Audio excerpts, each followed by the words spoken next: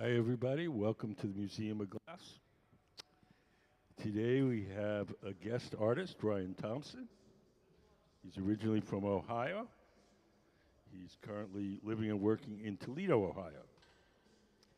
Uh, the reason that Ryan is here is he was on the TV show called Blown Away, which is a reality TV show for glassblowers.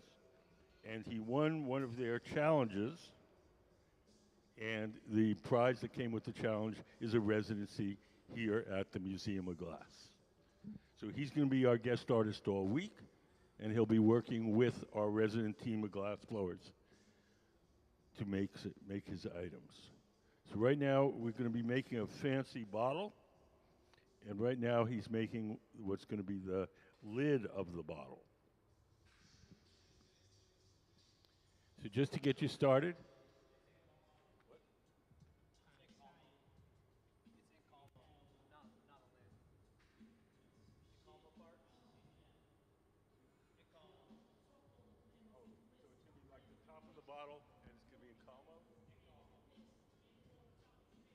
sorry, it's not a lid. Grumpy Gabe corrected me.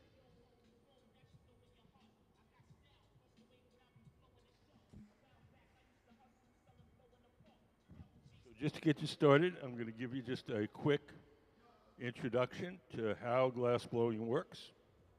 Everything that we do here starts out in our glass furnaces. The glass furnaces are the machines where you see the doors closed. There's two of them, one on each side of the studio. Can we put up the glass furnace diagram?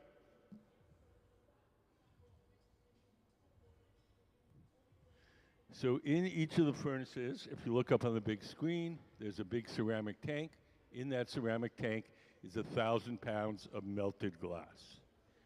We keep the melted glass at 2,100 degrees Fahrenheit, which is 1150 Celsius.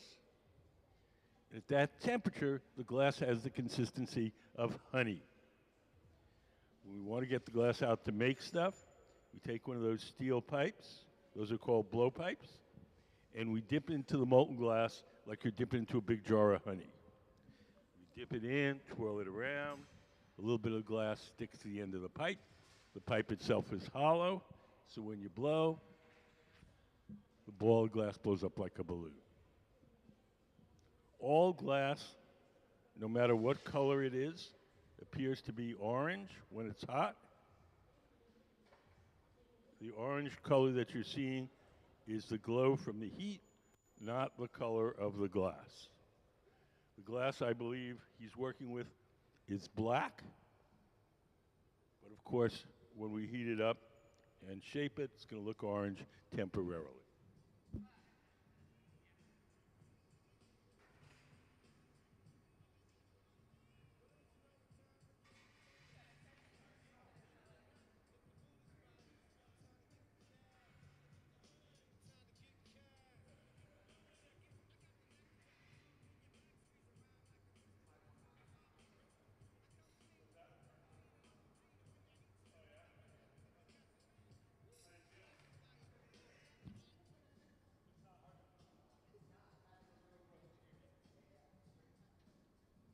So we're going to take this part that he just made, and we're going to stick it in this oven over here. This is called the garage. We call it the garage because that's where we park stuff until we're ready to use it. The garage operates at half the temperature of the furnaces. It's hot enough to keep the glass from breaking, but it's not hot enough to make it soft. Do you guys have any questions?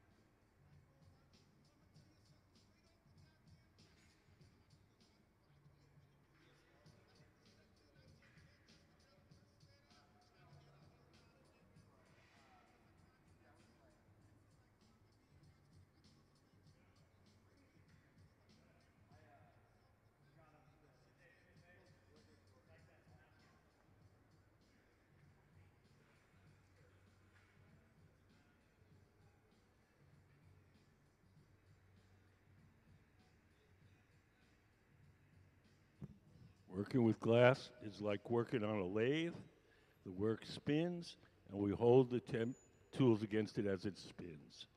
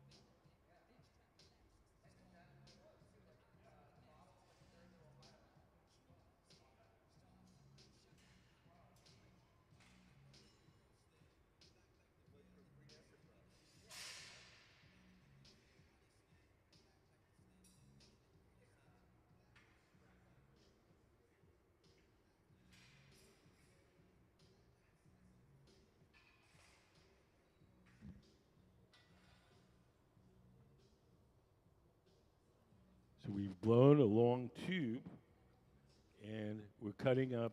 We're making these small, sort of decorative bottle tops or finials. We'll put them in the garage, and then we'll pull them out one by one and attach them to the various sculptures.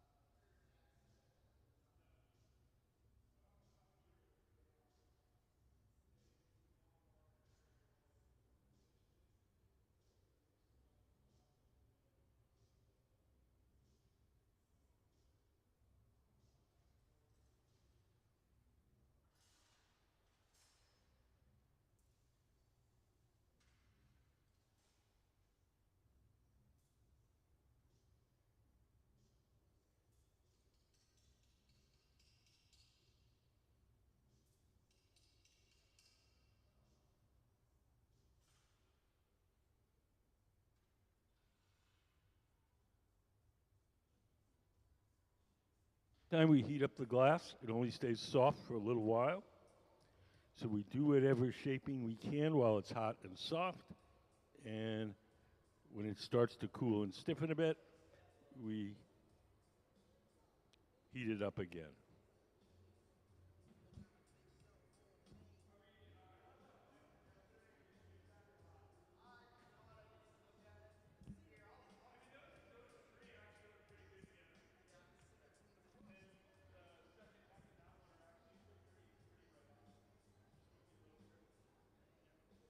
So the man working the glass right now is Ryan Thompson, our guest artist this week. And he's working with our resident team of glass blowers as well.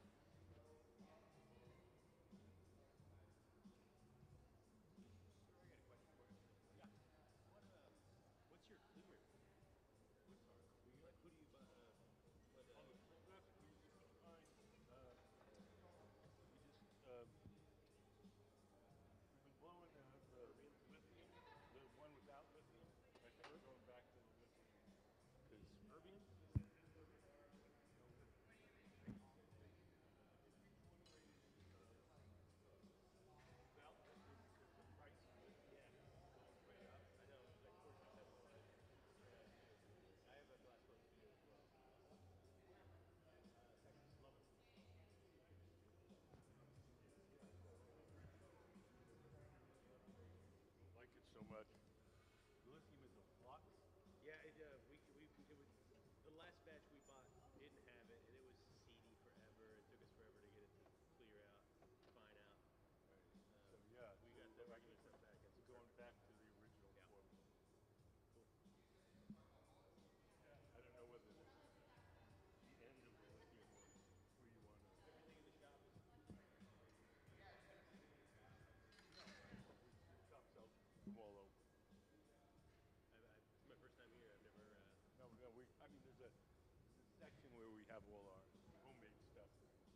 They have all sorts of.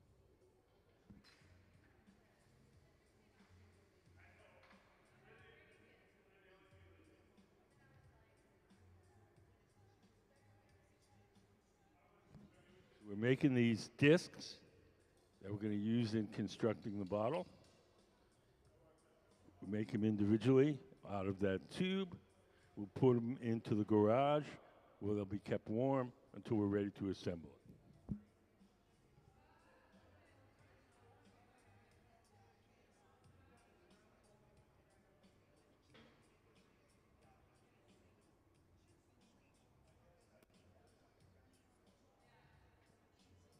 So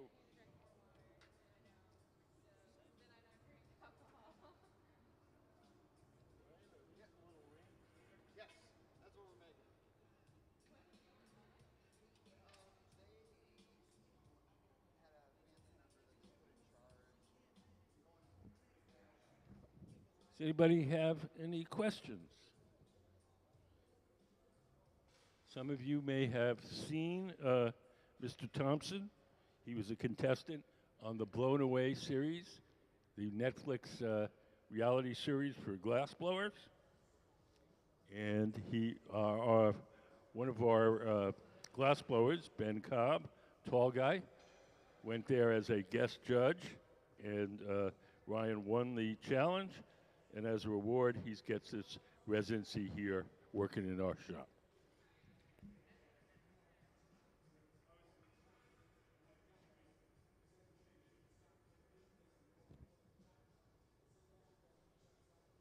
Mr. Thompson recently opened his own glass blowing studio in Toledo, Ohio. It's called the Hudson Street Studios. And he has his glass blowing there, and his girlfriend has her pottery studio there as well.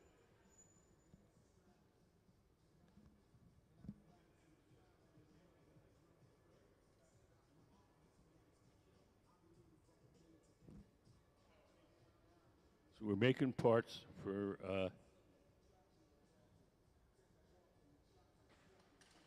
Mr. Thompson's sculptural bottles. Can we put up the slide of the sculpt? Oh, wait, we don't do that. We have nothing there.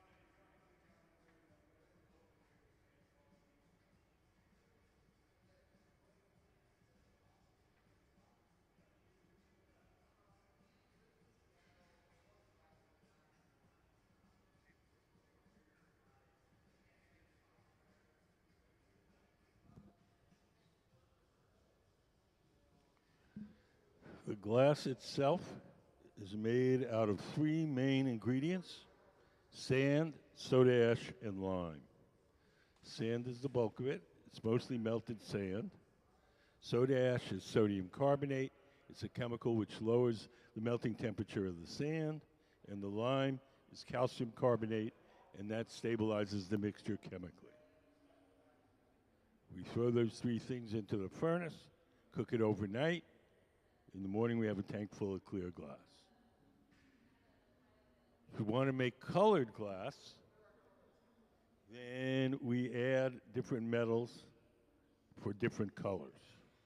Cobalt makes glass blue, chromium makes it green, tin makes it white.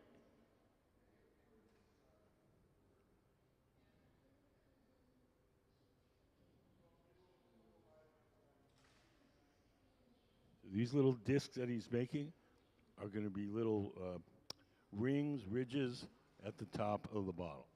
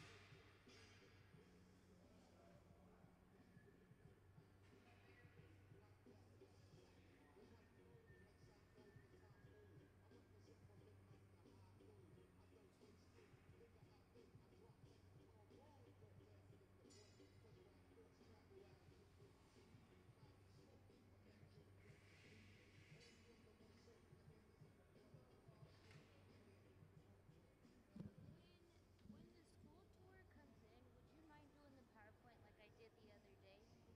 And all you have to do is read that as the slides come up.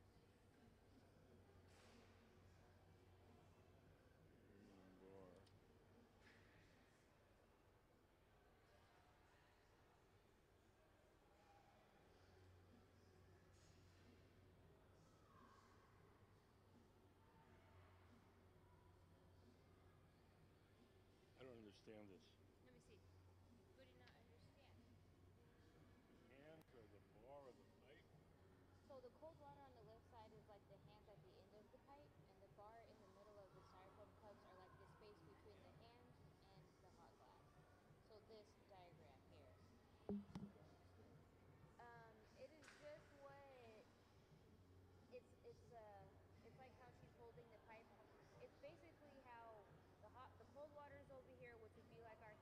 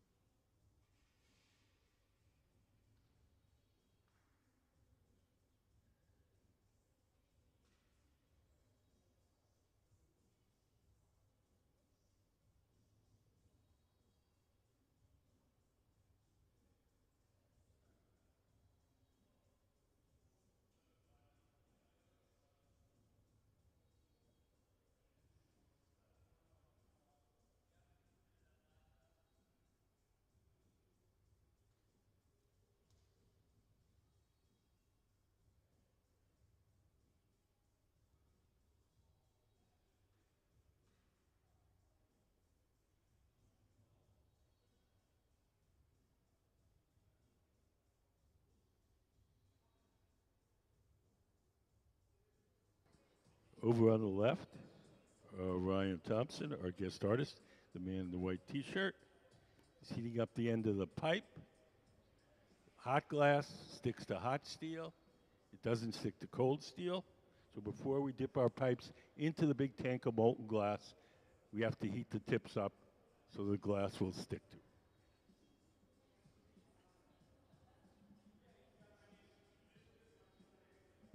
So if you watch Mr. Thompson, he's dipping the blowpipe into our furnace.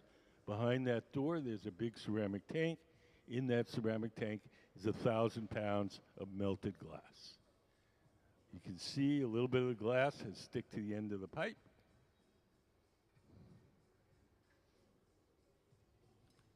So the glass that he's working with right now is clear. The orange color that you're seeing is the glow from the heat, not the color of the glass. Hi, how are you? Do you have any questions?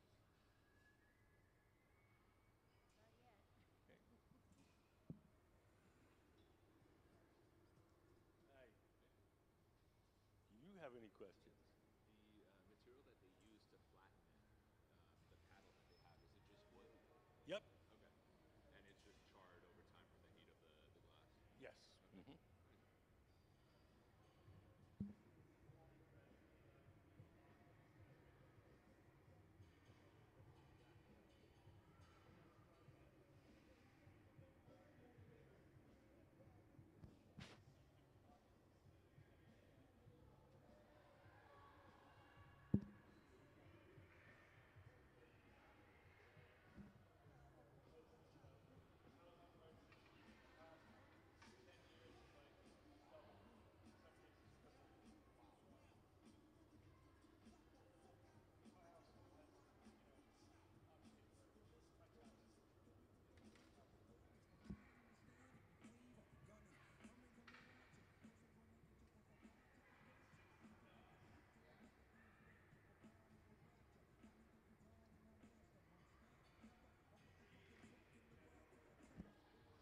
So in the center, Mr. Thompson is blowing a bubble of clear glass. Over on the far left, Sarah is heating up some colored glass, and we're going to coat the clear bubble with the colored glass. All the glass that's in our furnaces is clear glass. It has no color. We buy our colored glass separately in various forms. We buy it in bars, we buy it in chips, we buy it in powders. And if we're going to make a colored object, we blow a clear bubble, like you see in the center, and then we coat that clear bubble with whatever colored glass whatever color that we want the object to be. The bars of glass are called color bar. They look like this. We buy them from two companies in Germany that make like 200 different colors.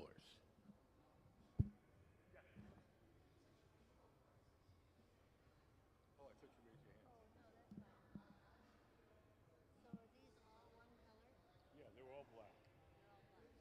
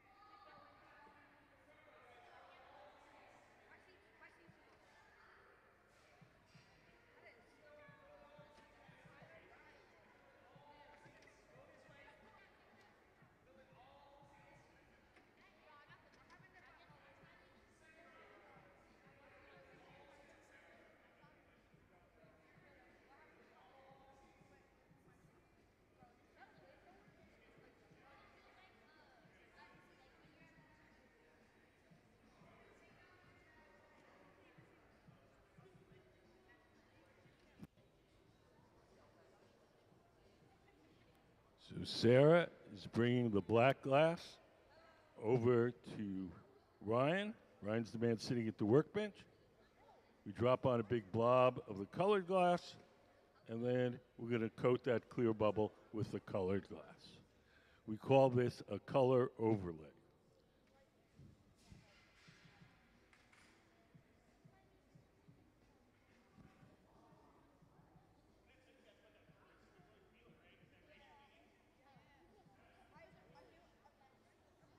Do you guys remember anything about your heat transfer? You know what the different kinds of heat transfer are? You're supposed to be learning science today.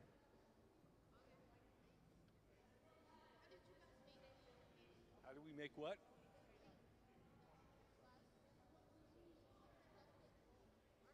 We dip the pipe into our big tank of molten glass and then blew a bubble.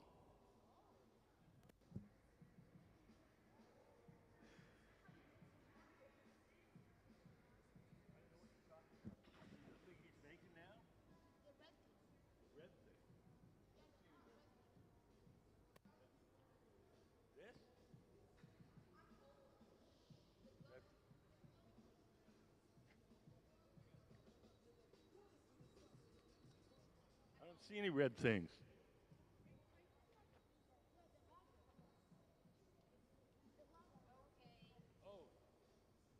Yeah, you mean the glass on the end of that? That's glowing orange?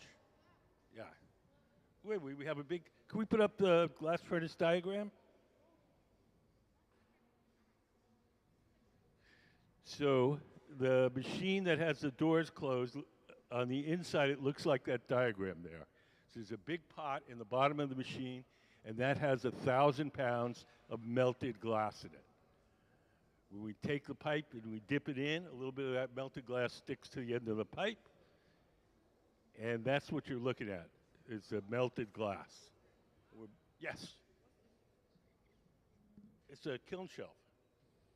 It's just for putting, holding things up in a kiln. It's like a shelf. So do you guys remember any of your heat transfer? Does anybody know about the 3 kinds of heat transfer? Yes. Conduction? What is conduction? Okay, good. Yes.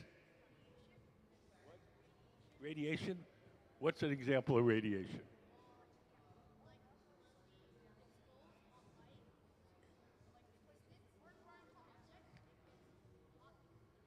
Sure, like the sun.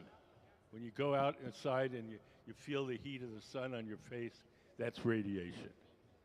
There's radiation right there, too. Yes? What? Ryan Thompson? He's the man in the white T-shirt. He was on television. He was on the TV show called Blown Away, about glass blowing. No, I didn't win the whole thing. It's been one part of it. And part of his reward was to come here and make glass.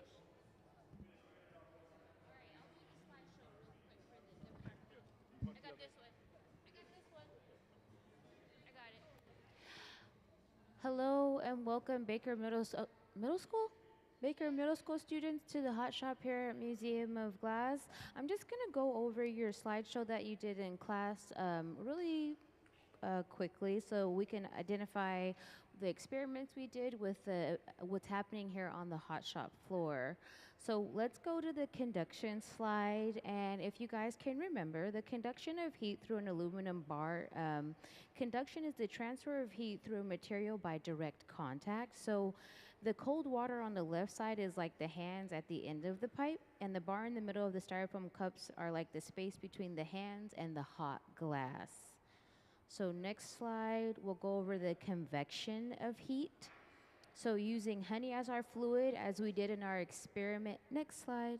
As we did in our experiment in the classroom. Convection is the heat transfer by the movement of a heated fluid. So the viscosity of glass changes when it is heated or cooled, similar to how the honey moves differently when it is heated within the classroom. And so when glass is very, very hot, we can blow it out. And when it starts to cool down, we won't be able to move the material as quickly. And then the next slide of radiation is using a heat lamp with black and silver cans. Next slide, radiation is the emission or transmission of energy in the form of waves or particles through space or material medium. So in the hot shop, you can feel the heat radiating from the furnace, or from the glory holes. So can you all feel the heat radiating from where you are and the glory hole there in the middle of the hot shop? Can you feel it from where you are, from there to there? So the glory hole rests at about 2,300 degrees, so that's 2,300. And as you can see, the shield in front of the furnace helps protect the artist from the heat. Thank you. So that is your review of your PowerPoint in class, and pay attention to what Walt is telling you about all the machines here in the hot shop, and then we'll have a little quiz at the end to win a prize, okay? Good? So now Ryan's going into our furnace. Behind that door is a big ceramic pot with 1,000 pounds of melted glass.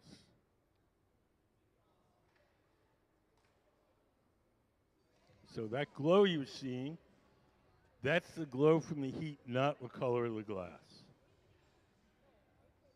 And now Ryan's going to shape the glass using a tool called the block.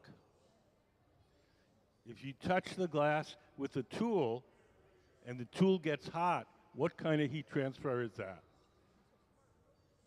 Does anybody know? What kind of heat, if you shape the glass with a tool and the tool gets hot, what kind of heat transfer is that?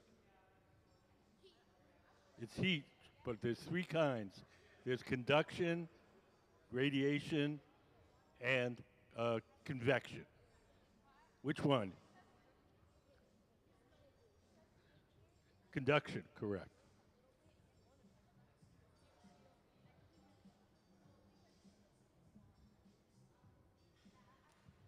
Do you guys have any questions?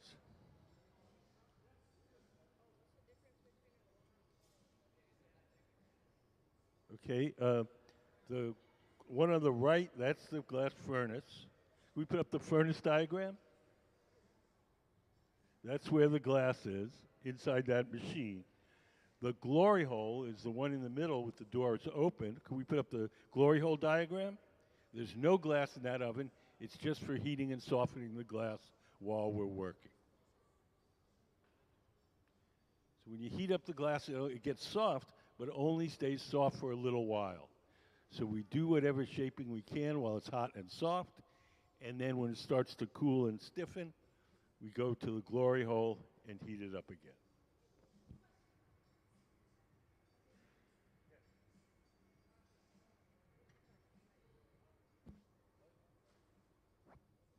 They're called torches. When we want to heat up the glass, the whole thing, we put it in the glory hole. It heats up the whole thing. If we want to put the heat in a particular place, we use the torches.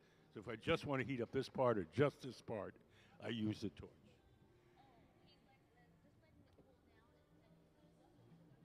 Yes. Why they keep rolling it?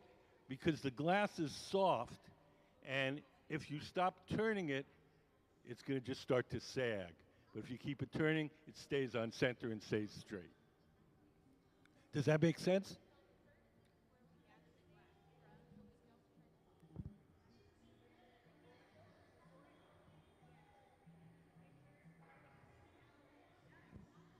So right now, Mr. Thompson's letting that bubble cool and stiffen. And you can see the longer he keeps it out of the furnace, the glow, that orangey glow, starts to disappear. When he first came out of the furnace, it was kind of a yellow orange. Now it's sort of a dark orange.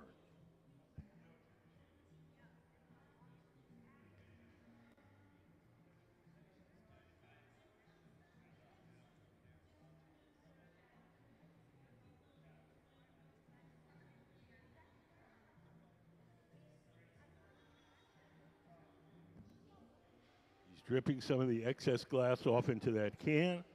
It will save that excess glass, and eventually that'll go back in the furnace. Yes?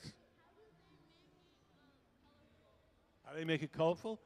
But when you first cook up the glass, you add different metals to make different colors. So if you cook it up with a metal called cobalt, the glass turns blue. If you cook it up with a metal called chrome, the glass turns green. If you cook it up with a little bit of gold, it turns a beautiful ruby red. So it's the metals dissolved in the glass that give it its colors. The orange you're seeing is the glow from the heat. It's like when you look inside a toaster, when the toaster is on and the wires glow orange because they're hot. That's the same thing you're seeing with the glass. Clear is you don't add any metal at all. You just have the sand, soda ash, and lime. Those three main ingredients. If you want to make blue glass, it's sand, soda ash, lime, and cobalt.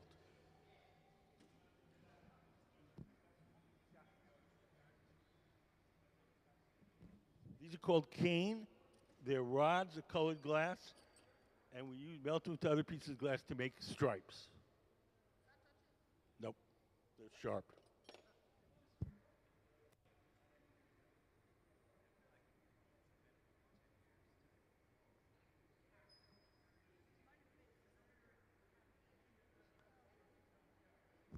You guys have any questions? Yes.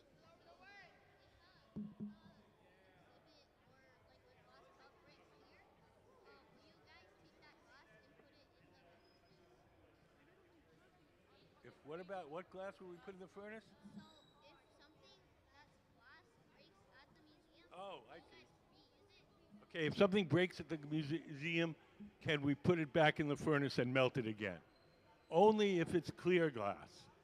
If it's blue glass, we can't throw it into our furnace because that big furnace is full of clear and the blue will muck it up. But if it's clear, we can throw it back and melt it again. We save all our extra clear glass and eventually it goes back to the furnace. Yeah. Toss it.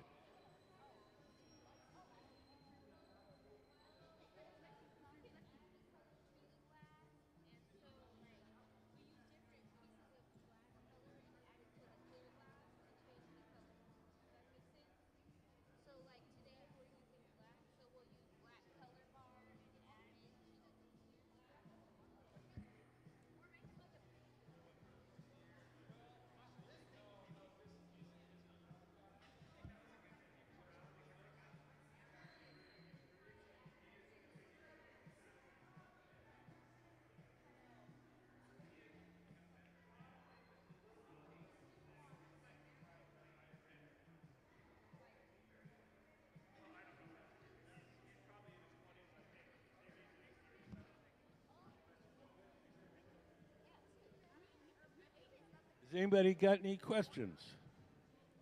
Yeah. Yes. Oh,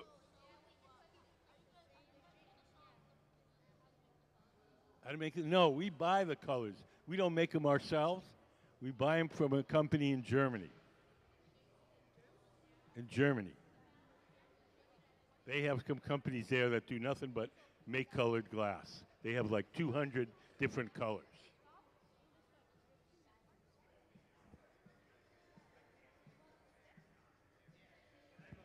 He's making a fancy bottle. Can we put up the photo of Mr. Thompson's sculpture that we sent up? See if we get you a photo.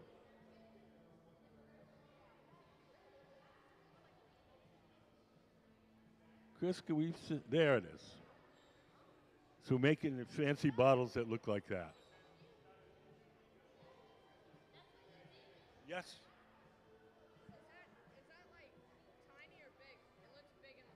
It's going to be big. We're going to blow that up like a balloon and make it big.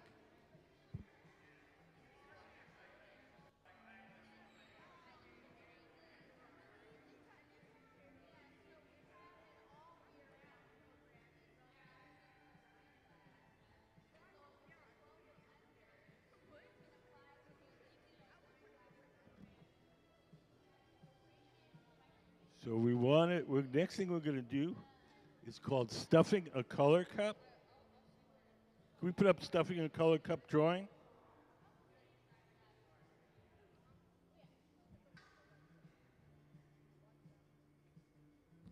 So when we want to layer two different colors or two different patterns, we blow one bubble inside the other one, and it's called stuffing a color cup. Gabe, over on the far left, has the color cup. And in the center, Ryan Thompson, our guest artist, has the bubble that's going to go inside. And so we'll combine the design on the color cup with the color of Ryan's bubble.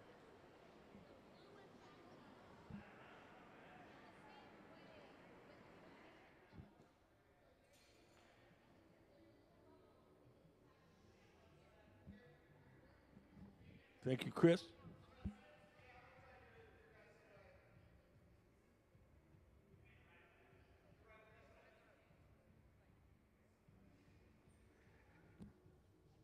So right now in the center, Mr. Thompson is letting that bubble cool and stiffen a bit. So we're going to stick it in the furnace again and coat it with more clear glass. So right at the beginning, we blew a bubble of clear glass. We coated it with black glass. And now we're going to put another layer of clear over that.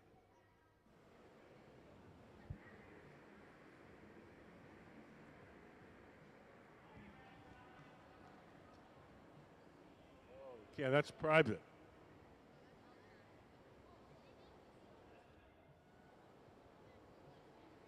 How much is what it all cost? You mean to build the building? $30 million. So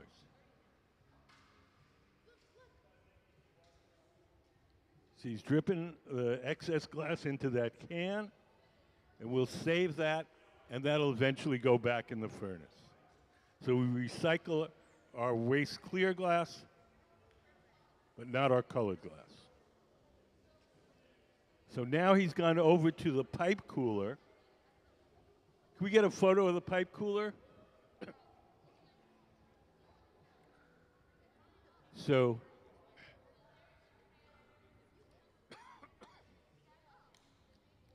when these steel pipes get hot, we take them over to that trough called the pipe cooler, and we spray water on them to cool them down. That's heat transfer. Which kind of heat transfer is that? Spraying water on it to cool it down. What? All over the place. One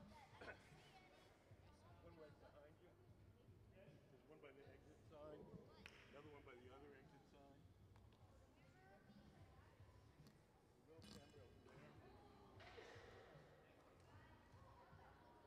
So that's our color cup. And here comes Mr. Thompson. He's going to stuff his bubble inside the color cup.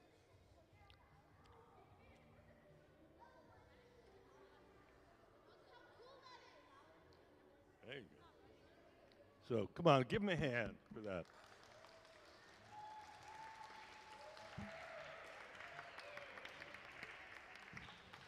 That's pretty tricky. That stuff is hard to do.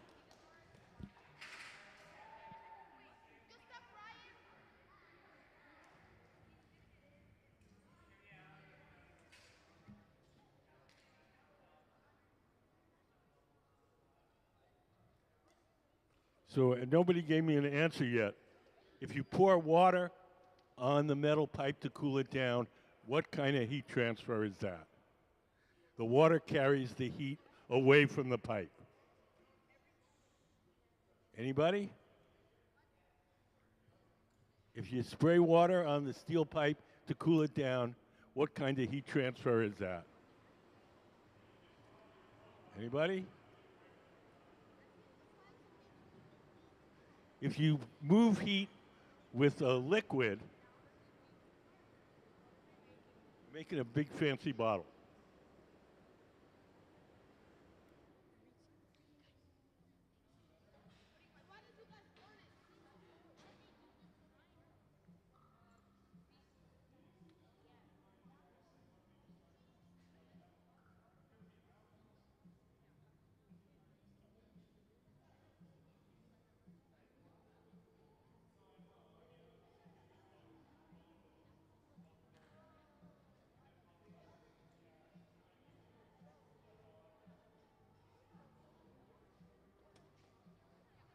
So Mr. Thompson is shaping the glass against that metal table.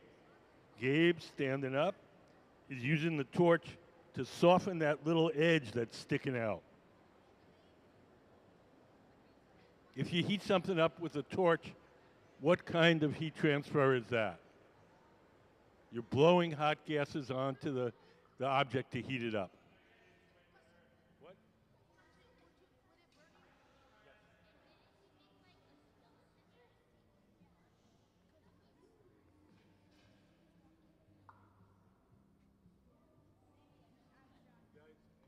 You guys know what kind of heat transfer the torch is? No.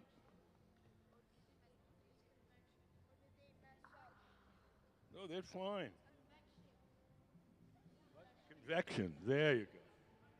The torch is convection because it's blowing hot gases, carrying the heat. Radiation, you can feel it from here. The sun is radiation. You're lying on the beach.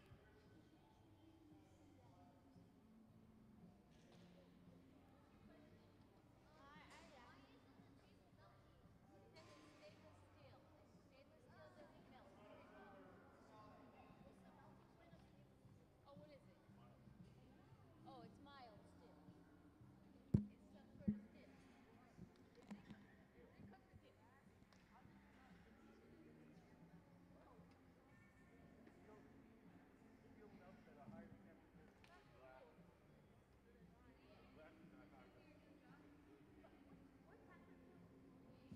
Steel melts around 2,800, 2,800. And the glass, when it comes fresh out of the furnace, when it's the hottest, is 2,100. So it's 700 degrees below the melting temperature of the steel. Would it still have like a bit low viscosity, like the table? Because it's like kind of like approaching the. Oh, it's not even close to, no, metal. The metal, when it gets really hot, it starts glowing and it melts all of a sudden like ice or water. When the glass, it's more like butter or wax. It's just the hotter you get it, the softer it gets, softer, softer, So it softer. takes like longer for it to melt? Like, Yes. so you have to keep it at 2,800 for a long time Yes, for it to. for the steel to actually melt.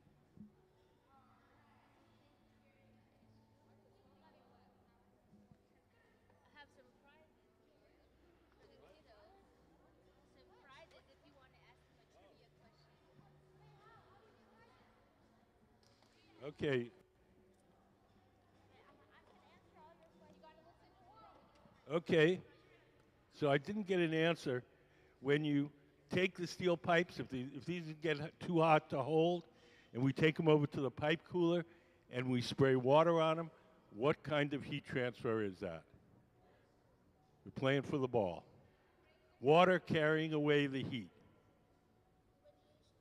No, no. Convection. Convection is when heat is transferred by some kind of fluid. It could be a liquid or a gas, and it carries the heat to where you're going.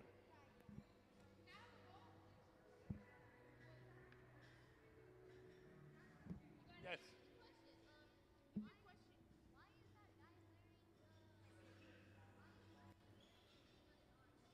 Oh, to shield him from the heat. The heat that's coming off the glass is radiation, and when the heat hits the sleeve, it heats up the sleeve and not his arm. The sleeve is made out of Kevlar. Kevlar is a material that firemen wear when they go into a burning building. It's also used to make bulletproof vests. Yes. So like when light is reflected, do we feel Say that again? when like light is reflected, do we feel less heat? I mean, sure. If something's directly on you, the light, if it's reflected, some of the heat is absorbed by the mirror, whatever's reflecting it, the metal.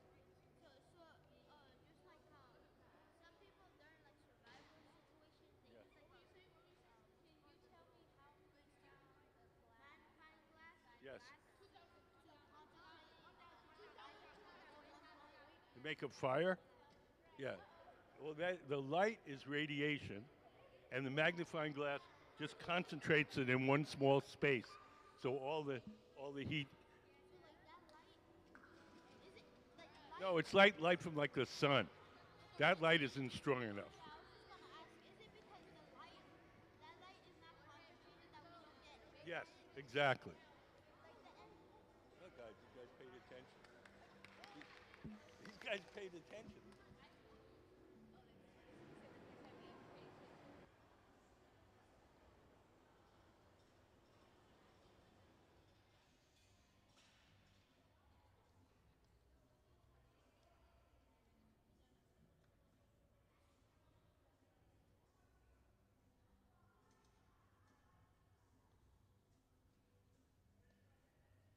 So everybody who's not in the classes, thank you for your patience.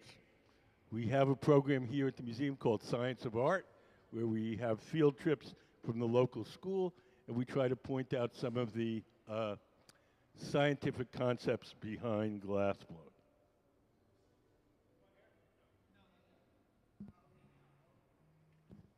So now Sarah, seated to the left, is blowing as Mr. Thompson is shaping the glass.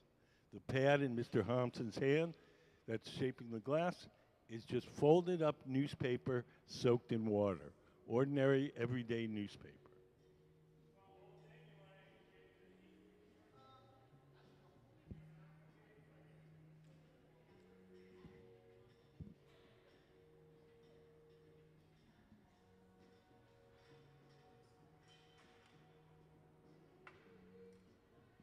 So now Mr. Thompson is squeezing the glass with a tool called the jacks and making a sharp crease in it. That crease is the place where he'll be able to break the glass away from the metal pipe once he's done shaping.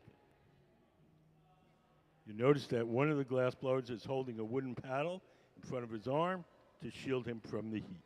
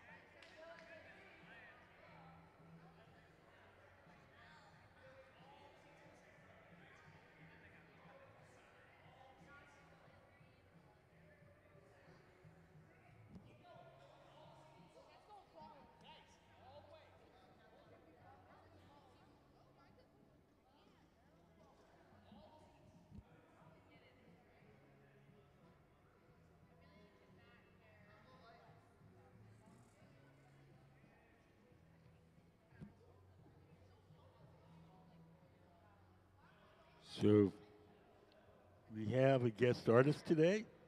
His name is Ryan Thompson. He's a man in the white T-shirt at the center of the workshop. And he's making a very fancy bottle. Can we put up the bottle photo up on the big screen?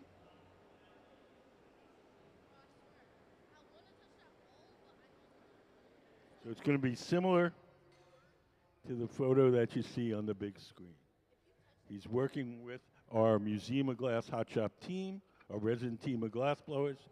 They're helping him make his artwork.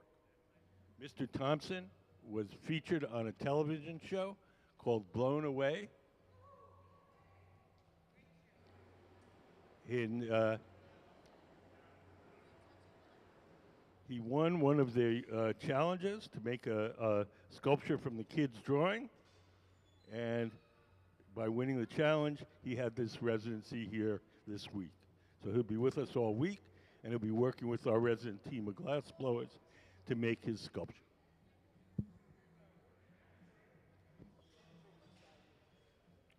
So do you guys remember any of your heat transfer? Did you guys get to talk about heat transfer in your class? Yes. So they're taking that torch and they're heating the glass up with it. What kind of heat transfer is that?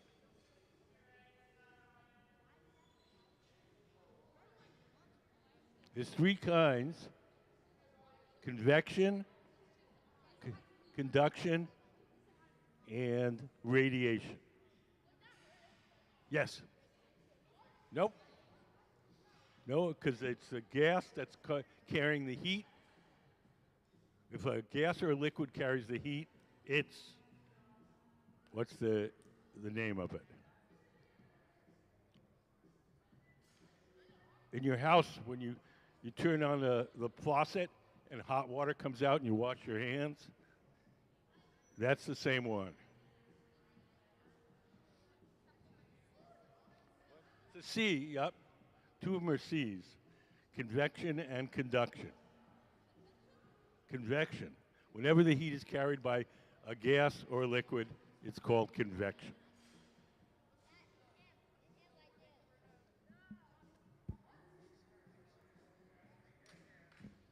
So we're going to transfer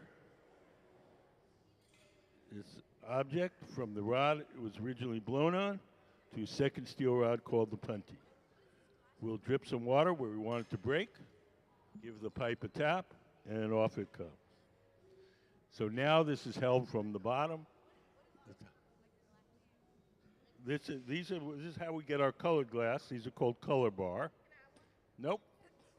And these are called cane. We get thin rods of colored glass we melt into other pieces to make stripes.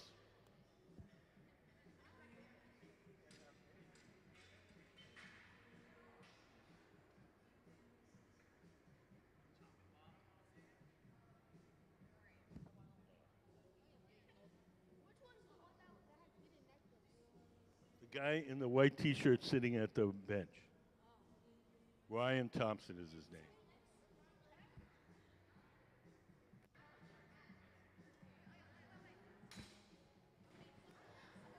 Hello, Baker Middle School students. I hope you guys had a really good time in the Ed studio. We'll answer all your questions in just a moment, but first, I would like to go over the PowerPoint that you guys had in class, and if you pay attention and listen closely to the PowerPoint, then later when we ask you trivia questions to win prizes, you'll be able to win a prize if you answer the question correctly. So, Museum of Glass, Science of Art, 6th grade phenomena, heat transfer. Let's go to the next slide. So conduction of heat through an aluminum bar. Conduction is the transfer of heat through a material by direct contact. The cold water on the left side is like the hands at the end of the pipe here in the hot shop. The bar in the middle of the styrofoam cups are like the space between the hands and the hot glass. And then next slide, we'll go to convection of heat. So using honey like you guys did in your experiment in the classroom, we're going to use honey. We used honey as our fluid. And the convection is the heat transfer by the movement of a heated fluid. So the viscosity of glass changes when it is heated or cooled. So that means that when the glass is super duper hot, we can blow it out, and as it starts to cool down, it'll become a bit more stiff, so we can't blow it or manipulate the shape. So similar to how the honey moves differently when was heated in the classroom. And then radiation using a heat lamp with black and silver cans. Oh, next slide. Next slide, and then we'll go one more slide. The next slide to radiation using a heat lamp with black and silver cans. Next slide.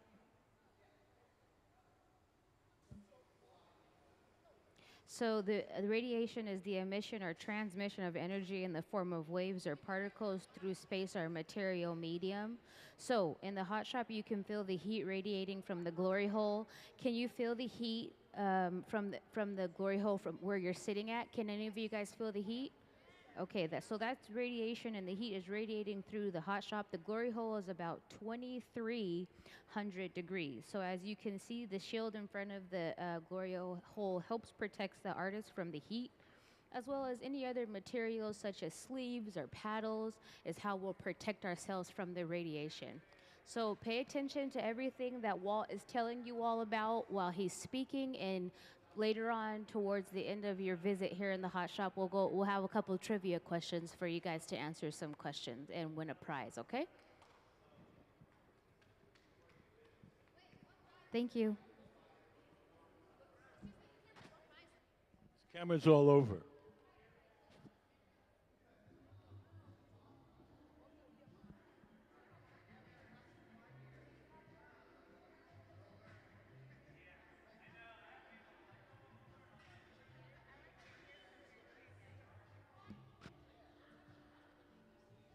Making a big fancy bottle.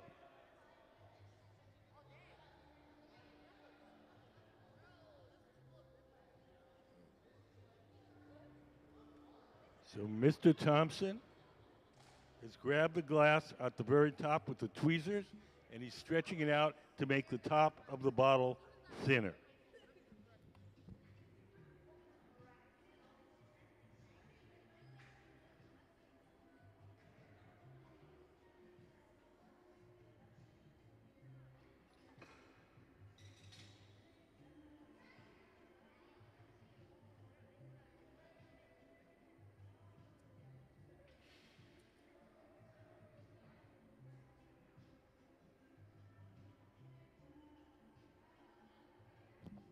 So the round oven that he's heating up the glass in is called the glory hole. It runs on natural gas and force.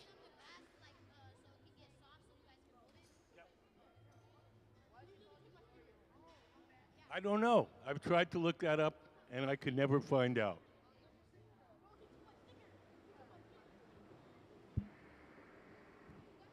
So he's stretching that out so the glass on the top will be thinner.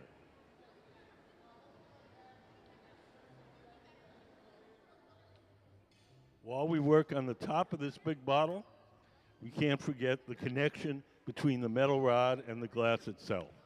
That connection is fragile. If we don't keep it warm, the connection can crack, and then everything will fall on the floor.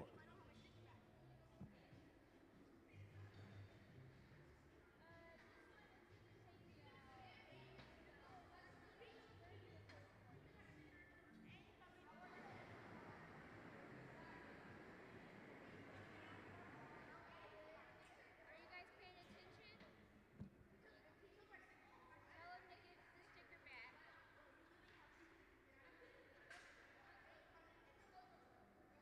You guys keep your hands off.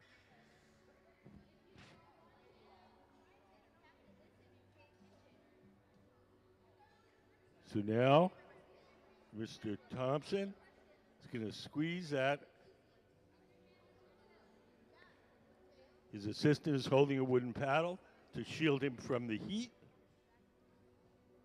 The heat that comes off the glass is radiant heat. It heats the first thing it strikes. So when we put the paddle between the arm and the glass, the paddle gets hot and the arm doesn't.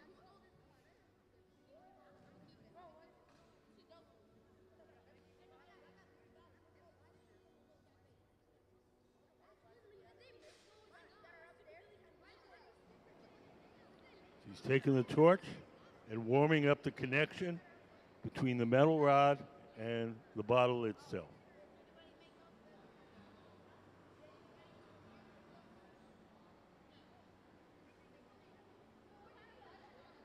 So right now he's heating that with a torch. We're spraying hot gases onto the glass to heat it up. Does anybody know? Does anybody know what kind of heat transfer that is with the torch? What kind of heat transfer it is when you use the torch? I said, what kind of heat transfer is this when you use the torch? I think he was first. Yeah. When you use the torch, it sprays hot gases on the glass, and that heats the glass up. What kind of heat transfer is that? Oh. No, how does the heat get? What? There's three kinds of heat transfer. This is what we're studying. There's conduction. That's when it goes through something solid, like you put a frying pan on the stove, and the handle gets hot. That's conduction. When heat transfers through something solid. And then, nope.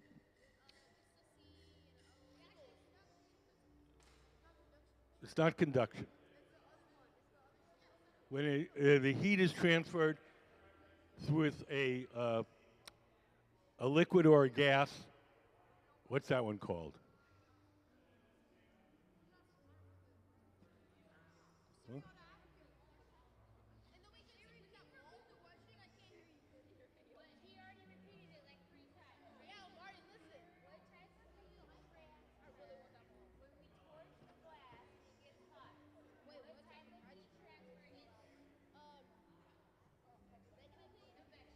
Convection.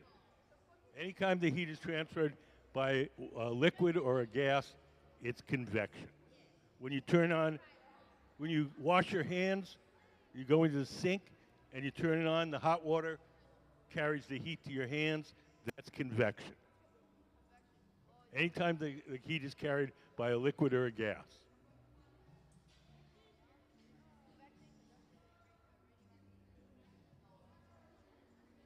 You guys have any questions? Yes. Right. Convection. Radiation. Yes. Radiation is like when you're sitting outside and you feel the sun on your face. That's radiation because the radiation is coming all the way from the sun.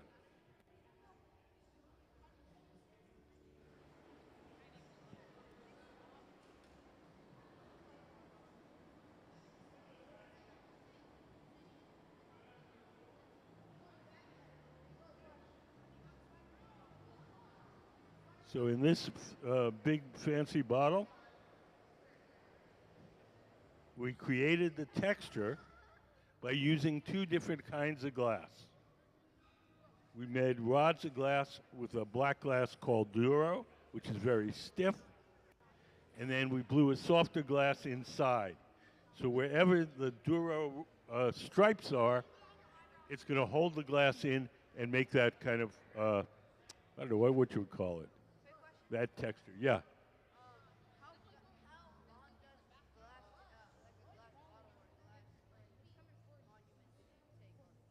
How long does it take to make one? A bottle, well, I mean, if it's in a factory, they probably make one in a minute and a half. But making it by hand, it'll probably take you, I don't know, half hour. That's good.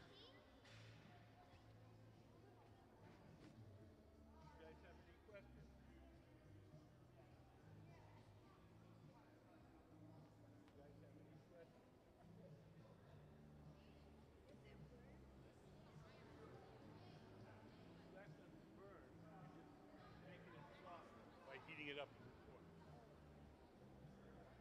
Glass melts, it doesn't burn.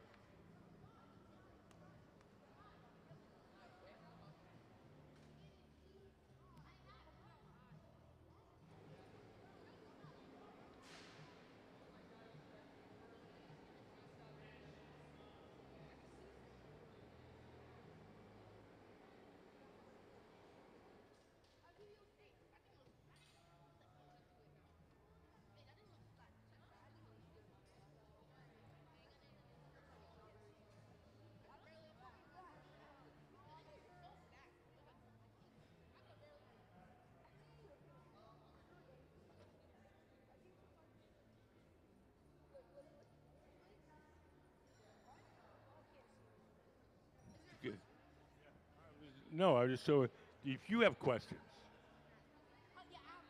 Yeah. The torch? Yes. That's called the torch, and the gas that we use to burn in the torch is called propane.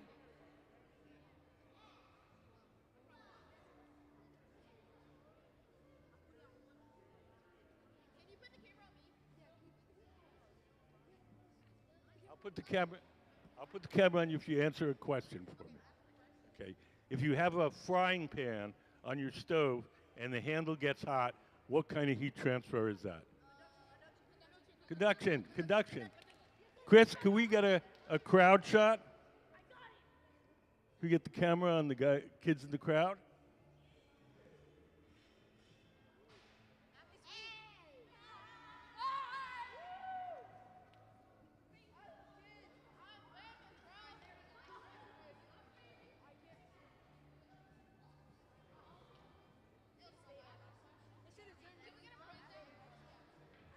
Thanks, Chris.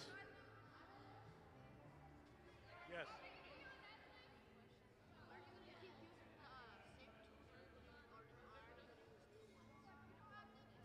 Pretty much the same tool.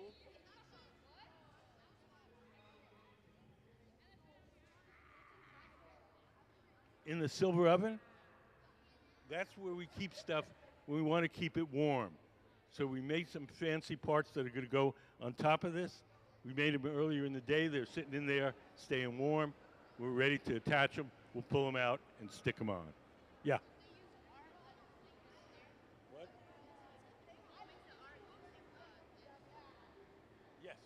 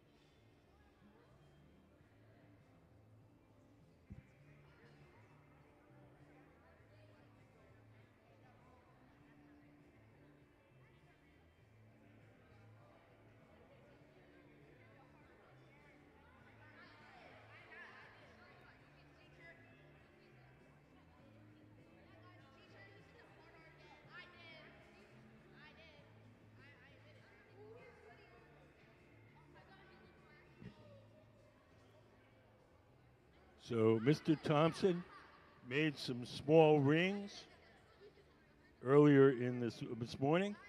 We've been keeping them in the garage, silver oven with the curved side, keeping them warm. And now we're going to start to take them out one by one and attach them to his sculpture.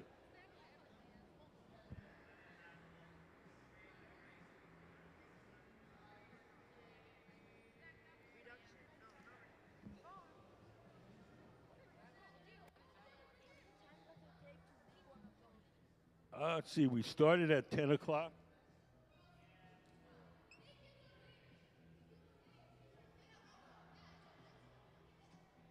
I think almost 2 hours.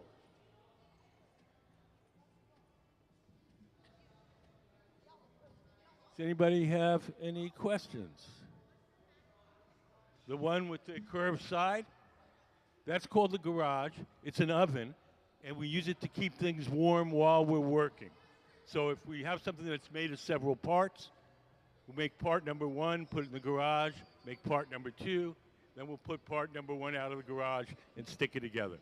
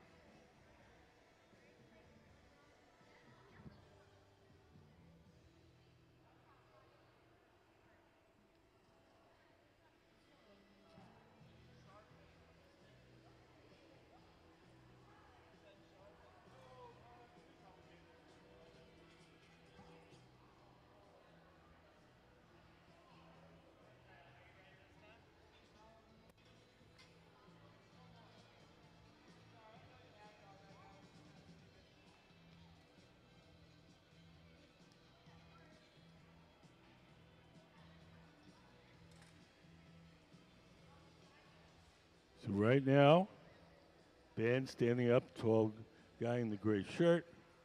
He's heating up the top of the bottle.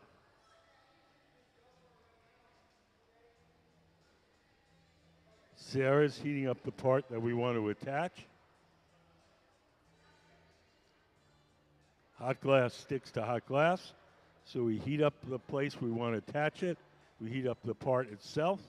And when we press the two together, they'll stick.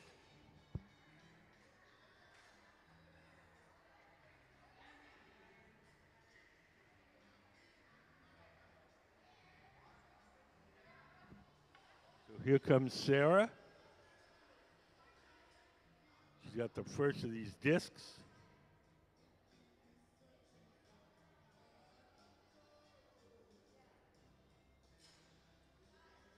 We'll break it away from the metal pipe.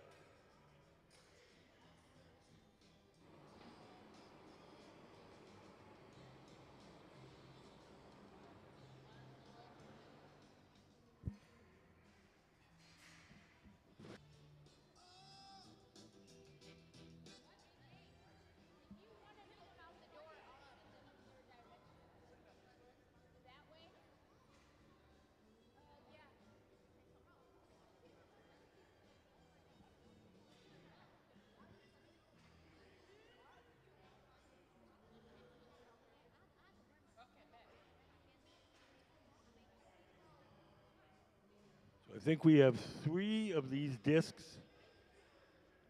We've attached the first one to the top. We'll deal with that, get it nice and straight, and then we'll bring the next.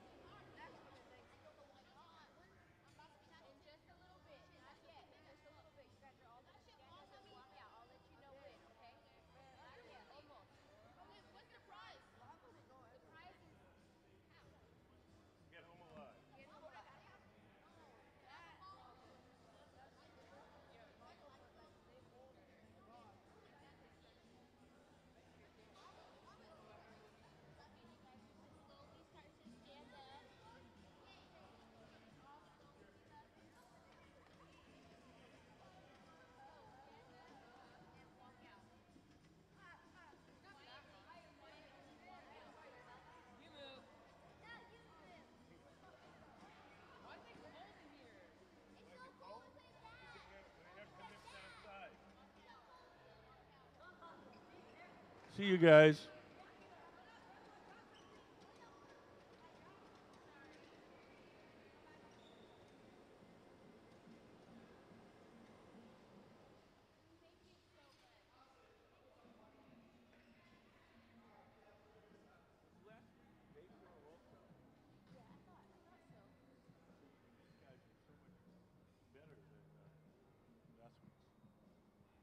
Oh, they were better?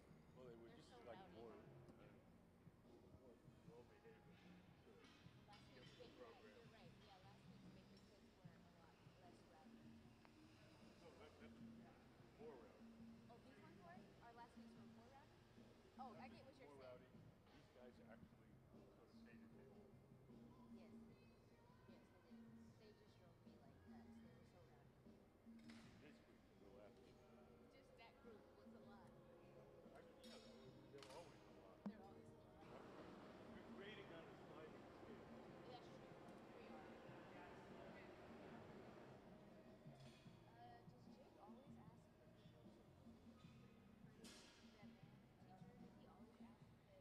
band teacher, does he always ask that people move out the way for the kids? Don't know. I don't know either. We try to keep them close so that I can hear what their questions and their messages are. Yeah, we should have them. What's your pet?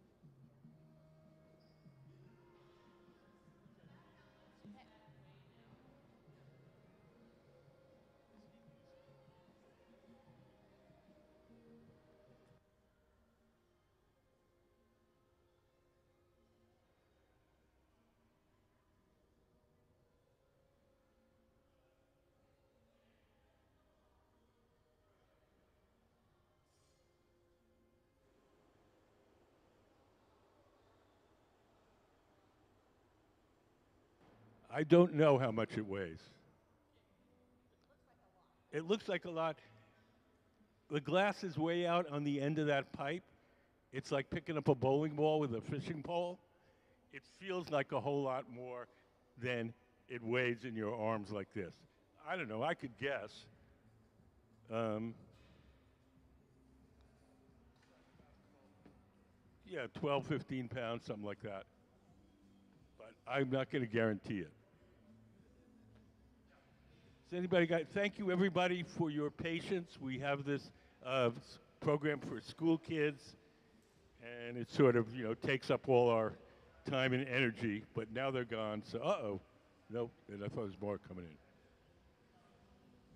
Has anybody got any questions? Our guest artist today is Ryan Thompson, the man in the white T-shirt. Everything we're making today is his design.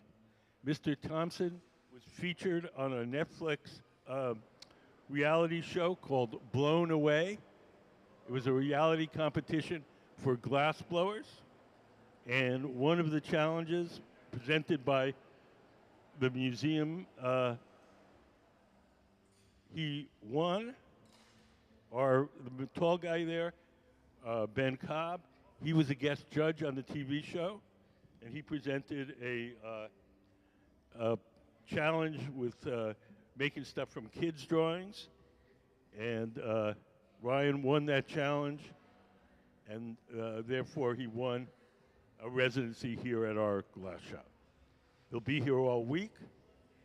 The other glass blowers that you see working on the floor are museum glass blowers. They're super skilled. They can make just about anything you can imagine. And they'll be working all week with Mr. Thompson to make his sculpture. Mr. Thompson currently lives and works in Toledo, Ohio, where he just opened a new glass studio called Hudson Street Studio.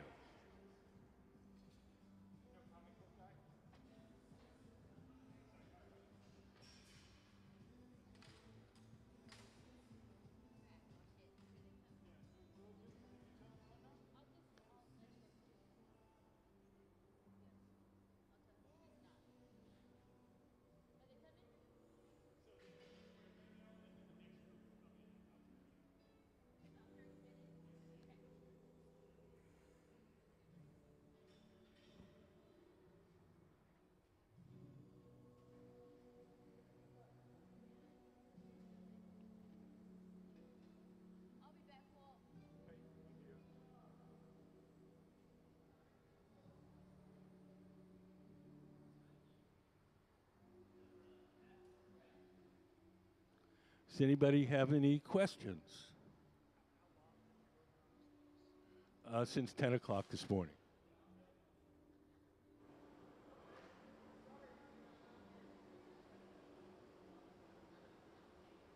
So we're adding these little decorative discs at the top. We made them earlier this morning. We keep them in the silver oven with the curved side called the garage.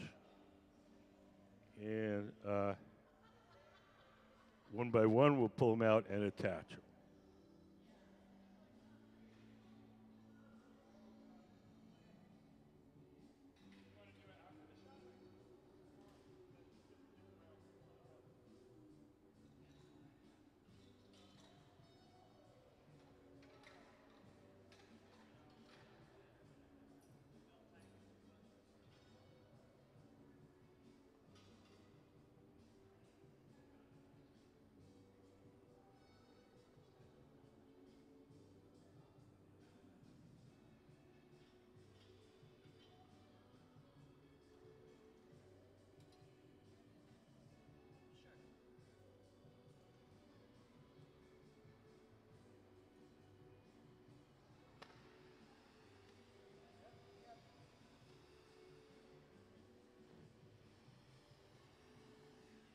Sarah, over on the far left, has the next piece we're going to attach.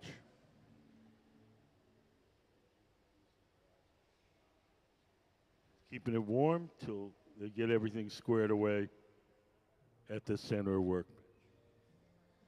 Glass blowing is a team sport. We rarely do it alone.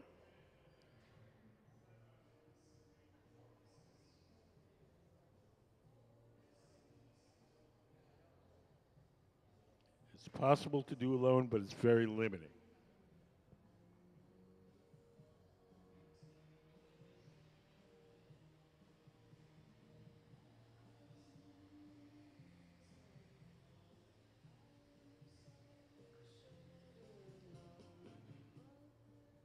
Hi, how are you guys? Do you guys have any questions?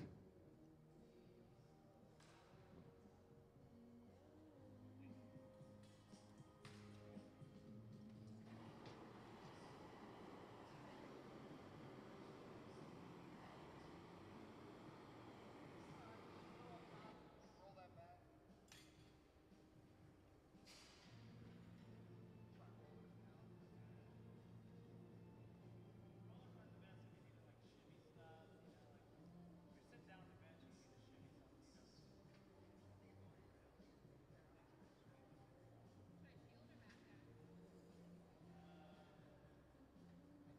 Rollers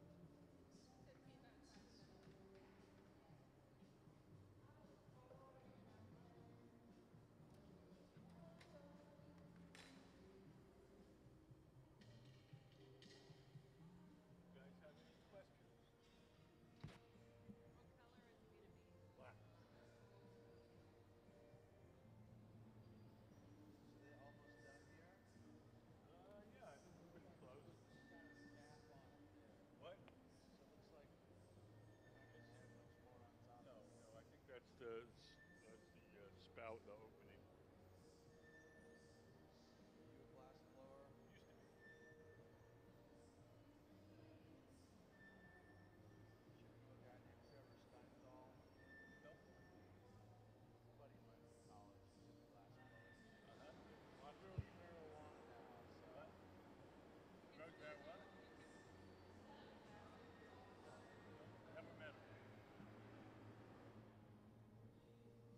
There's a lot of folks out How there. often do they drop it? Not too often. Every once in a great while. These guys you're looking at, our team here, they're world-class glassblowers. Ben, the guy sitting on the steel table, he's got 30 years into it. Sarah, 23. Gabe, 28. I've never blown glass before. It's fun. It's hard. It's hard, but it's fun. There you go. Wasn't fun? There you go. Hard and fun. You eventually do touch it. Everybody does.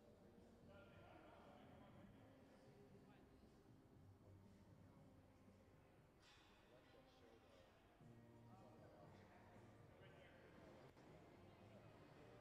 Well, Ben there was a guest judge, Yeah? and he gave him a challenge to make a sculpture from King's drawing. And Ryan won that challenge, and his prize was coming here.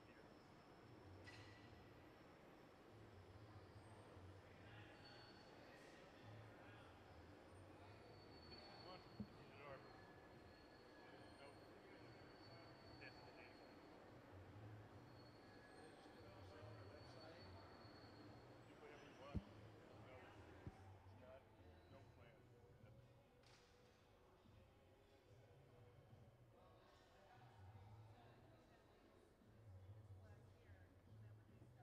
That's all. No, that's called color bar. When we want to make all the glass in the big furnace, all the glass in the big furnace is clear. When we want to make a colored object, we blow a bubble of clear from the big furnace.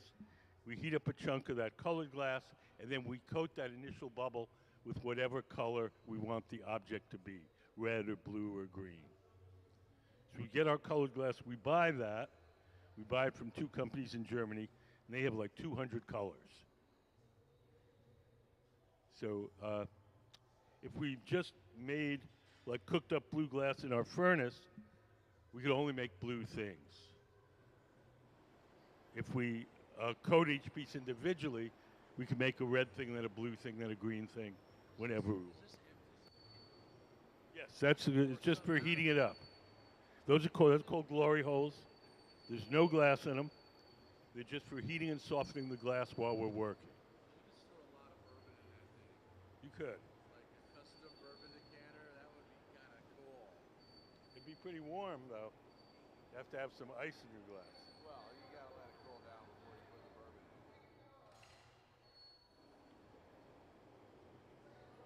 If you think of the glass kind of like wax, when it gets hot, it gets soft. When it gets cool, it gets hard. So when we put it in the glory hole and heat it up, it only stays soft for a little while. So you do whatever shaping we can while it's hot and soft, and then we put it in the glory hole and heat it soft. If you've ever seen anybody work at a forge, making horseshoes or swords, they take the metal, put it in the fire, soften it, work on it a little bit, put it in the fire, soften it again. That's basically what you're seeing here.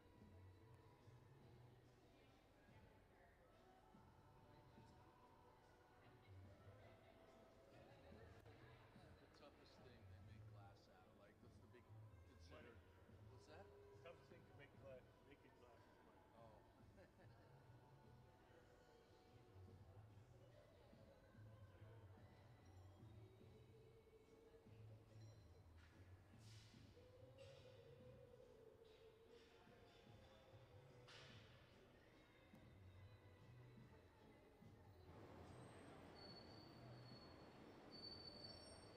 So, Mr. Thompson is putting the finishing touches on the neck of his sculptural bottle.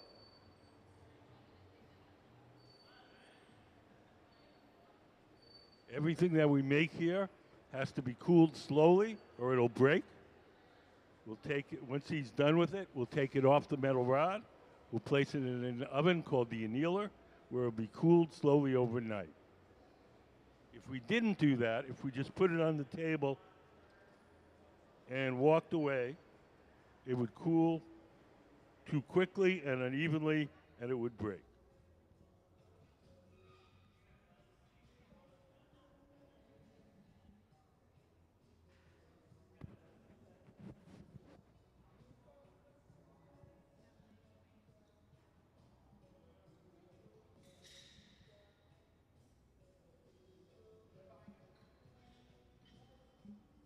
If you look over on the right, you'll see Sarah.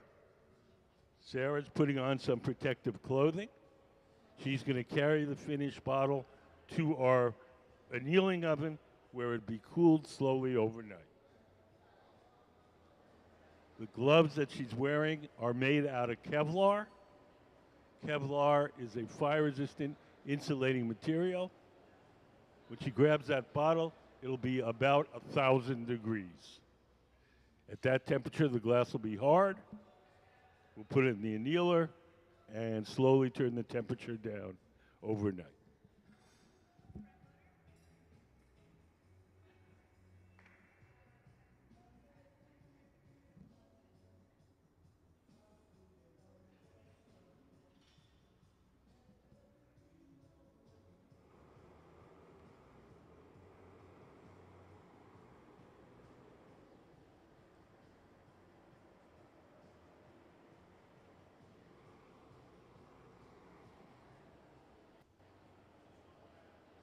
Mr. Thompson, in the white t-shirt, is warming up that connection. We're ready to take it off the metal pipe. We'll take a pair of tweezers, dip them in water. We'll drip a little water on the connection between the metal rod and the bottle itself. The water will crack that joint, and just a light tap should release.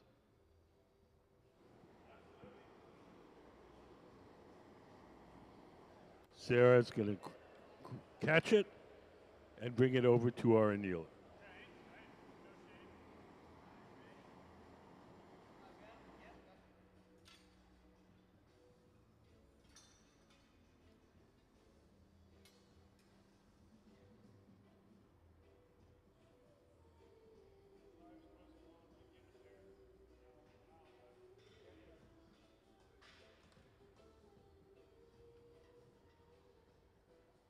You drip some water off those tweezers onto the joint between the metal rod and the bottle itself. Gives it a little tap. Off it comes and into our annealing oven. So let's have a big hand for Ryan Thompson and the Museum of Glass Hot Shop Tea.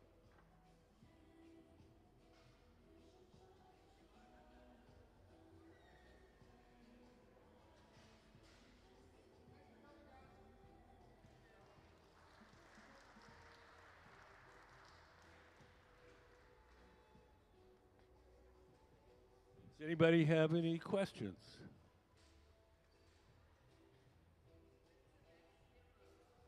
Right now, no rest for the wicked.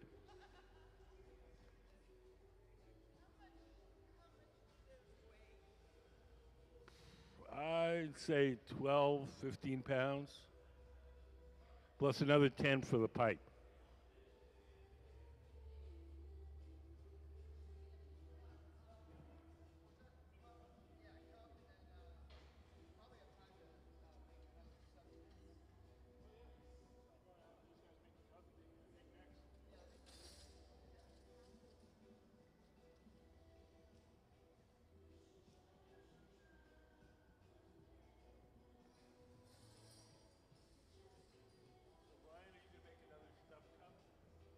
Another stuff cup and then more discs for the next piece, and then that'll be lunch.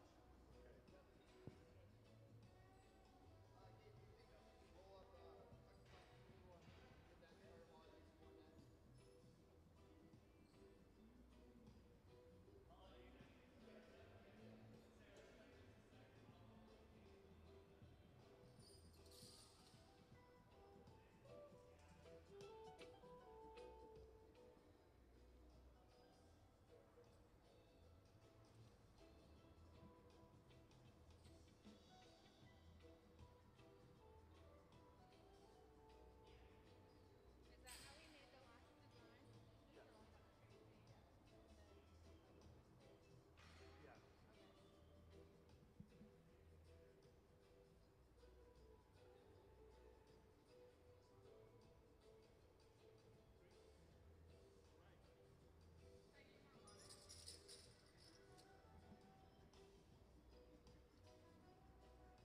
So we're making these fancy bottles, sculptural bottles, and we make them in several different pieces. We're going to start by making the first piece, which is called a stuff cup. Can we put up the stuffing the cups, stuffing the color cup? So if you look up on the big screen, when we want to layer two different colors, two different patterns, we blow one bubble and open it up like a little bowl. Then we blow another bubble inside it. It's called stuffing a color cup. And right now we're going to make the color cup for the next bottle. We're making it with rods of black colored glass, but a special kind of glass called Duro, which is very stiff. And when we eventually blow this thing up, the stiff stripes will hold the glass in and create the texture. It's a little complicated, but hopefully as it goes along it'll become clearer.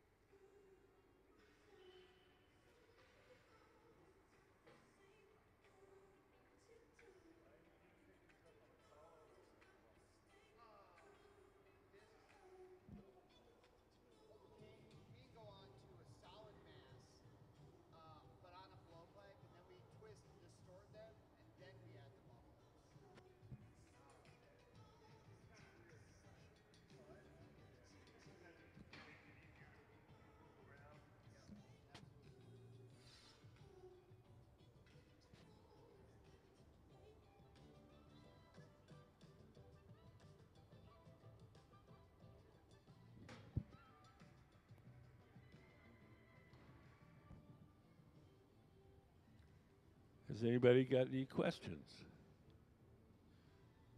If you just came in or came in a little later, give you a quick introduction to how glass blowing works. Everything that we do here starts out in our glass furnaces. The glass furnaces are the machines where you see the doors closed. There's two of them, one on each side of the studio. If you look up on the big screen, you'll see a diagram. That's what the furnaces look like inside. So inside each of the furnaces, there's a big ceramic pot. In that ceramic pot is 1,000 pounds of melted glass. We keep the melted glass at 2,100 degrees Fahrenheit, which is 1150 Celsius. And at that temperature, the glass has the consistency of honey. So if you can imagine a giant crock pot full of honey, that's what our furnace is like. We want to get the glass out to make stuff. We take one of these steel pipes and we dip them into the melted glass like you're dipping into a big jar of honey. We dip it in, twirl it around. A little bit of glass sticks to the end of the pipe. The pipe itself is hollow, so when you blow, the ball of glass on the end blows up like a balloon. When you want to make something larger, we dip it in, blow a bubble, let it harden, and then we dip it in a second time or a third time. We just keep building up the glass in layers. All the glass that's in those furnaces is clear glass. It has no color. We buy our color separately in the form of these bars.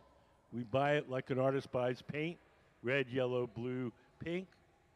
We want to make a colored vase.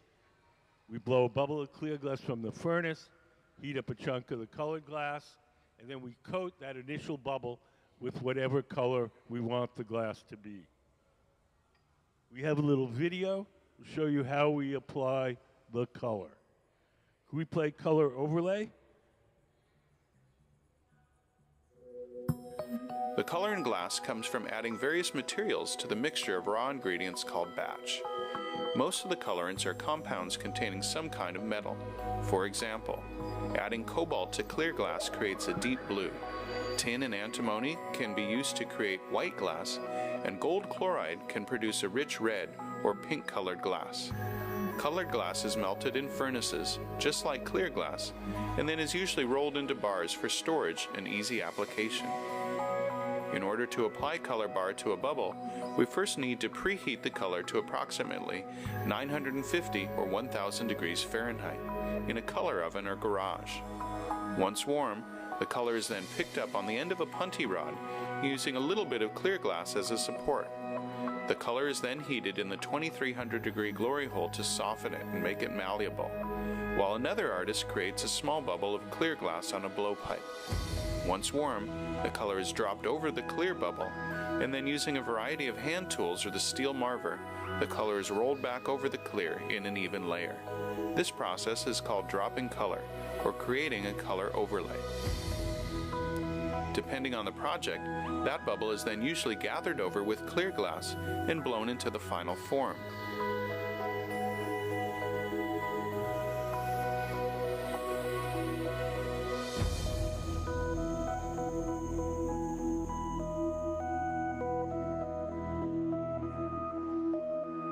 The finished product may appear to be all made from colored glass, but when viewed in cross-section, we can see that there is only a thin layer of color sandwiched between many layers of clear glass.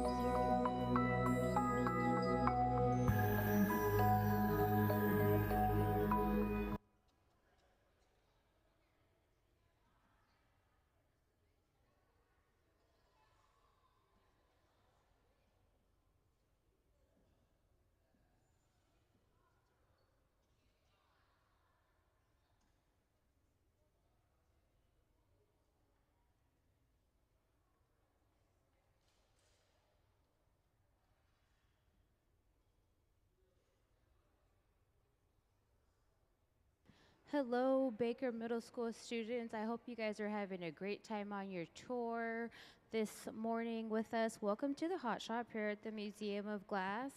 Can we please see the Museum of Glass Science of Art 6th grade phenomena heat transfer slides? Thank you so much.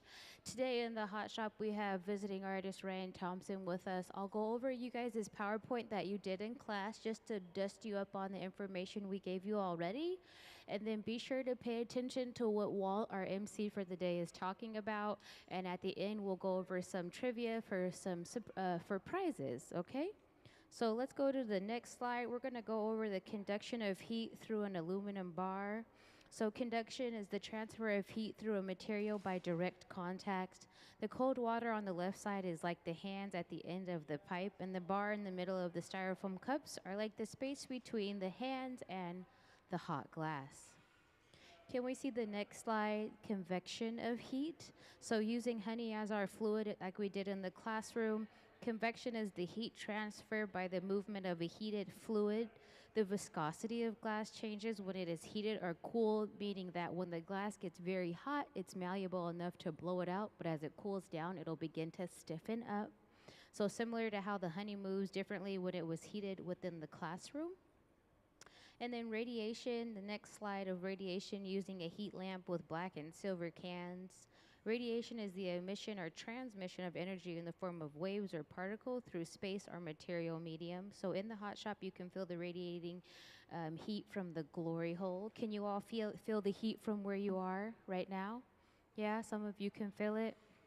The glory hole rests at about 2,300 degrees. That's 2,300 degrees of heat radiating at us. So as you can see, the shield in front of the glory hole helps protect the artist from the heat. So continue to pay attention to what they're doing on the hot shop floor as Walt explains to you guys what's going on. And thank you.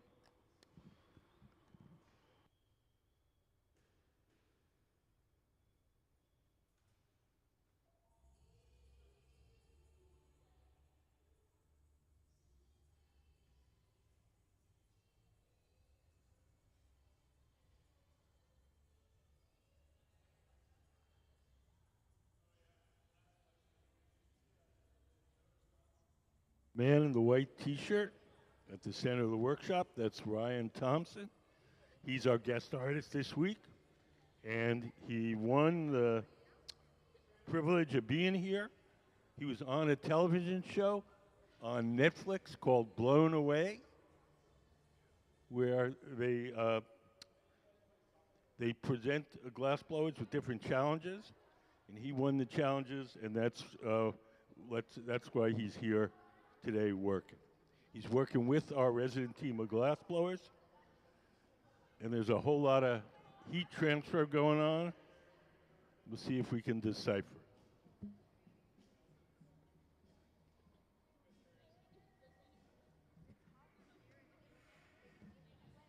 Does anybody know the different kinds of heat transfer?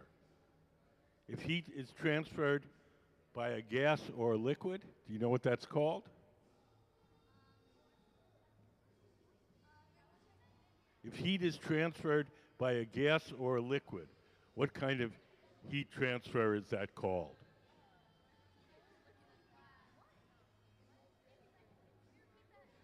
If heat is transferred, let's say you're going to go wash your hands, right?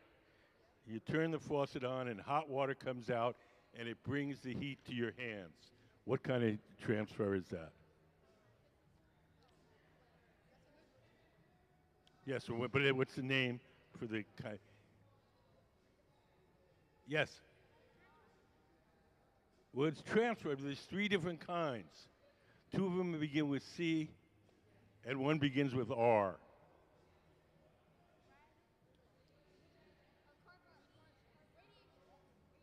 Radiation's the R, but it's not the ones with the hot water. Radiation is like when you're sitting out on the beach and you feel the sun on your face and it feels warm. That's radiation coming from the sun. When you're washing your hands, the heat's being brought by the water. What was that one called? It's one of the C words. C. ABC.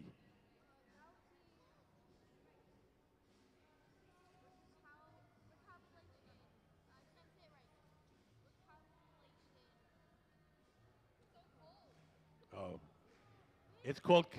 You want me to answer or no? Do you want to keep trying, or should I tell you what the answer is? Okay. Think about it for a moment.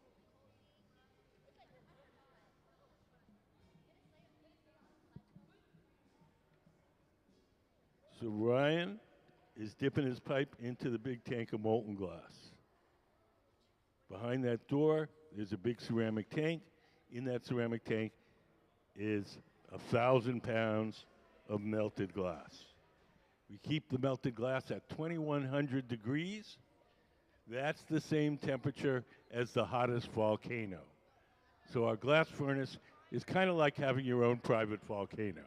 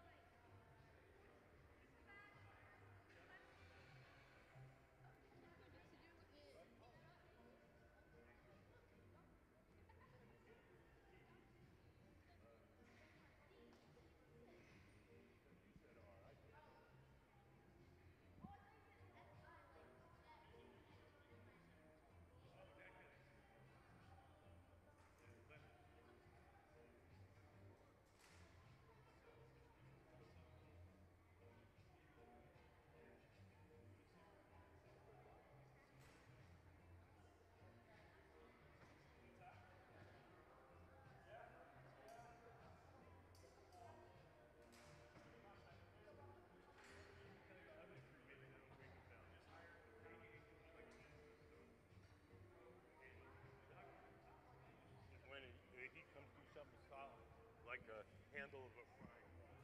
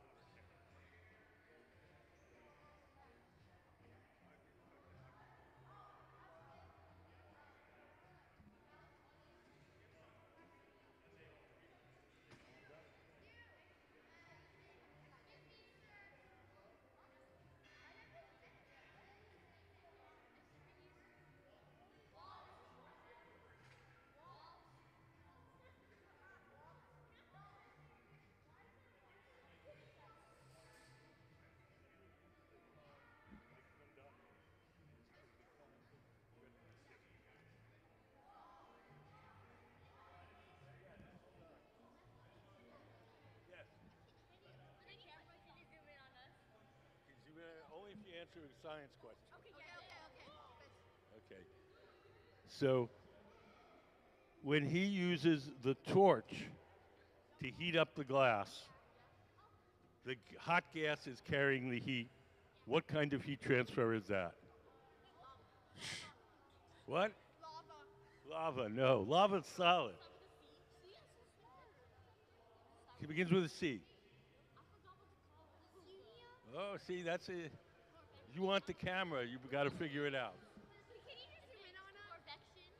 Yeah, what? Say that again? Convection. You're correct. Okay, Chris, could we get a crowd shot of these guys?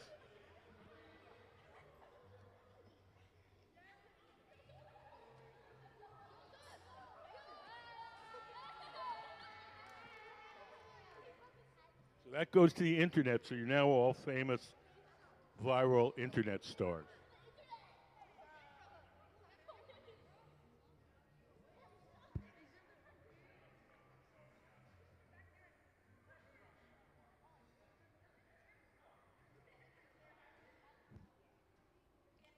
So now Mr. Thompson is making these kind of s- small discs. Okay, another question. Okay, when you're lying on the beach, you're lying on the beach and the sun makes you feel warm, What kind of heat transfer is that? Radiation.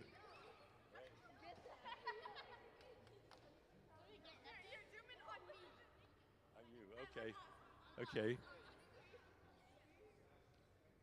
Okay. When you put a frying pan on the stove, you leave it there for a little while, and all of a sudden the handle gets hot.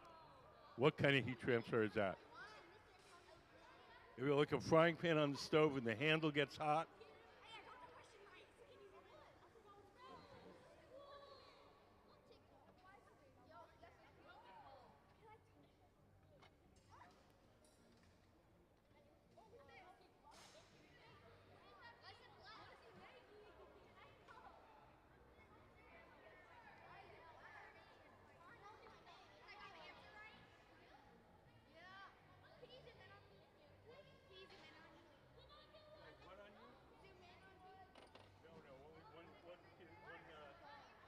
One crowd shot per second. For answering the question.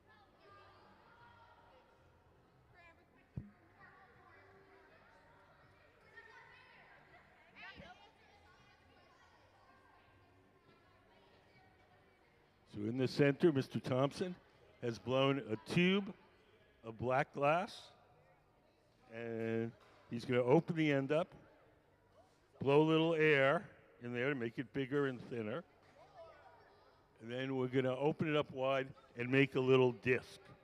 So there'll be several discs at the top of his fancy bottle. Can we put up the bottle photo?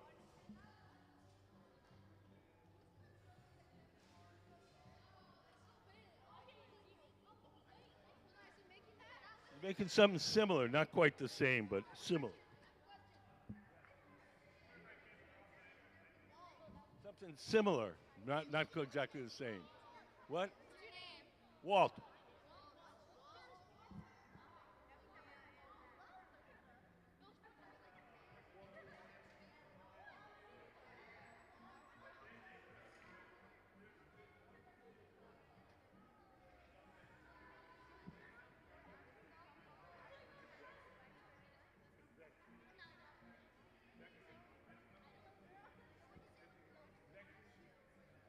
Hot water that you wash your hands with.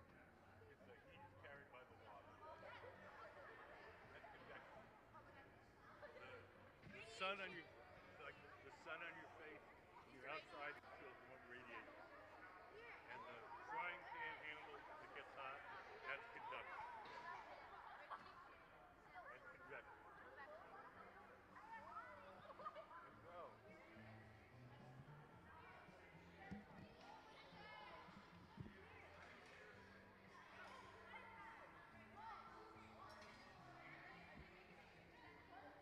Well, they're making three little discs that are going to go on top of the bottle. We're going to make the bottle after lunch.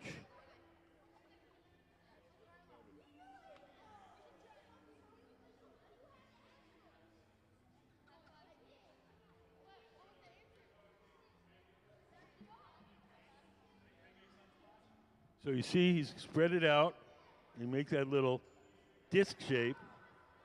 We're going to cut that off, and we're going to place it in this oven over here. And later on, we'll put it on top of the bottle for a decoration.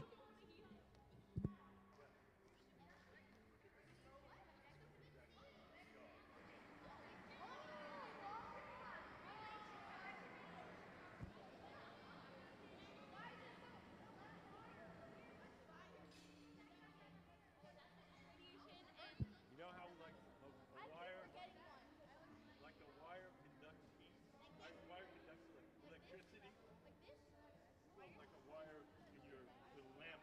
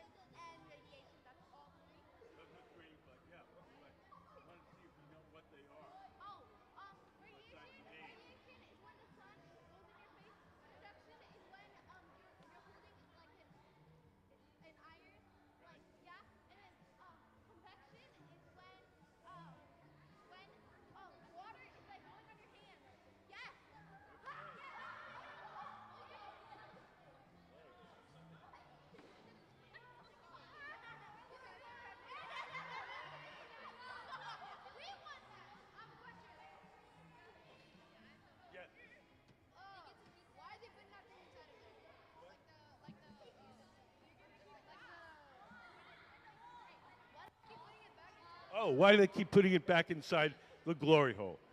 The glass, when you heat it up, it only stays soft for a little while. It's like wax. When you heat it up, it gets soft, but pretty quickly it gets hard again. So we soften it in that oven, and we take it to the bench, shape it. It starts to get stiff. We go back and soften it again. It's just, say what?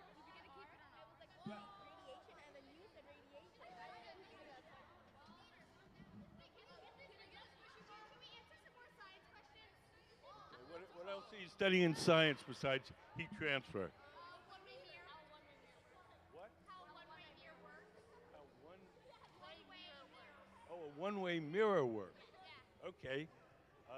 What do you call it when a piece of glass bends light? Like a prism? No, that's we're talking about light. You guys are talking about light. Yeah, you said the one-way mirror. Yes. When light hits a prism and it bends.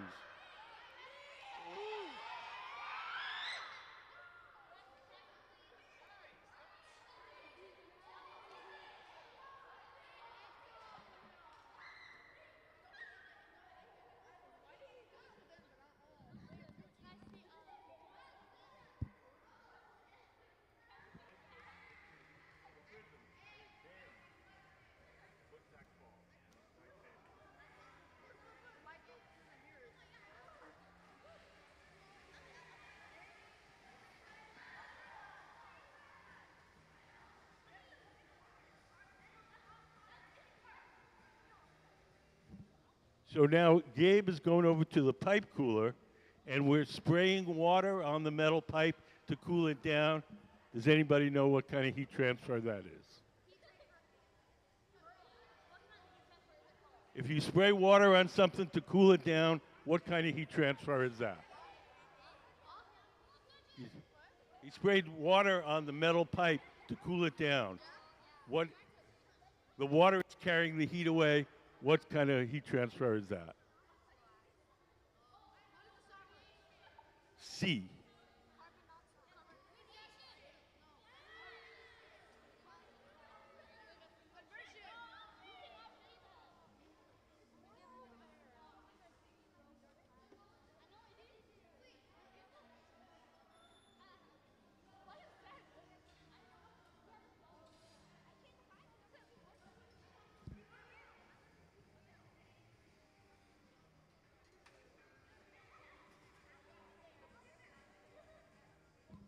We're taking our little disc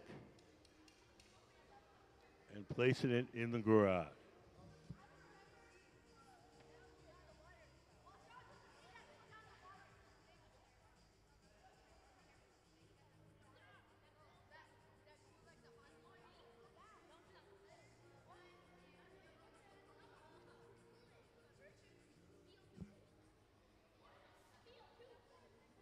So over on the left, Gabe has picked up rods of colored glass.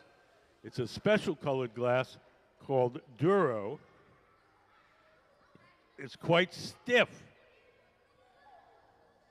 And when we make the final bottle, the stiff rods will produce a texture on the surface.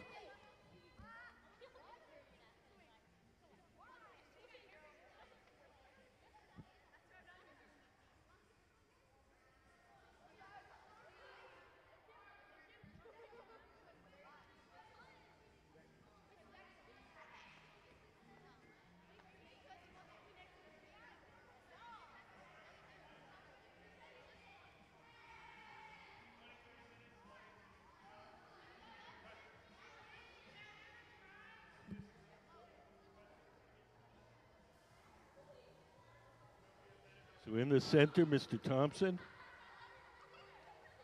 is using a tool called the jacks. He spread the glass out to make a little disc. We're going to cut that disc off and place it in the garage, the silver oven.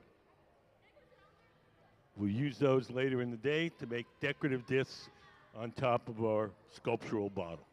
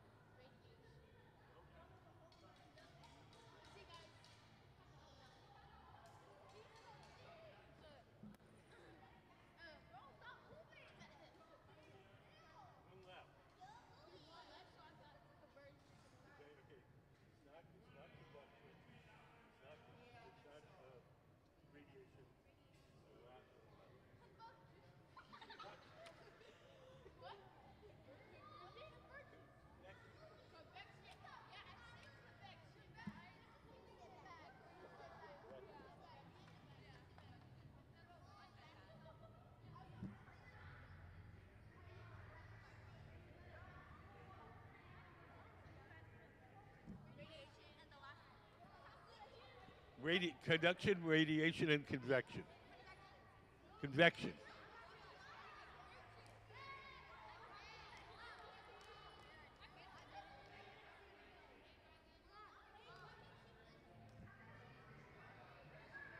Answer a question. Yes. If we take the hot metal pipes and we spray water on them to cool them down, what kind of heat transfer is that? The water is carrying the heat away from the pipe.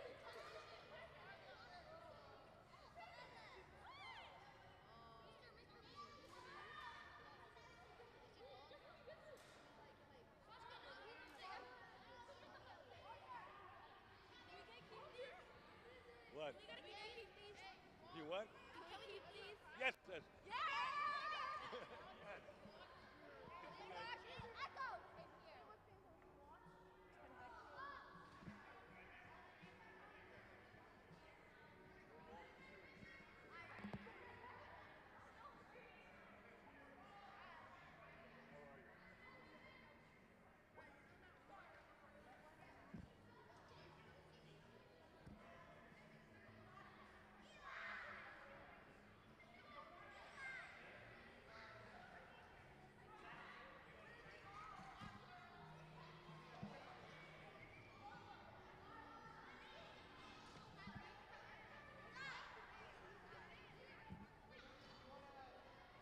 So over on the left, Gabe has taken a solid chunk of colored hot glass.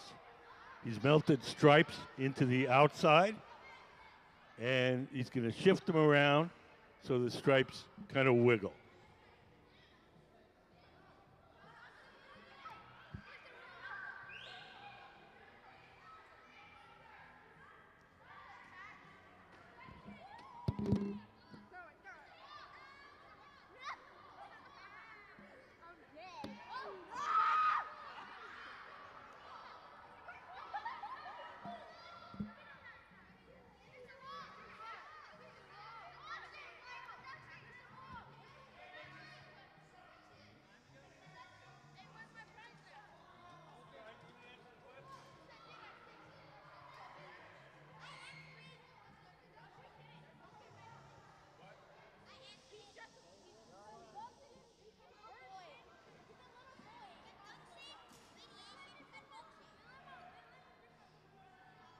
Okay, guys, you got to go now. Hey, enjoy your lunch.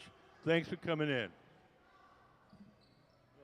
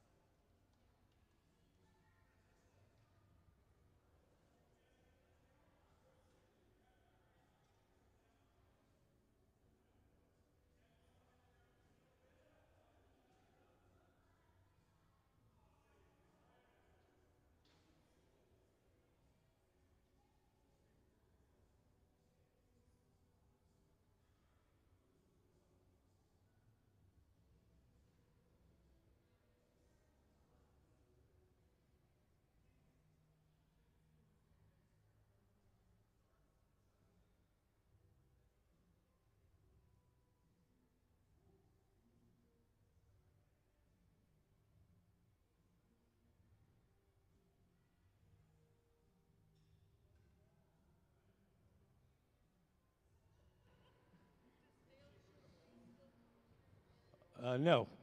Mr. Chihuly is an artist we admire a great deal, but he's not any part of this museum. This is a separate institution. The last time he was here was, I think, 2013. He has his own studio and museum and everything in Seattle.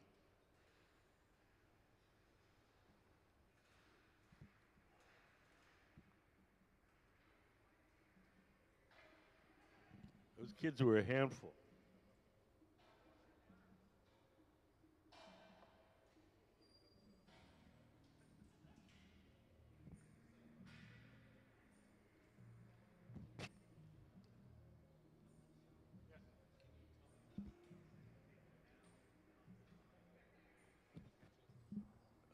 notes to sketches, but can we put up the bottle photo?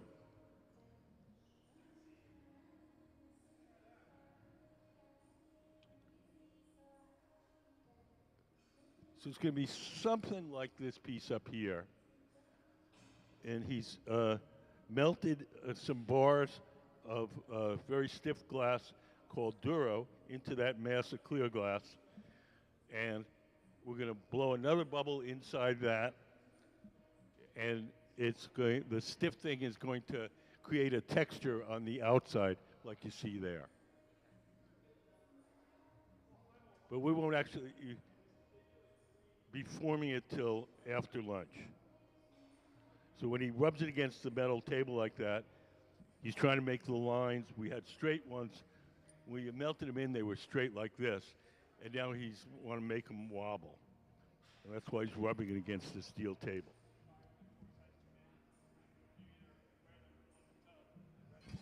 No, because he hasn't put the bubble in there because when he mangles it to get the lines to move, that could screw up the bubble. If he puts the bubble in afterwards, then the bubble's not affected by all the mushing. Have to worry about when he does that kind of stuff about messing up the bubble because it's not in there. When he's all finished messing up the lines, then he'll put a bubble in.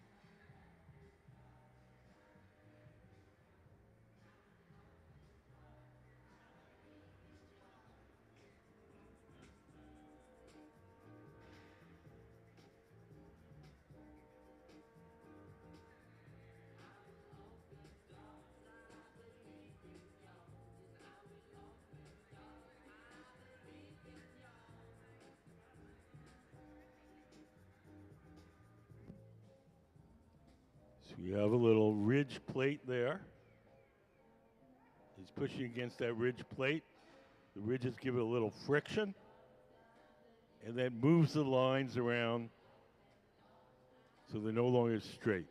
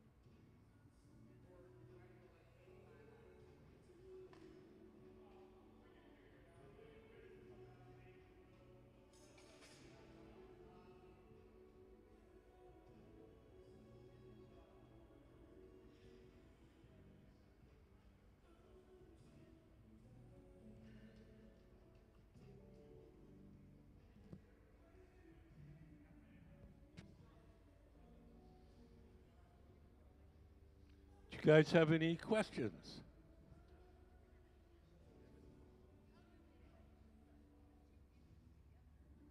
Okay. Can we put up stuffing a color cup?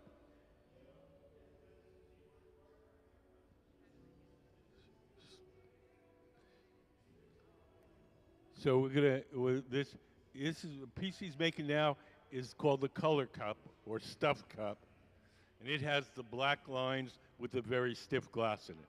We're going to put another black bubble inside, and we blow it up. The stiff lines will constrain the glass, and it'll make it a ridged texture on the surface. Can we go back to the photo? The photo of the there.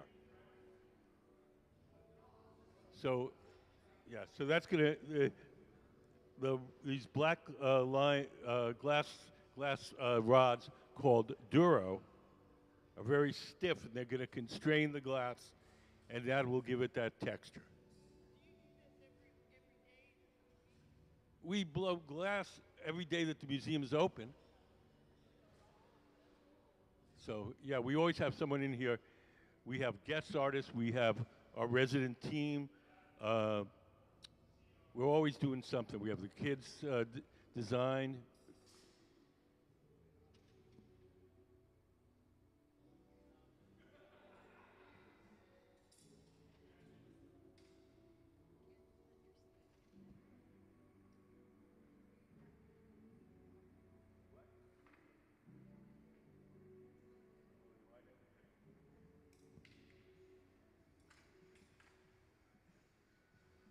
Sure.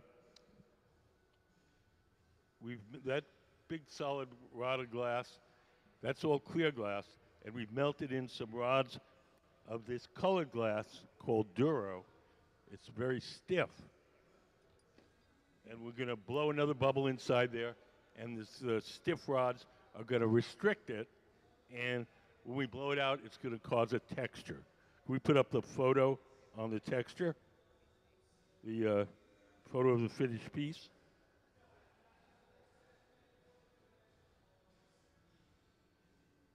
So now we melted the rods in, they were straight. Now we're kind of messing them up so they wiggle all around. And then we'll make the color cup and blow the other bubble inside. Nope. These rods are just added and melted in to make stripes. Starts from our furnace. See where the door is closed? Can we put up the furnace diagram? So inside that furnace is a pot of melted glass. We dip the pipe into the melted glass, and we blow. The ball of melted glass on the end blows up like a balloon. If we want stripes, then we can melt these rods into the bubble to make stripes. These are called canes, C-A-N-E. This is how we get our colored glass. These are called color bar. So if we want to make a red vase, we get a red one of these, blow a bubble of clear glass from the furnace, we heat up a chunk of the red, and then we coat that clear bubble with the red glass.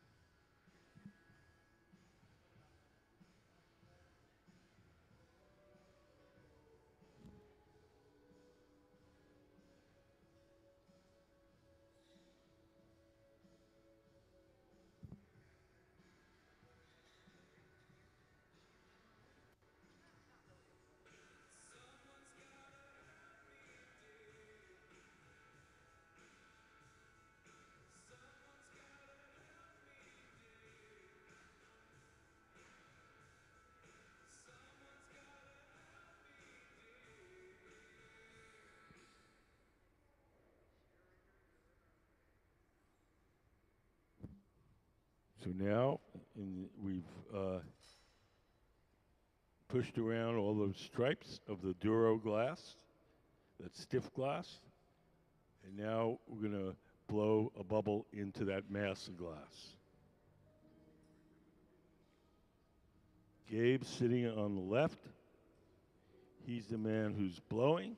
He's going to blow through that steel tube, the blowpipe, and inflate the glass as Mr. Thompson, Mr. Ryan Thompson, our guest artist, shapes it.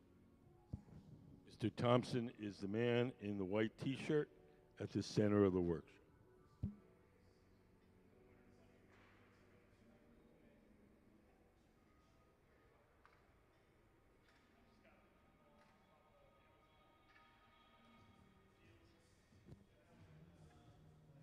So now Ryan is going to shape the glass using a tool called the block. The tool is made out of wood. It's stored in a bucket of water. As long as the wood is wet, the tool doesn't burn. It doesn't leave any marks as he shapes the glass.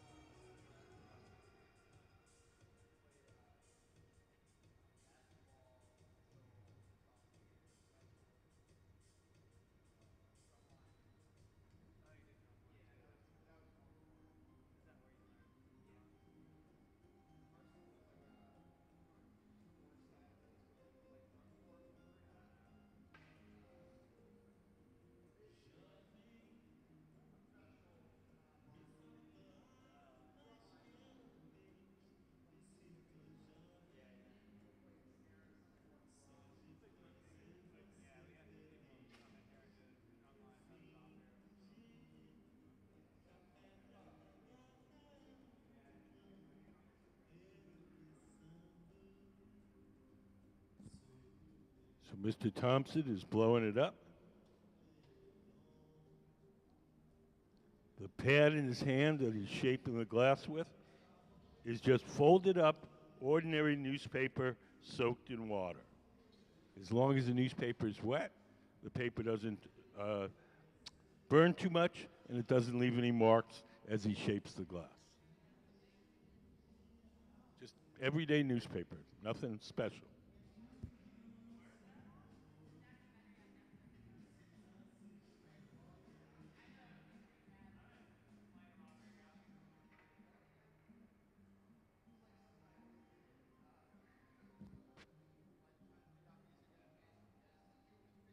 So Mr. Thompson is shaping the glass.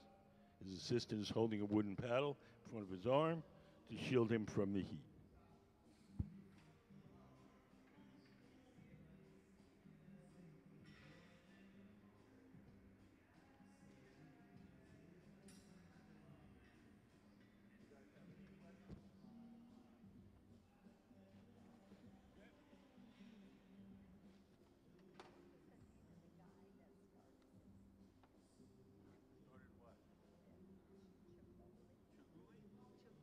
Yeah, he didn't start this.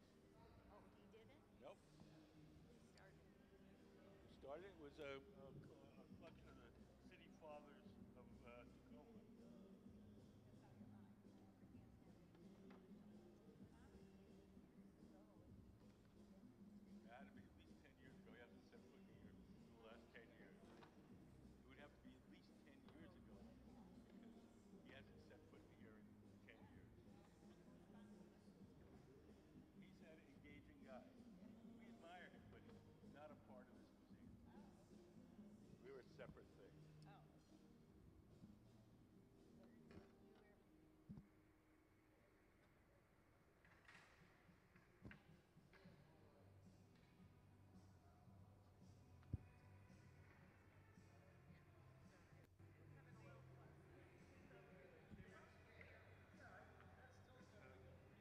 closed captioning on the. Yeah. So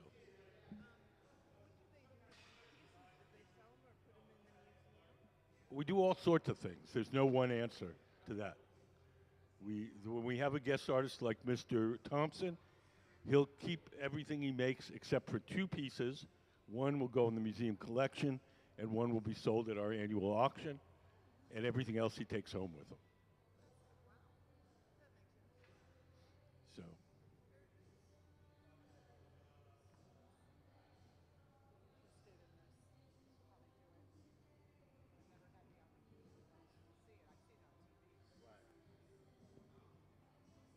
it's more fun when you're here.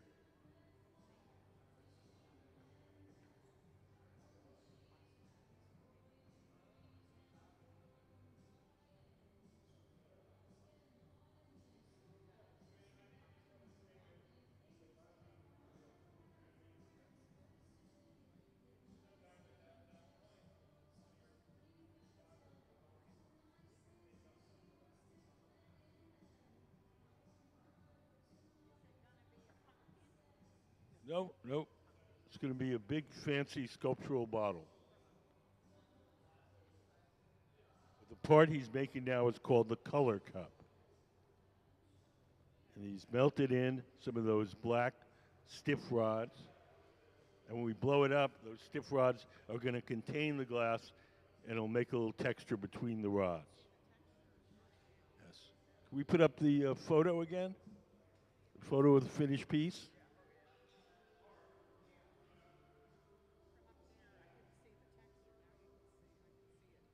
Yes. So the stiff rods in this part in the color cup is going to restrict the glass. It's going to bulge where there is no stiff glass, and that'll create the texture.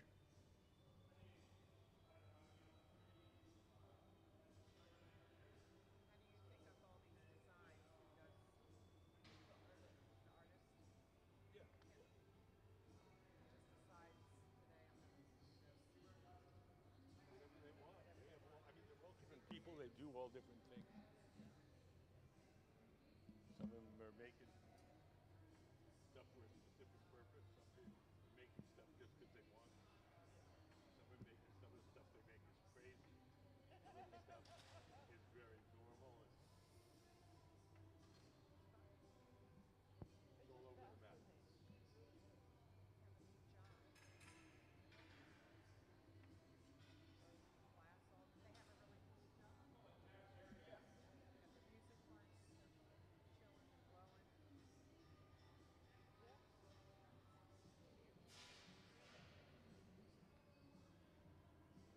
It's hard work. Don't,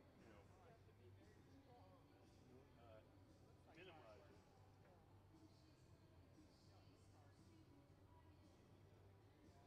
Sometimes quite boring. Boring.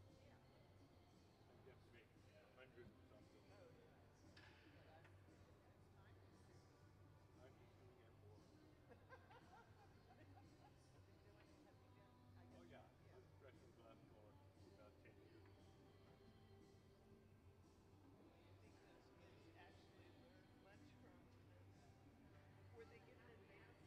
Supposedly, someone's supposed to go to their school and introduce them to these concepts, and then I'm supposed to come here and they're supposed to look at what's going on here and see how that science applies. Yeah, today was actually was better. Yes, at least they knew what I was talking about. They had some familiarity, and some of them were kind of eager to learn. Last week it was just chaos.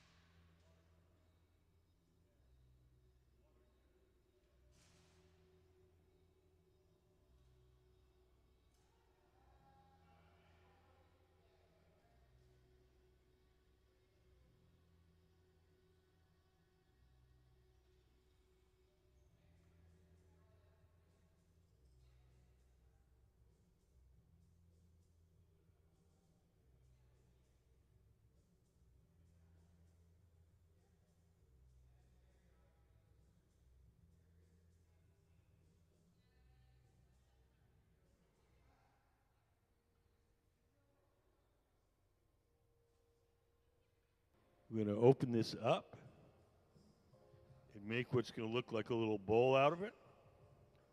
We call this a stuffed cup or a color cup. Can we put up stuffing a color cup again on the big screen?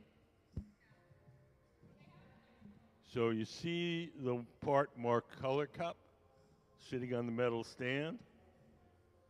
That's what this part is going to be.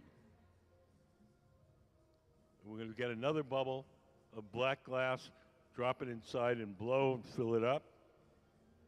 And so we'll have the black glass constricted by the lines that you see on this piece.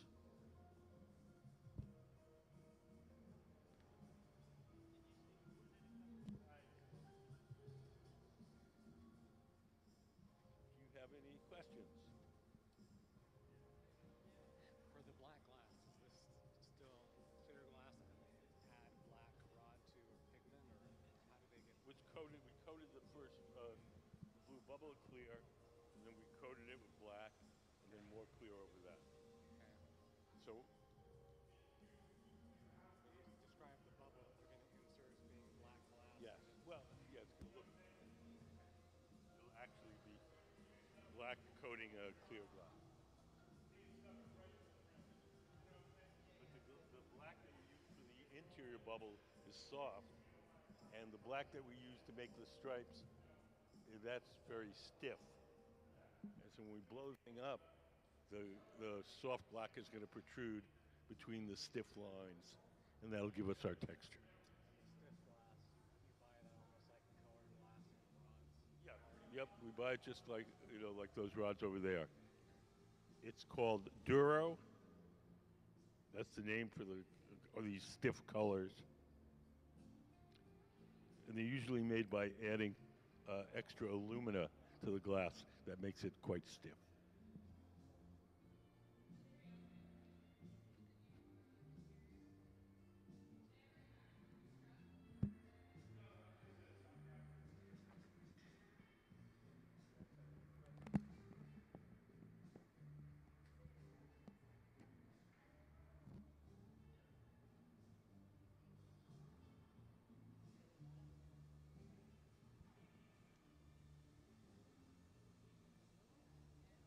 So this is our color cup, our stuffed cup, depending on who you ask. We're going to blow another bubble inside this, but not before lunch. So we'll keep this warm in the garage, and then we're ready to use it. We'll pull it out and blow the other bubble inside.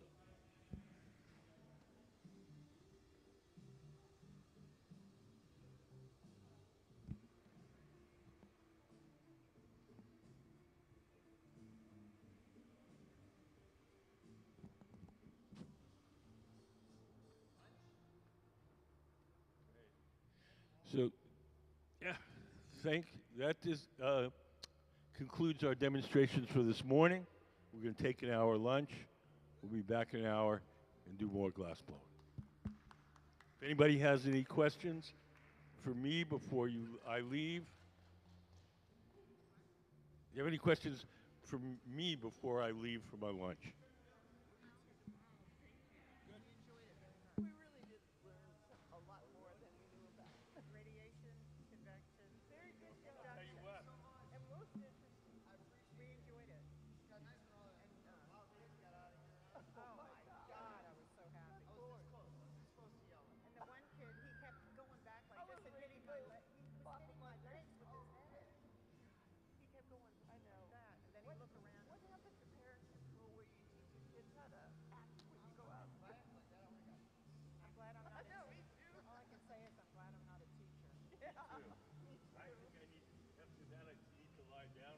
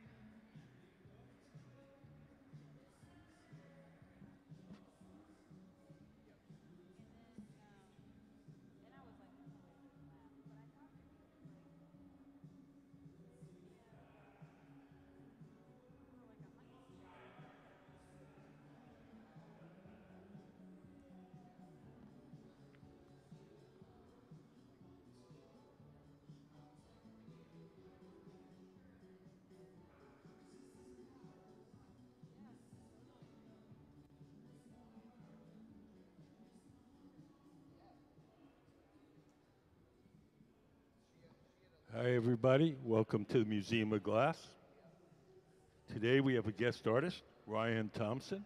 That's this man here in the white T-shirt. And Mr. Thompson was featured in a television show called Blown Away, which is a reality television show for glass blowers. And he won one of the challenges they presented to the contestants, and his prize was a residency here at the museum. So he'll be making his own work, and he'll be working with our Museum of Glass Hot Shop team. Glass blowing is a team sport. We rarely do it alone. So Mr. Thompson will be leading the team. Everything we're making is his design, and he'll be assisted by our glass blowers. Have you guys been here before? No? So just give you a very brief introduction to how glass blowing works. Everything that we do here starts out in our glass furnaces. The glass furnaces are the machines where you see the doors closed. There's two of them, one on each side of the studio. In each of the furnaces, there's a big ceramic pot. In that ceramic pot is 1,000 pounds of melted glass. We keep the melted glass at 2,100 degrees Fahrenheit, which is 1150 Celsius. And at that temperature, the glass has the consistency of honey. So if you could imagine a giant crock pot full of honey, that's what our furnace is like. We want to get the glass out to make stuff. We take one of those steel pipes and we dip it into the melted glass like you're dipping into a big jar of honey. We dip it in, twirl it around. A little bit of glass sticks to the end of the pipe. Pipe is hollow, so when you blow, the ball of glass blows up like a balloon. If you want to make something larger, we dip it in, blow a bubble, let the bubble harden, then we dip it in a second time or a third time. We just keep building up the glass in layers. Once we get the glass out of the furnace, it only stays soft for a little while. So we do whatever shaping or blowing we can while it's hot and soft. And when it starts to cool and stiffen a bit, we go to the second type of furnace, and that's called the glory hole. The glory holes are the round ones with the doors open. There's no glass in those. Can we put up the glory hole diagram? So there's no glass in those. They're just a hot chamber for heating and softening the glass while we're working. Can we put up the furnace diagram? And so this is what the glass furnaces look like inside. So the bottom half of each one is a big ceramic pot full of melted glass. All the glass that's in our furnaces is clear glass. It has no color. We buy our colored glass separately in various forms. We buy it in bars, we buy it in powders, we buy it in little chips. And if we're going to make a colored object, we blow a clear glass bubble from the big furnace, we heat up a chunk of the colored glass, and then we coat that initial bubble with the colored glass. We have a little video to show you how we do that. Could we play color overlay? The color in glass comes from adding various materials to the mixture of raw ingredients called batch. Most of the colorants are compounds containing some kind of metal. For example, adding cobalt to clear glass creates a deep blue. Tin and antimony can be used to create white glass, and gold chloride can produce a rich red or pink colored glass. Colored glass is melted in furnaces, just like clear glass, and then is usually rolled into bars for storage and easy application. In order to apply color bar to a bubble, we first need to preheat the color to approximately 950 or 1000 degrees Fahrenheit in a color oven or garage.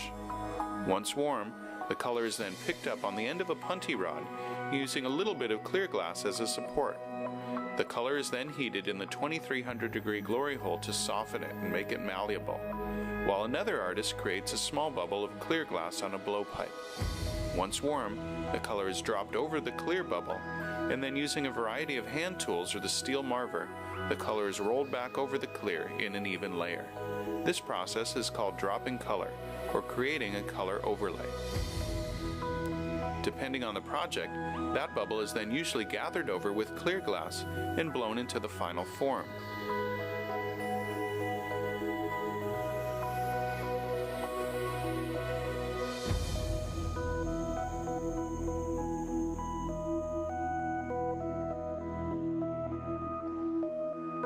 The finished product may appear to be all made from colored glass, but when viewed in cross-section, we can see that there is only a thin layer of color sandwiched between many layers of clear glass.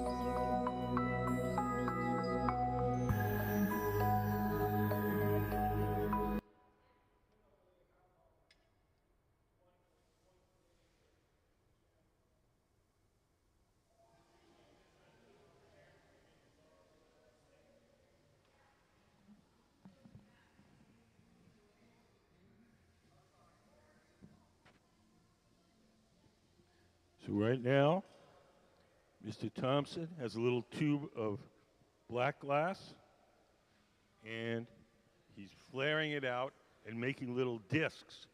And we're going to use the little discs as decoration at the top of these sculptural bottles that we're making. Can we show the photo of the sculptural bottle?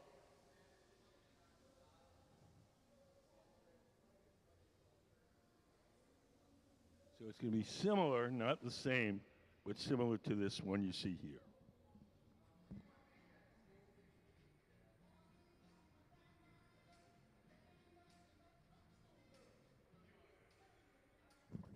Does anybody have any questions so far?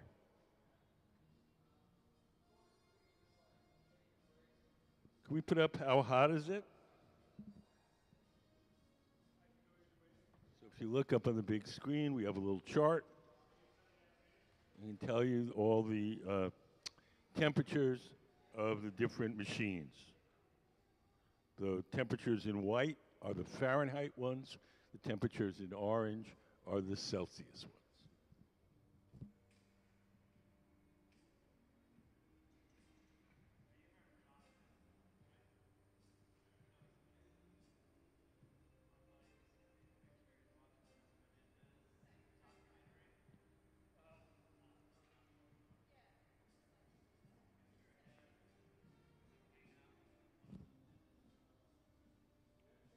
So we're making these little discs. They're going to be used to decorate the top of the bottle. As we make each one, we're going to take it off the metal rod. We're going to place it in this oven over here called the garage, and it'll be kept warm until we're ready to assemble.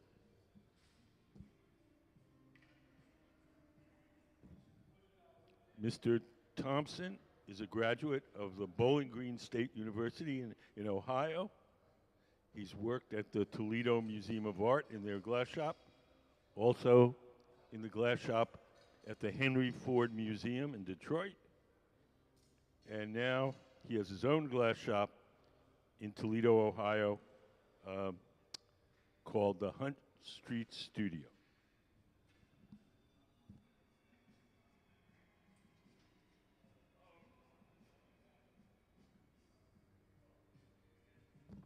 Anybody have any questions?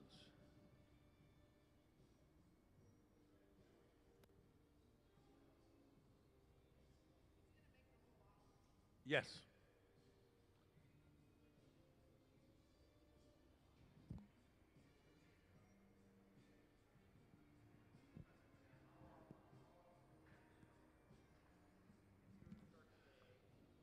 There's no, how long does it take to become proficient?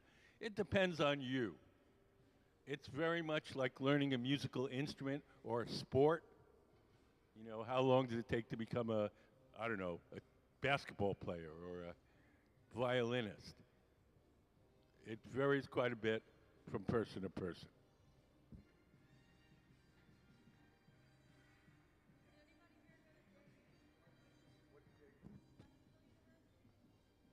I don't think so. No. Okay. Yeah, no, I don't think anybody here wants one.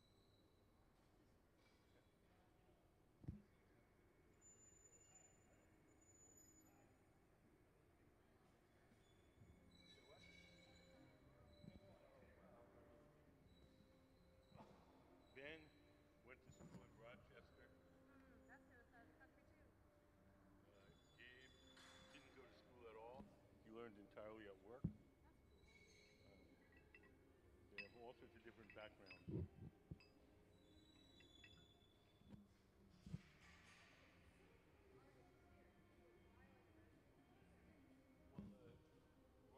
Ryan Thompson, he's our resident artist this week.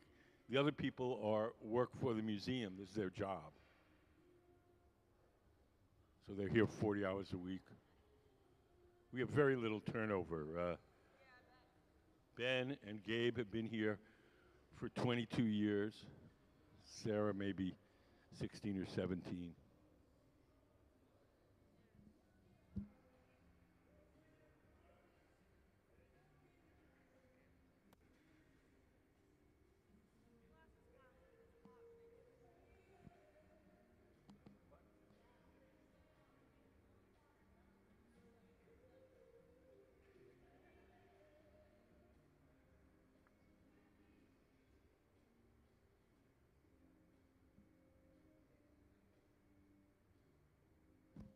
Can we put up stuffing a color cup?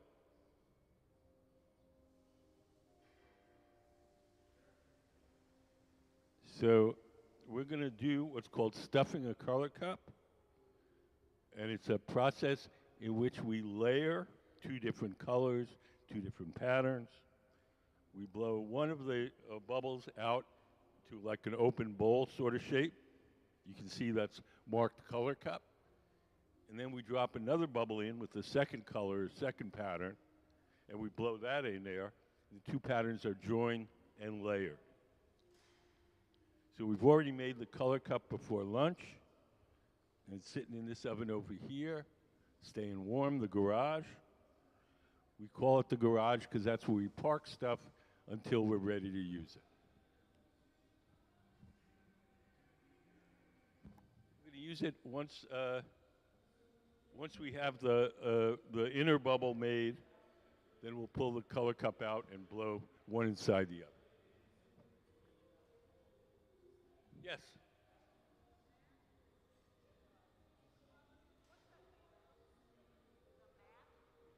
The mat in that oven, it's ceramic fiber blanket.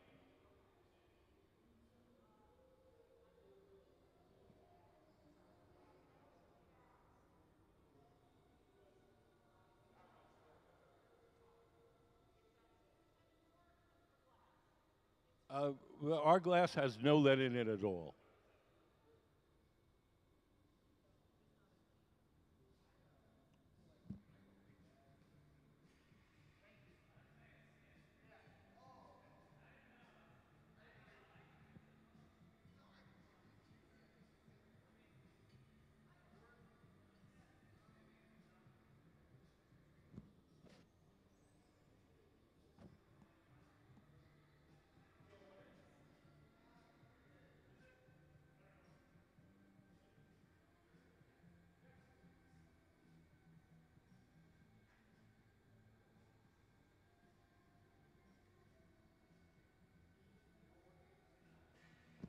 Yes, they're all working for Mr. Thompson.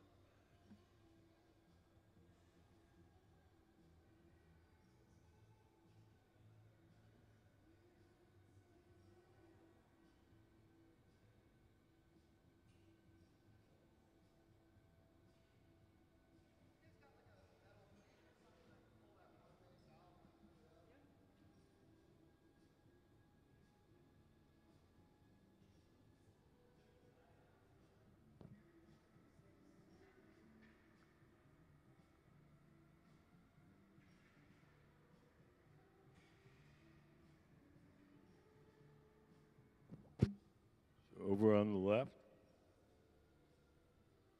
Sarah started the bubble for our interior bubble.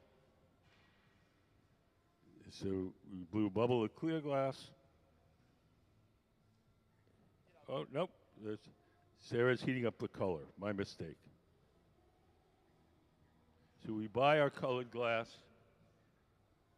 in the form of these bars. We buy it like an artist buys paint. We blow a bubble of clear glass from the furnace, heat up a chunk of the colored glass, and then coat the original bubble with the colored glass. The reason that we do it this way is so that we can have any color we want, anytime we want. If we were to melt the colored glass in the big furnace, say we filled it up with blue, we could only make blue things. If we coat each piece individually, we can have any color we want, anytime we want.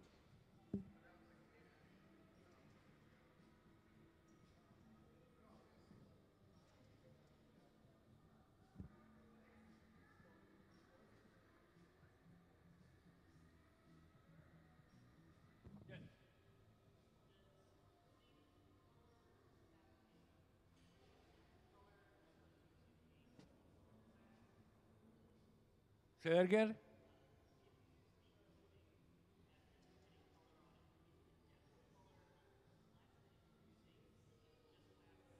No, you can hardly tell.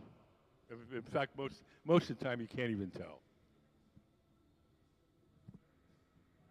If you go into our store, almost all the glass in that store is colored in this manner. It looks perfectly like solid colored glass.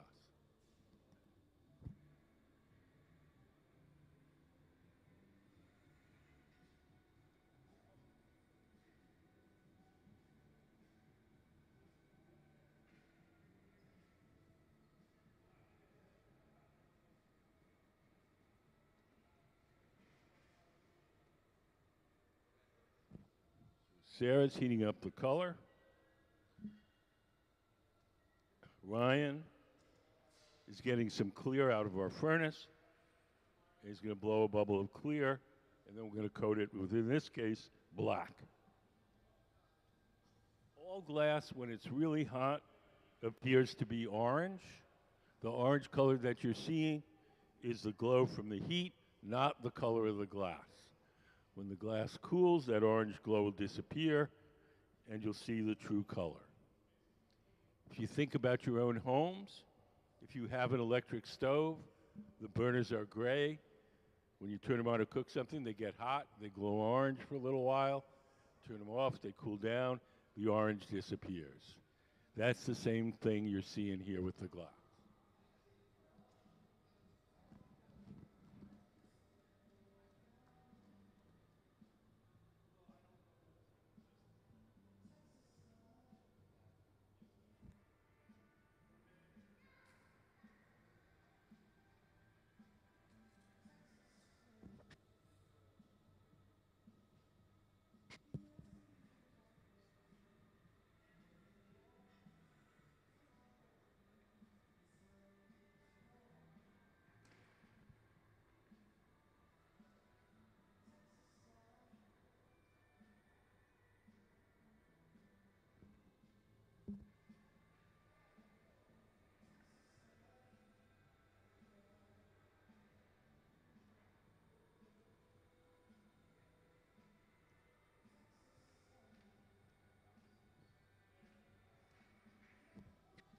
Mr. Thompson in the white shirt has the bubble of clear.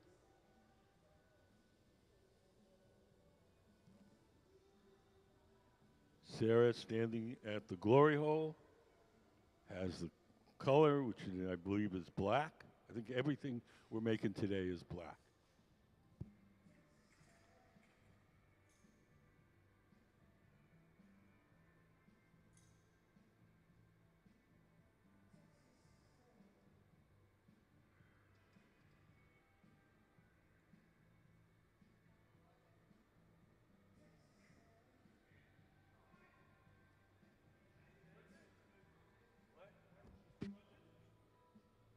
They're just two workstations. He was working over here, so she got her stuff done over there. Now they have to put the two together. All the glory holes are the same. All the furnaces are the same.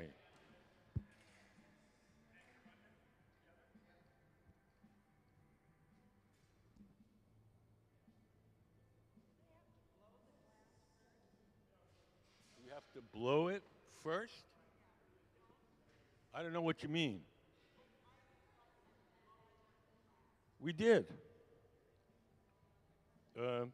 Ryan, the guy in the white shirt, blew a little bubble of clear, and then we just coated it with the black.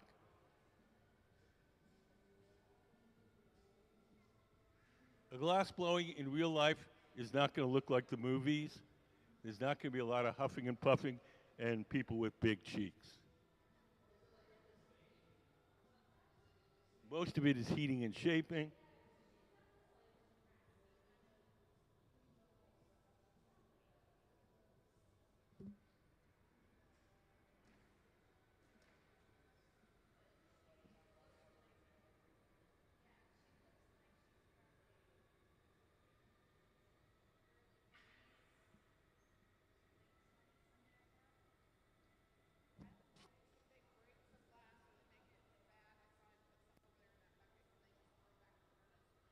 We can only recycle our clear waste. We can't recycle our colored waste. Depends. If it's clear, we can save it. If it's colored, we can't.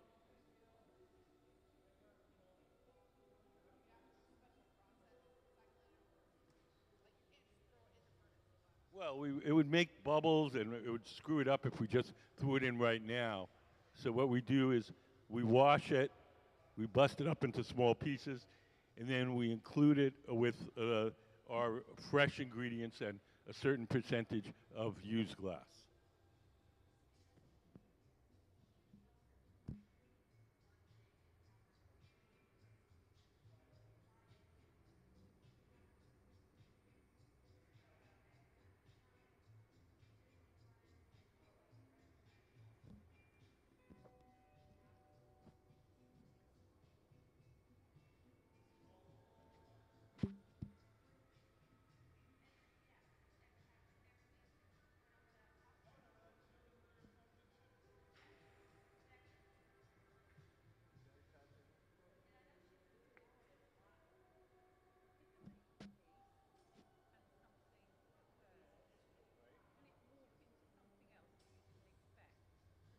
Depends on what you're, I mean, yeah, the answer is yes, it can. It just depends on what you're planning to do and if that's worthwhile. And one of them gets all crushed. It's probably not going to help you. You need to make it into something cheaper. Sometimes. Sometimes. I mean, it all depends on what your intentions are. Just horsing around, maybe that's good. If you have really something specific to do, probably not.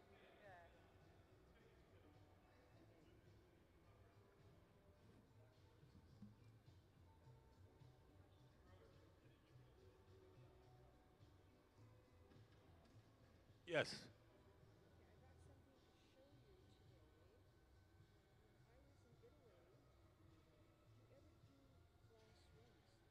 Do we ever do glass rings? No. But there might be somebody in the store that does them.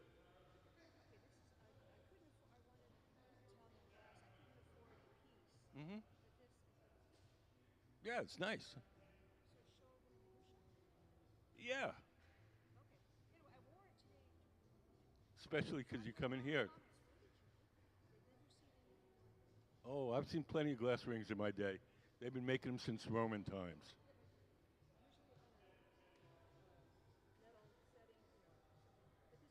No, no, no, no. There's glass rings that date from 400 AD.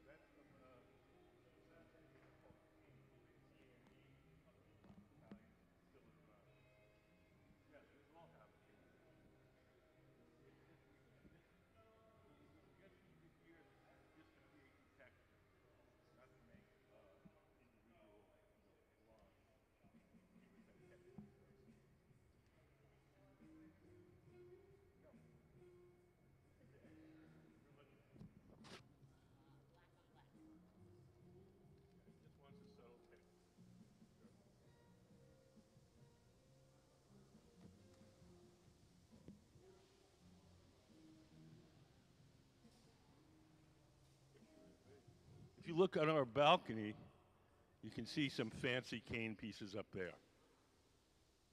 Those are by the world's greatest glass blower, Lino Tagliapietra.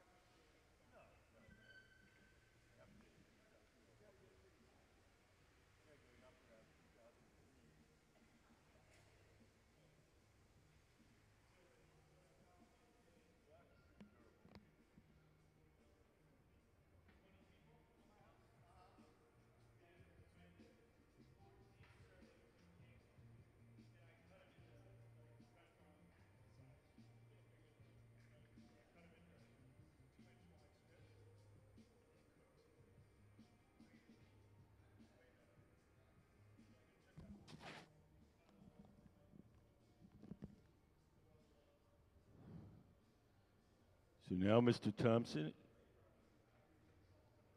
is shaping the glass. This is the bubble that's going to go inside. Can we put up the stuffing the color cup again? So this, what he's making now is the bubble where it has the green tinge, is the one that goes inside. Color cup portion is sitting in there and staying warm till we're ready to use it.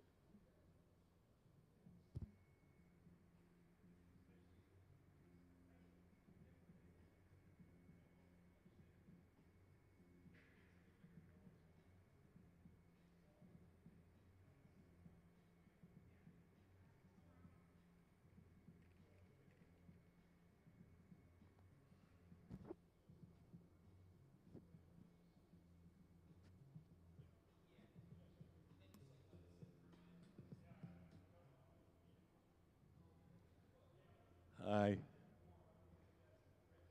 You guys have any questions?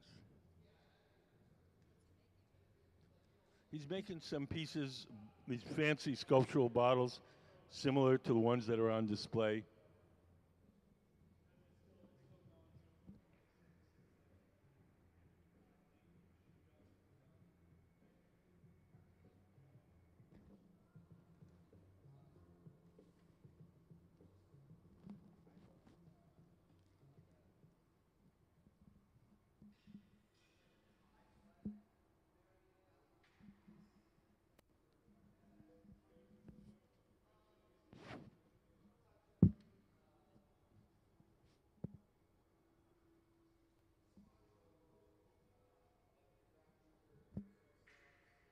Yes.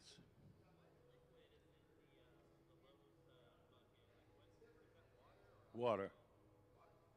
Yes, we just some of the tools are made out of wood, and we want to keep them wet so they don't burn while we shape the glass.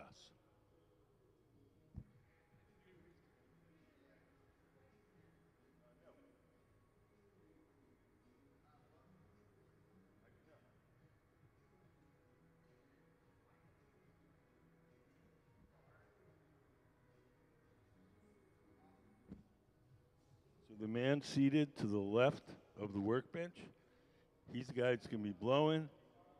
Ryan sitting at the workbench, he's shaping the glass, and that pad in his hand that he's shaping the glass with is just folded up ordinary newspaper soaked in water. As long as the newspaper is wet, the paper doesn't burn too much, and it doesn't leave any marks as he shapes the glass. The newspaper is probably one of our most important tools.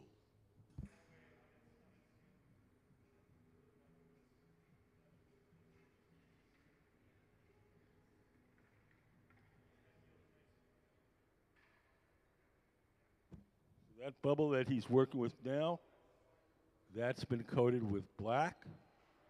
The orange color that you're seeing is the glow from the heat.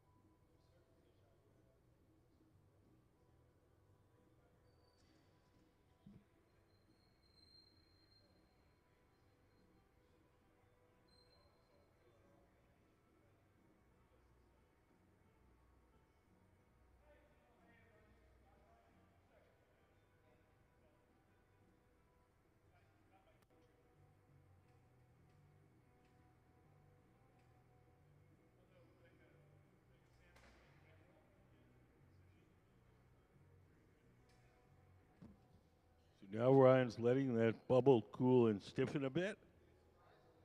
We're going to put a fresh layer of hot molten glass over that, and then we're going to stuff it in the color cup.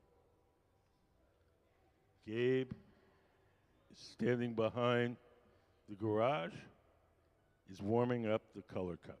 He's holding it closer to the flame so it gets a little warmer.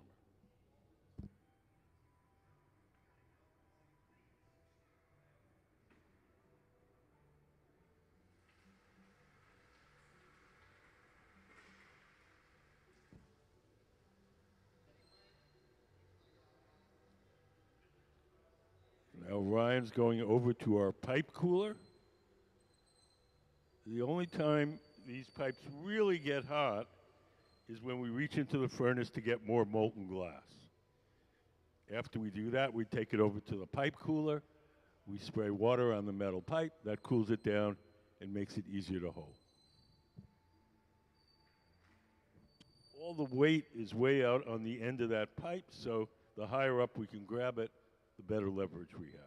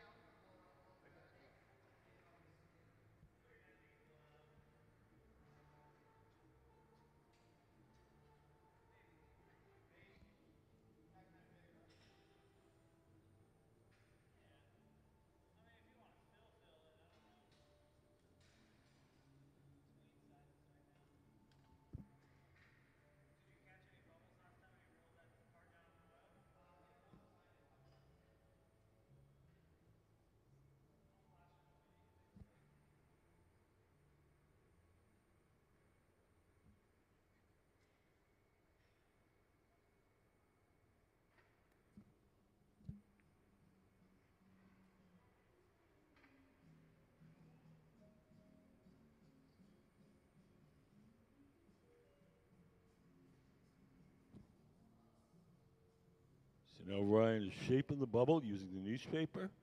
Sarah, in the gray shirt, is holding a wooden paddle in front of his arm to shield him from the heat. The heat that comes off the glass is radiant heat. It's like an outdoor heater. It heats the first thing it strikes. So if we place the paddle between the arm and the glass, the paddle gets hot and the arm doesn't.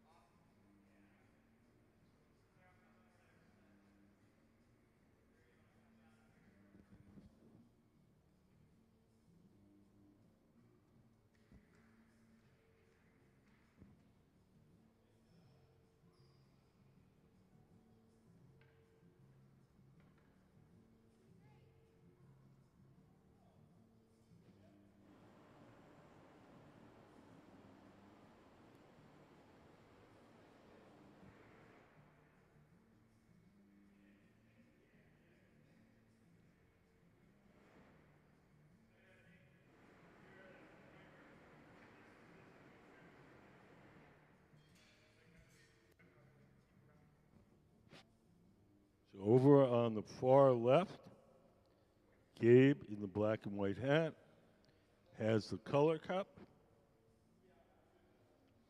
We made that just before lunch. It has rods of very stiff black glass in it. It's clear with rods of very stiff black glass. And the stiff black glass, when we join the two together, will cause this texture that you see here.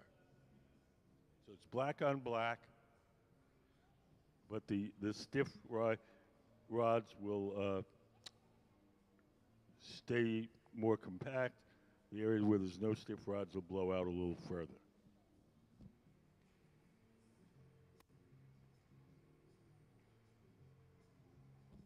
So it looks like that wasn't the last gather. It looks like we're going to take another one. Each time we dip it in the furnace and coat it, it's called taking a gather. G-A-T-H-E-R.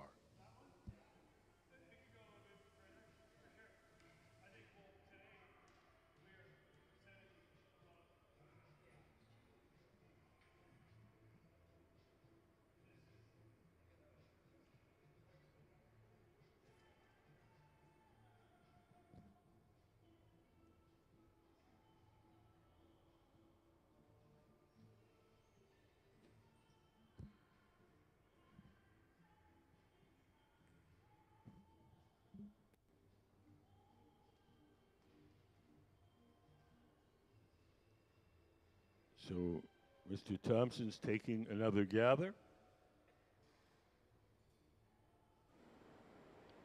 He's going to drip some of it off into that steel can. We'll save that excess glass, and that'll eventually go back in the furnace.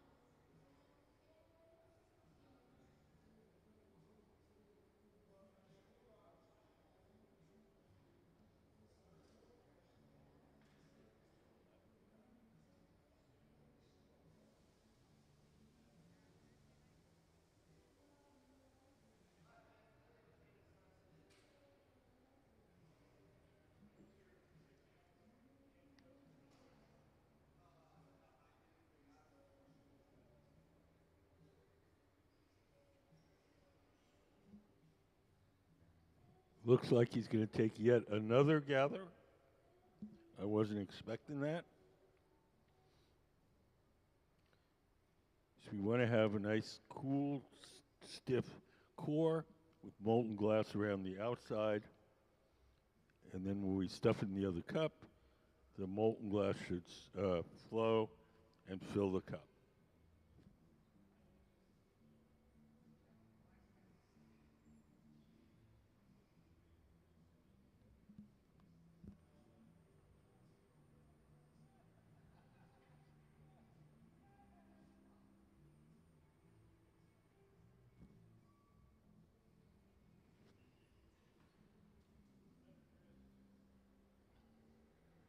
drip off that excess glass into the can, and eventually that'll go back in the furnace.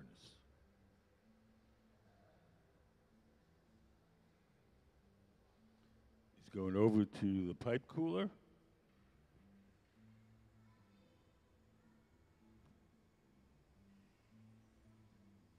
I think they're going to stuff it on this try.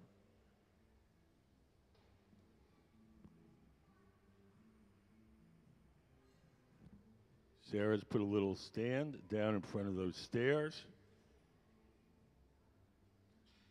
Gabe's coming over with the stuff cup or the color cup.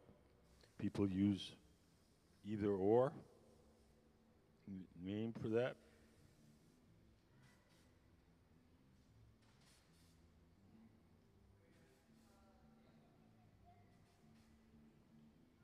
We'll break it off the metal rod. We'll place it in the stand.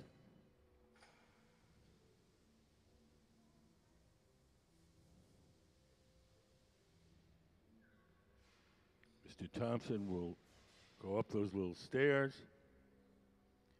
and now he's going to stuff his bubble inside the color cup. You can see the molten glass flow, and now the two bubbles are joined.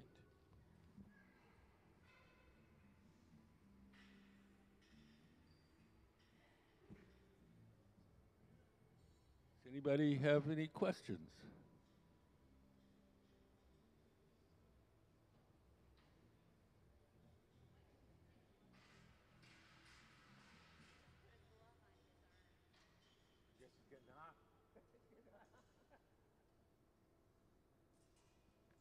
We only use the gloves when we become uncomfortable. It is getting heavy, yes. Well, it's way out on the end of that pipe, so it's like picking up a bowling ball with a fishing pole. Leverages it over on. So you have to really know what you're doing with that pole. Yeah. These guys are all professionals. I wouldn't worry about it. No, I'm not worried about it. They're there, I'm here. Can't hurt you.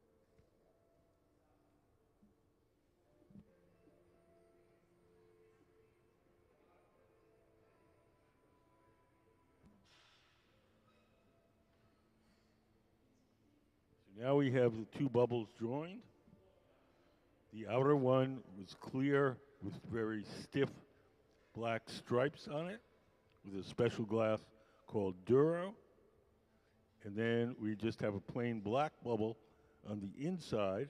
When we blow, the stiff black lines will kind of restrict the bubble and give us the kind of textures that you see here.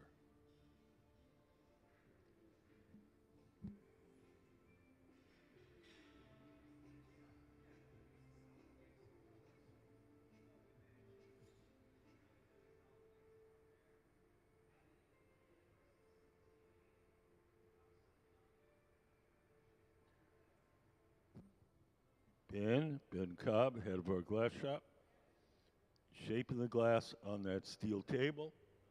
The steel table is called the Marver, M-A-R-V-E-R.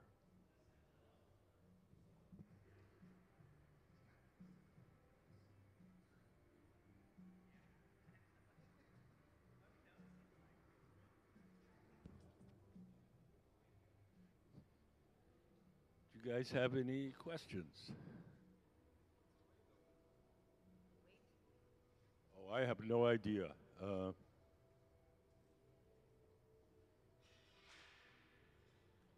25, 30 pounds maybe. Maybe. I'm just guessing.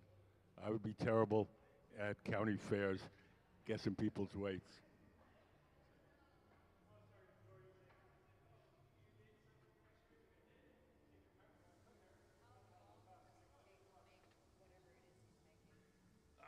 These things I run, I'd say 2.5 hours.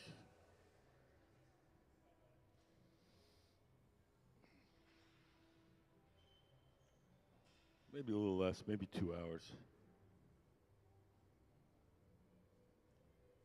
So we made parts of this already before lunch. Now we're making the main part.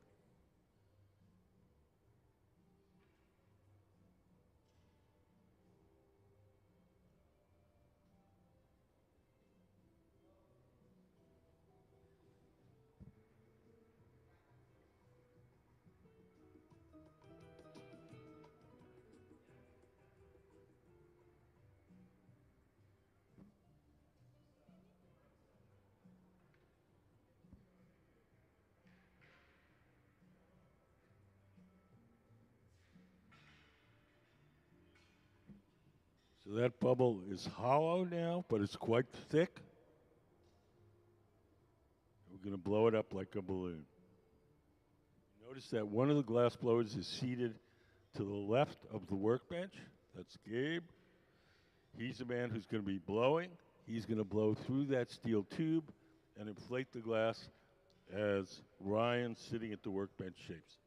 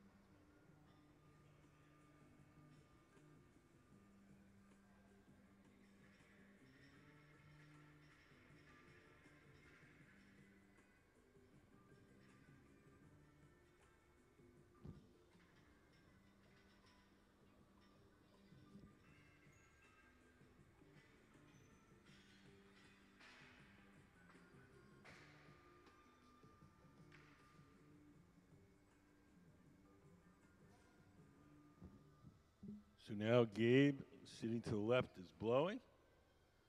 You see the thing starting to get bigger.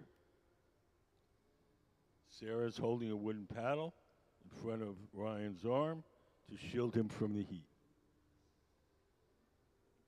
The tool in Ryan's hand is called a jax.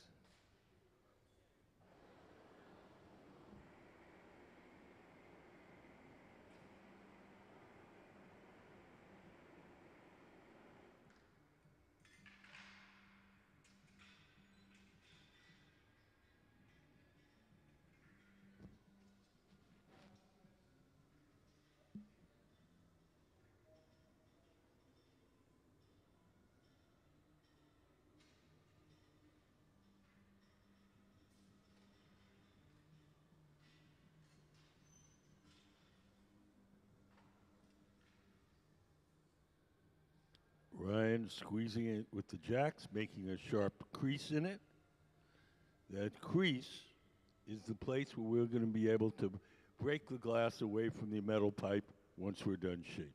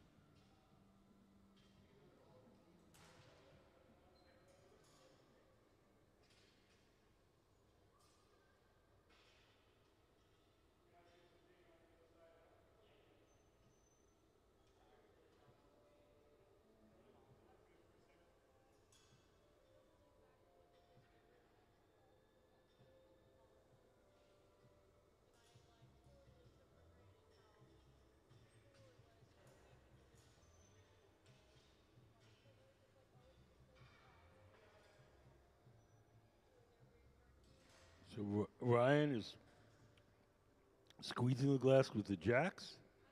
Ben, standing up, is turning the pipe. And Sarah is shielding Ryan's arm from the heat.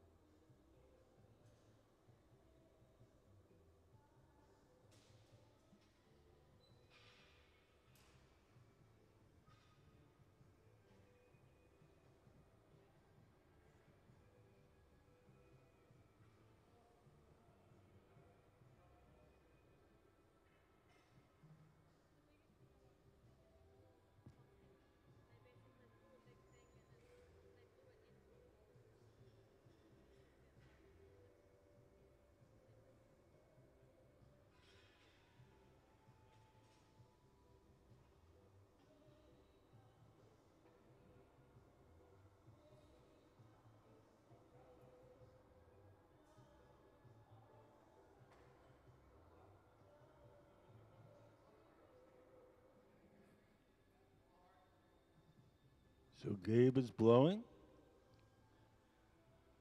as Ryan, Mr. Thompson, shapes it.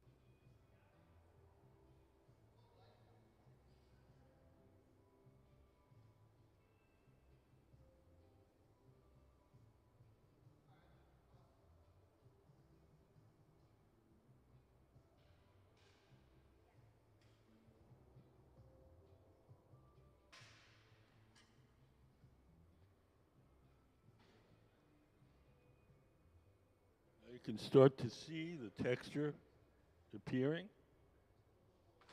The outer bubble, the color cup, had rods of a special stiff glass called Duro. And so where the Duro stripes are, it's expanding less. Where there's just the ordinary glass, it's expanding more. And that's creating this textured pattern. Has anybody got any questions?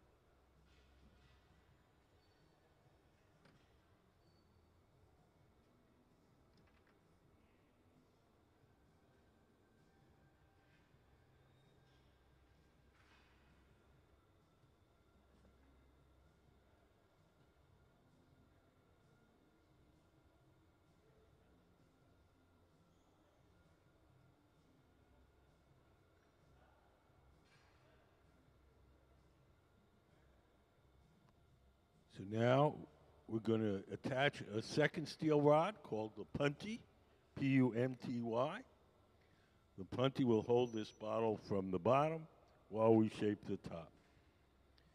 Once they feel that that bond is strong enough to hold the weight, we'll break the glass away from the original pipe. Every once in a while, you may see Gabe wiggle it a little. He's trying to test how stiff the connection is.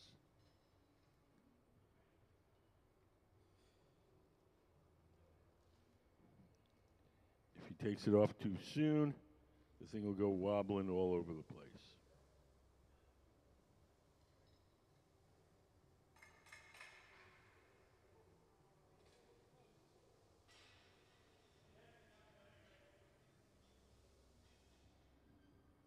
So now it's held from the bottom. The top is exposed. The top can now be heated and shaped.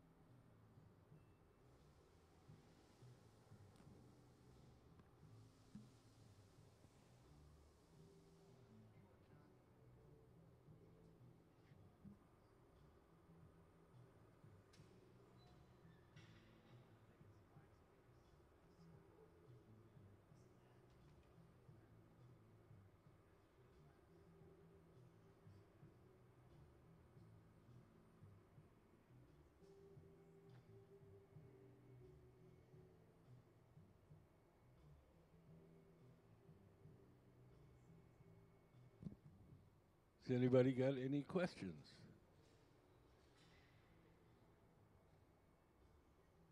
He just came in. Our guest artist is Ryan Thompson. He's the man in the white t-shirt at the center of the workshop, and he's working with our resident team of glass blowers who work for the museum. Oh, what's the weight? I have no idea. Heavy. Obviously, I'm not handling it, so I don't know. Maybe 30, 35 pounds. But that's just a wild guess.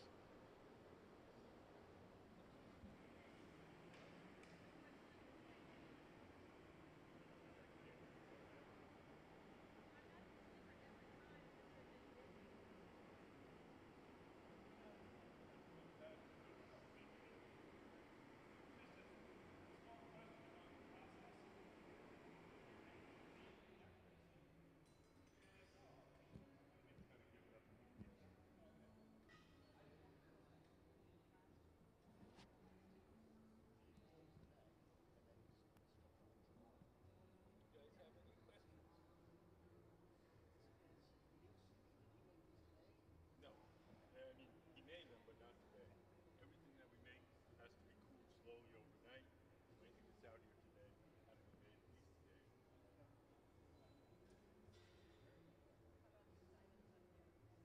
Those are completely different artists. That's an Italian master, Vino Tagliafieri. Considered to be the best glass blower in the world. Started when he's 11. He retired at 87.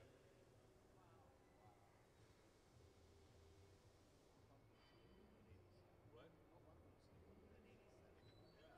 Yeah. I mean, this kind of physical work at 87. That's something. Yes. Got it.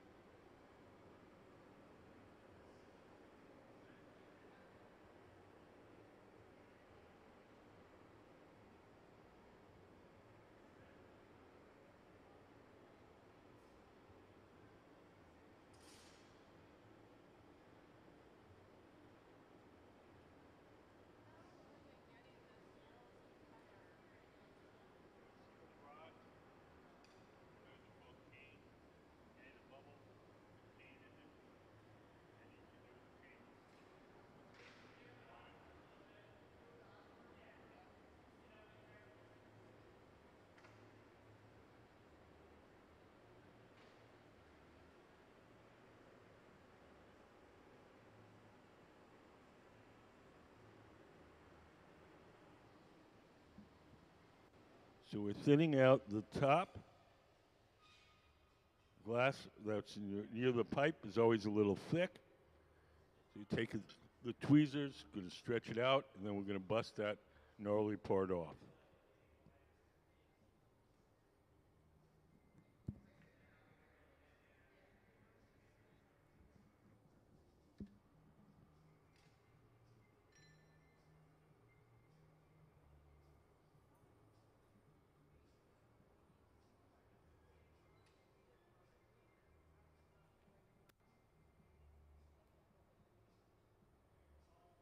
Glass is wrapped around the end of the pipe.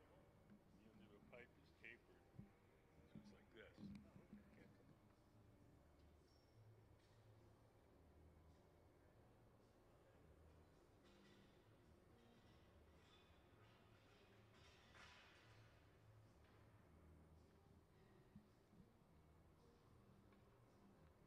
So we're going to squeeze that down and bust that gnarly part off.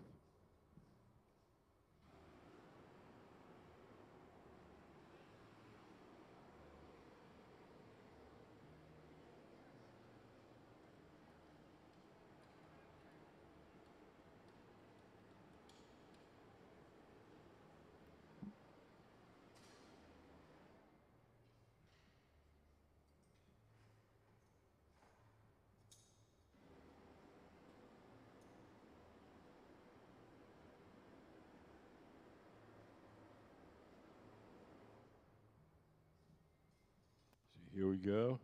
Give it a little whack.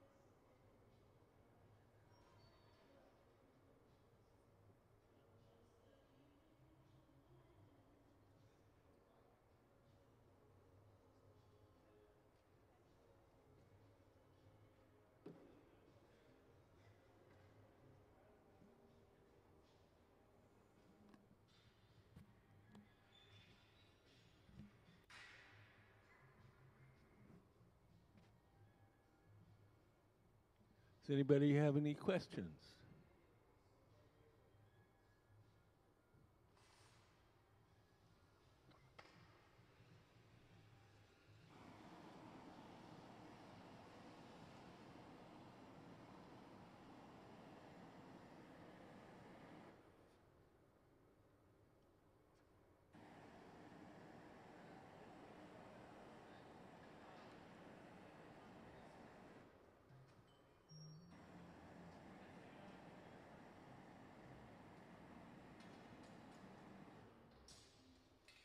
So we pre-made a number of glass discs.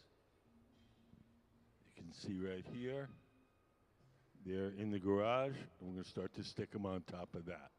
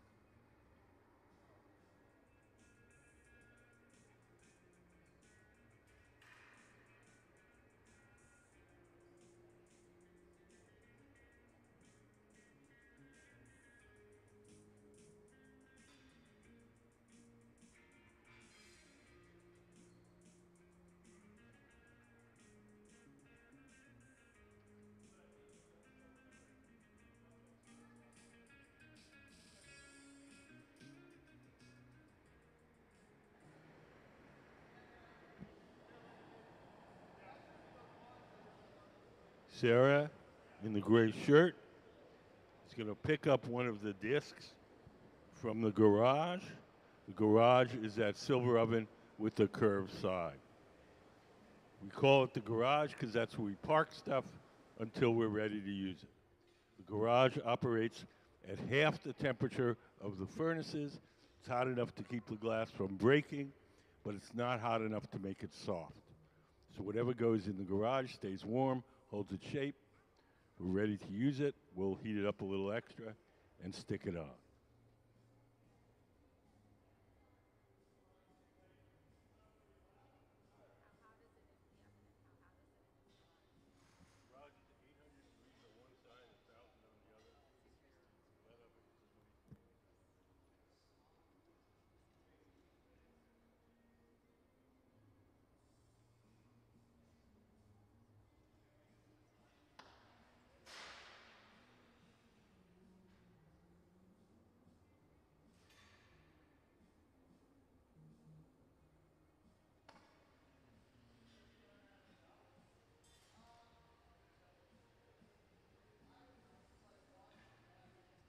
So right now, Mr. Thompson is taking a torch and heating up the top of this bottle.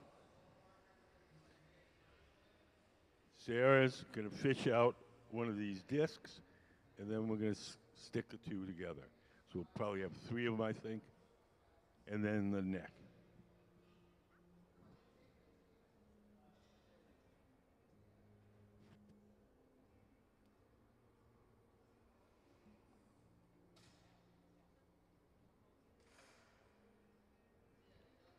Mr. Thompson, our guest artist, was featured on a Netflix television show called Blown Away. It was a reality competition for glass blowers, and he won one of the challenges, and that resulted in his being invited to work here in our shop.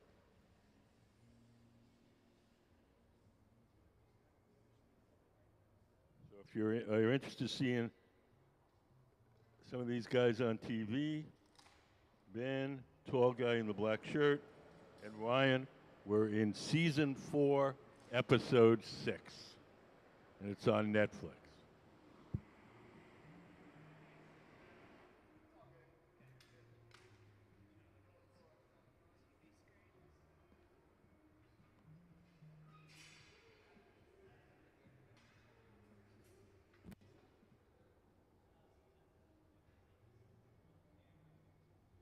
Do you guys have any questions?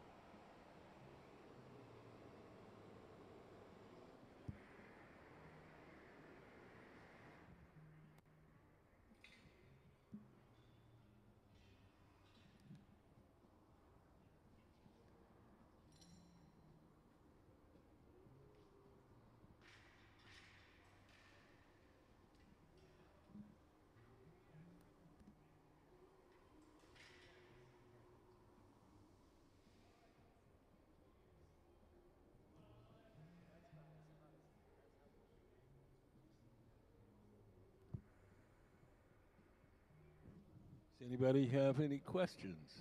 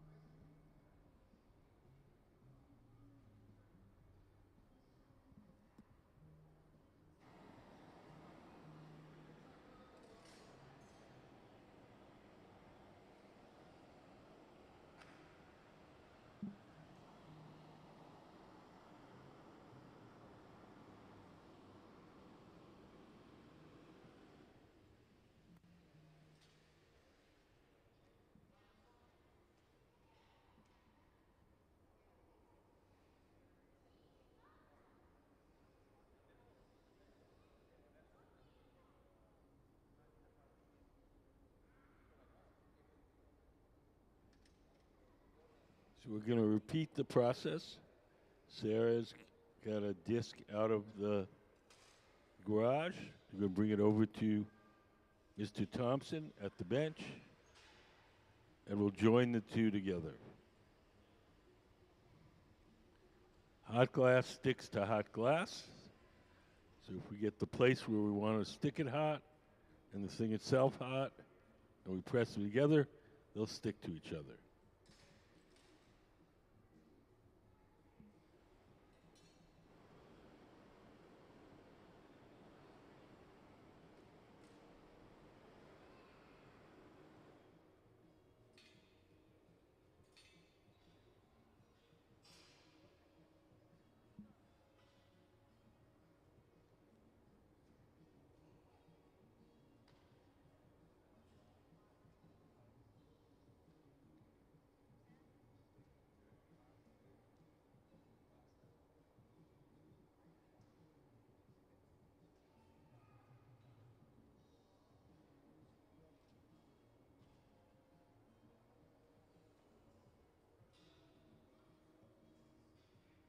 Sarah's going to fish out another one of those discs.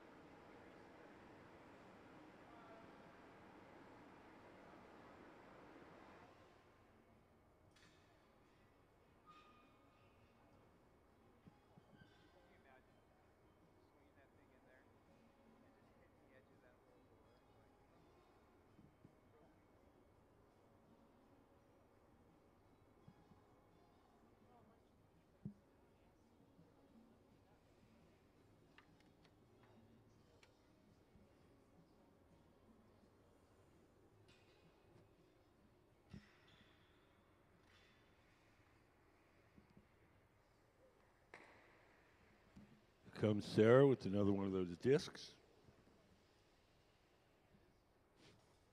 So we're building up a little graduated top of discs like you see here.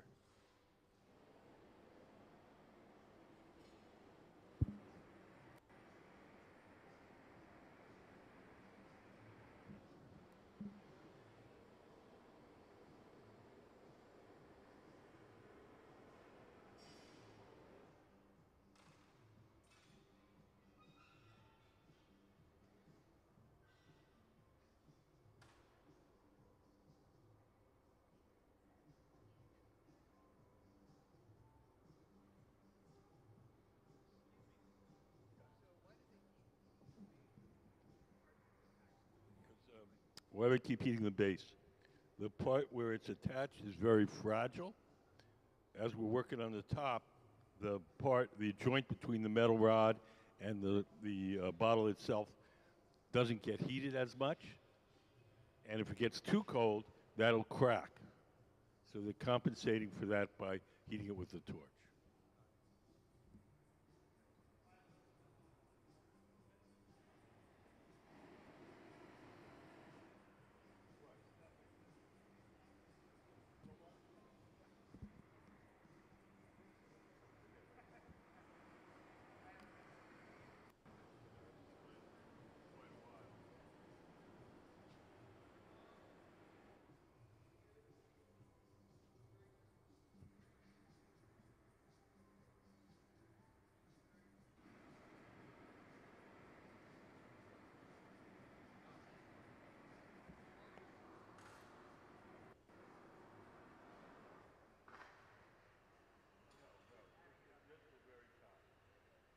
Big ball.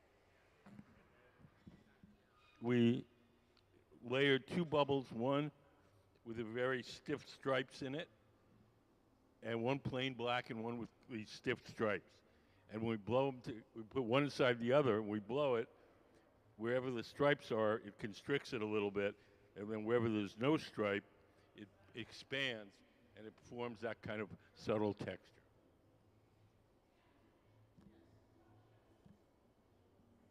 You guys have any questions?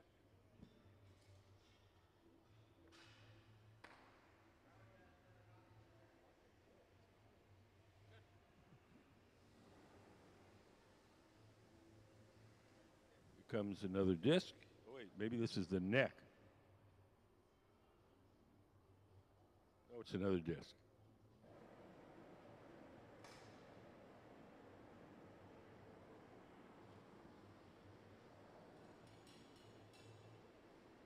Any questions?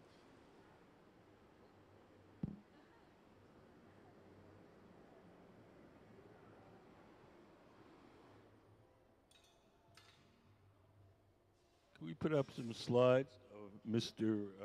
Thompson's artwork?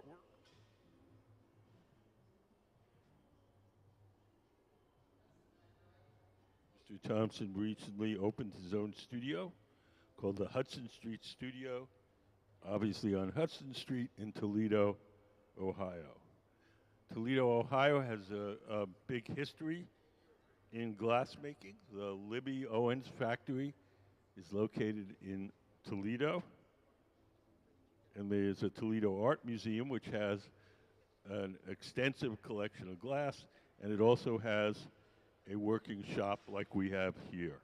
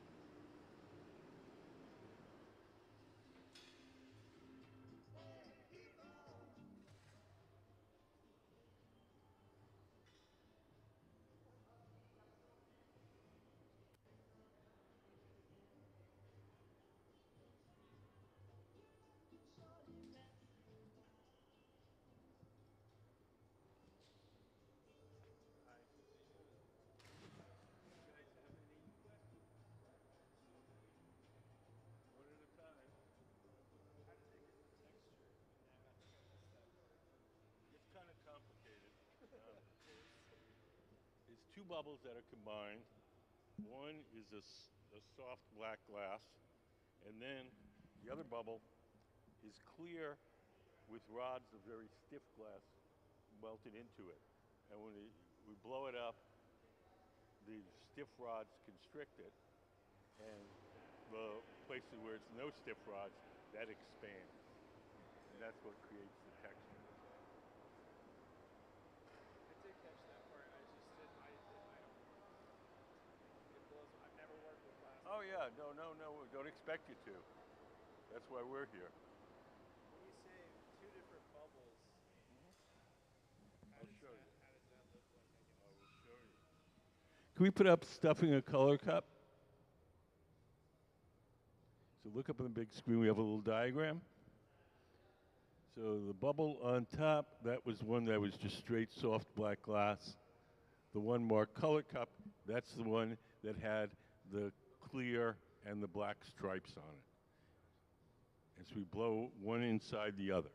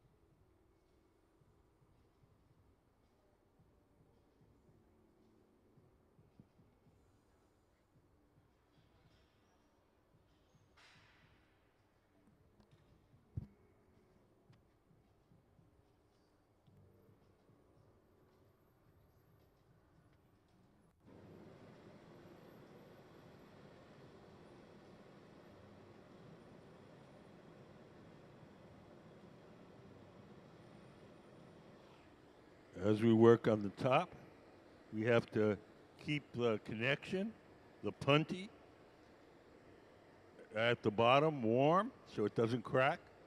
So the connection between the piece and the punty stays warm. Even though we're working on top, we have to keep the bottom warm as well.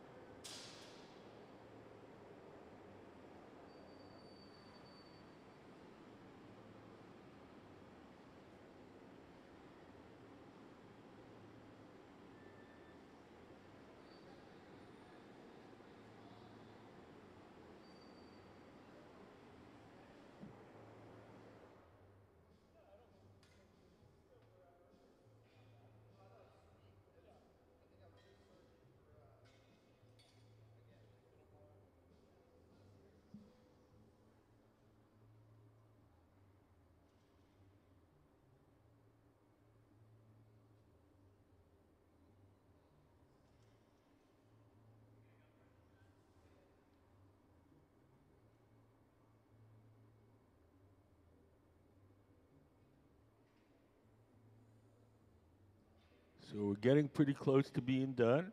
The reason I know that is I see Sarah putting on some protective clothing. She's going to carry the finished piece to our annealing oven.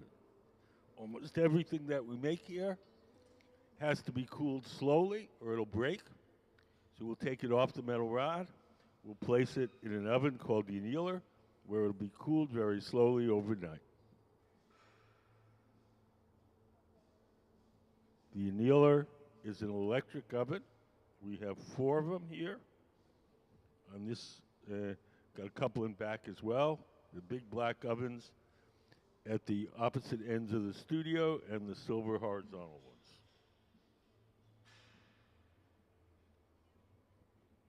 They're electric ovens, and they can be programmed to turn the temperature down very slowly over any period of time that we like. For most of the things we do here, it's overnight.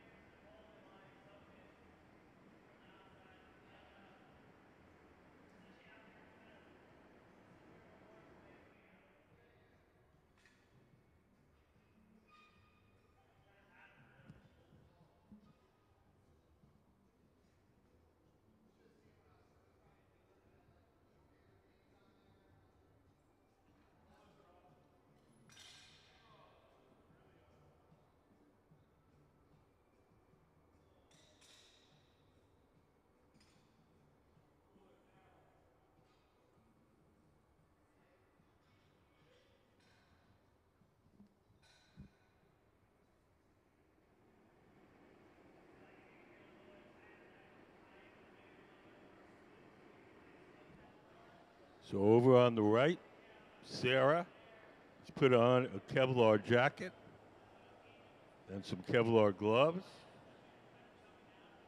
She's going to carry the finished piece to our annealing oven.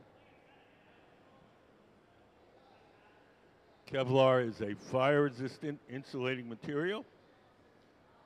It's what firemen wear when they go into a burning building.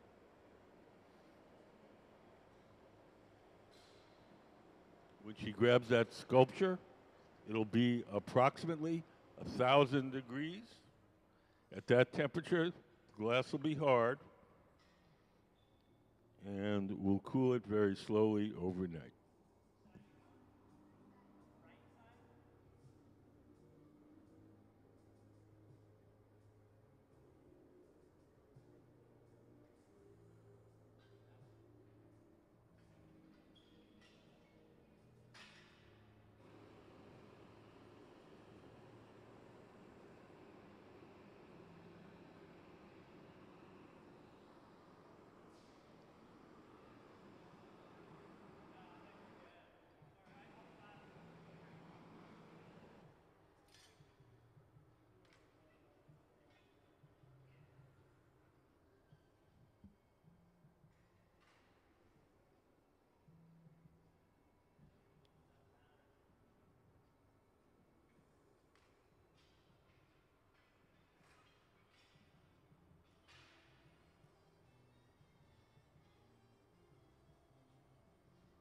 So we'll put a few drops of water on the joint between the metal rod and the sculptural bottle itself.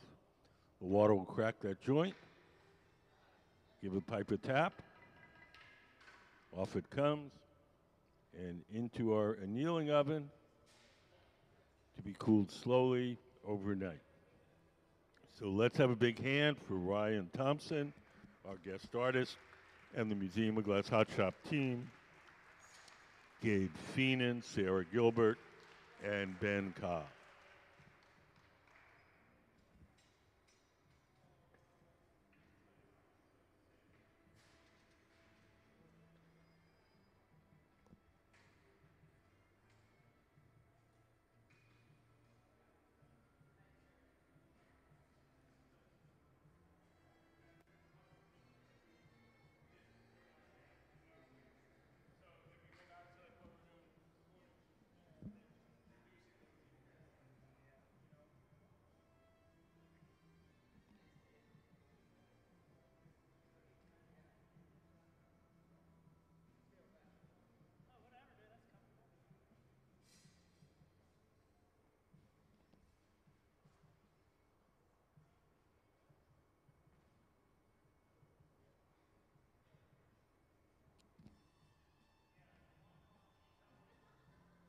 If you come to the museum with kids, we have a special contest for kids.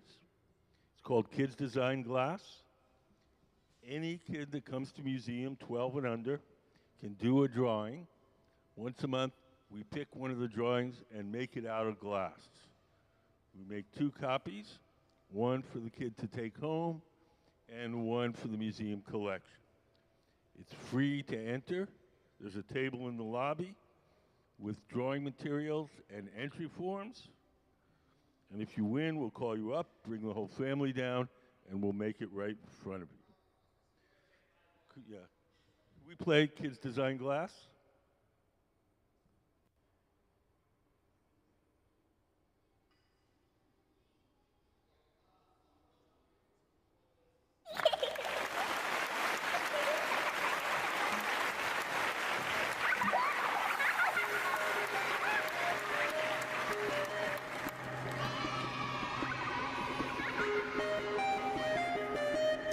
It's a baby monster. Pip is a baby monster that loves to smile and laugh. Even though he's little and cute, he gives a big cry.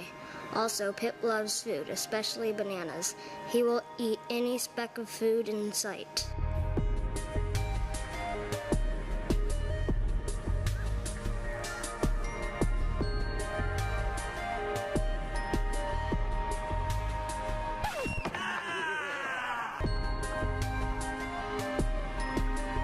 Oh, it's amazing.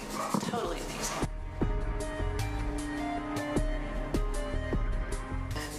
then especially if the pieces of art go traveling around, other kids will see, oh my gosh, I could do that too. You know, it's not just somebody else that, you know, it's they did it, you know, I couldn't do that. Absolutely not. Anyone can do this. And I think that's what it shows the kids. Maybe not everybody can win, but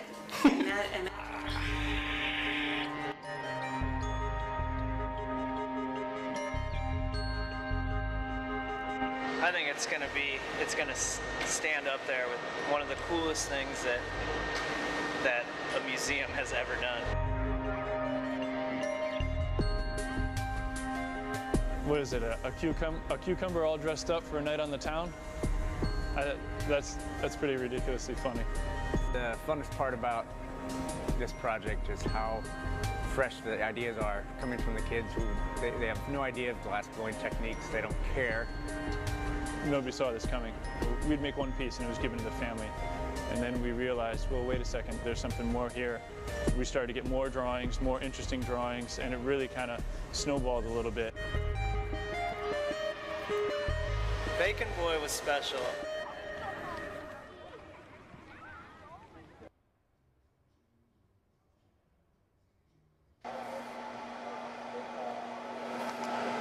The hat almost looks like a frying pan.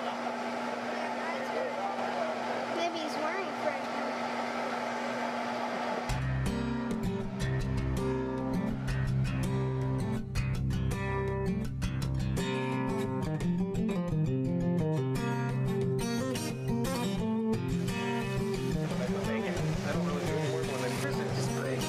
Bacon, baby.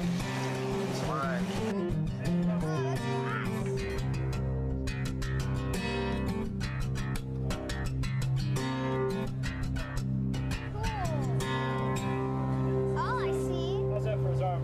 Fingers? Yeah. Okay. Yeah.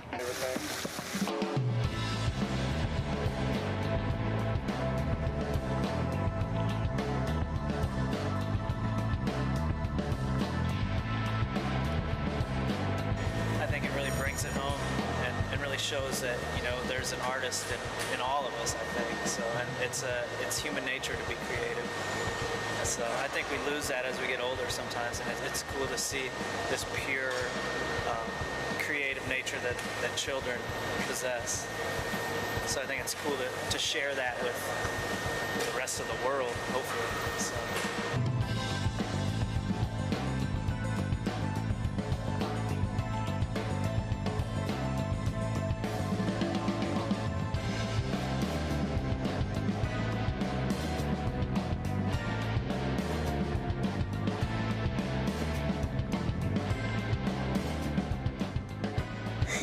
Thank you for supporting Kids Design Glass.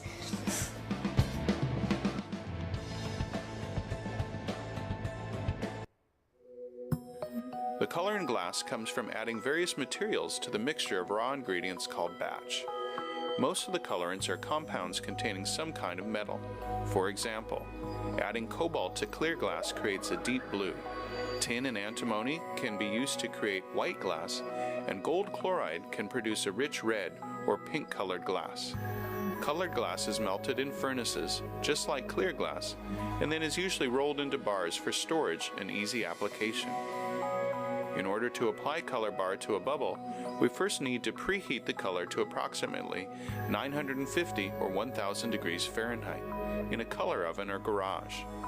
Once warm, the color is then picked up on the end of a punty rod using a little bit of clear glass as a support. The color is then heated in the 2300 degree glory hole to soften it and make it malleable, while another artist creates a small bubble of clear glass on a blowpipe. Once warm, the color is dropped over the clear bubble, and then using a variety of hand tools or the steel marver, the color is rolled back over the clear in an even layer. This process is called dropping color, or creating a color overlay. Depending on the project, that bubble is then usually gathered over with clear glass and blown into the final form.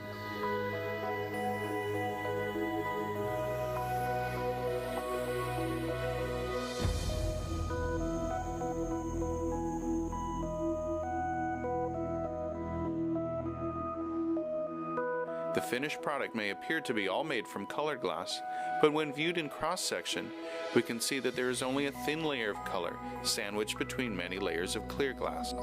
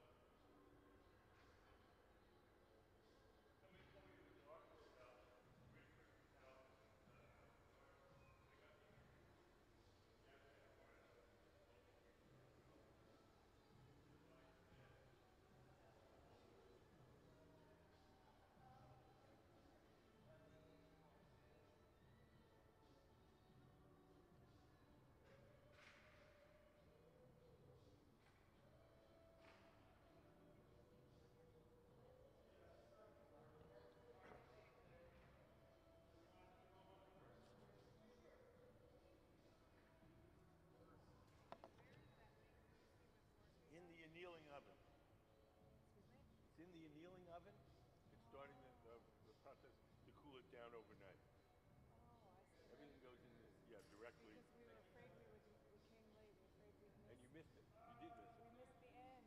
Yes. We watched till I wanted to see when they detached it. Gone, done. It's Oh, already wow. happened. Okay.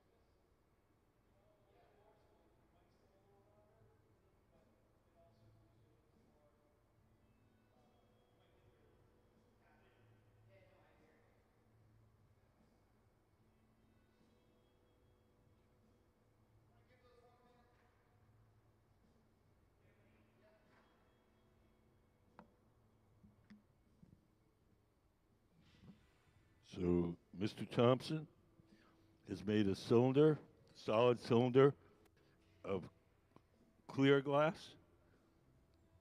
and we're going to pick up some canes, some rods of colored glass to make stripes.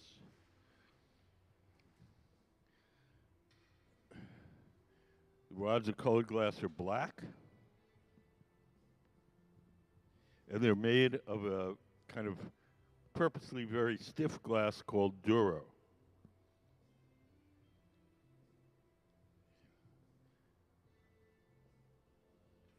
And these Duro canes are going to help us make the texture on the finished bottle.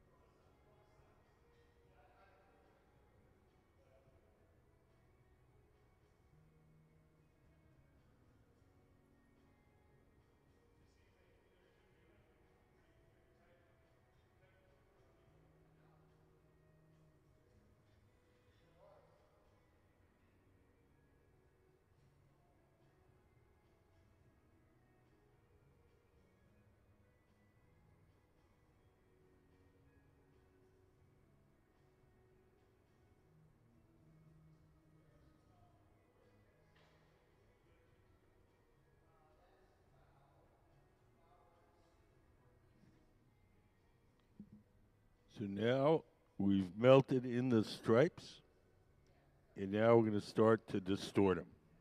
He's rolling it against that metal table. That's. Huh.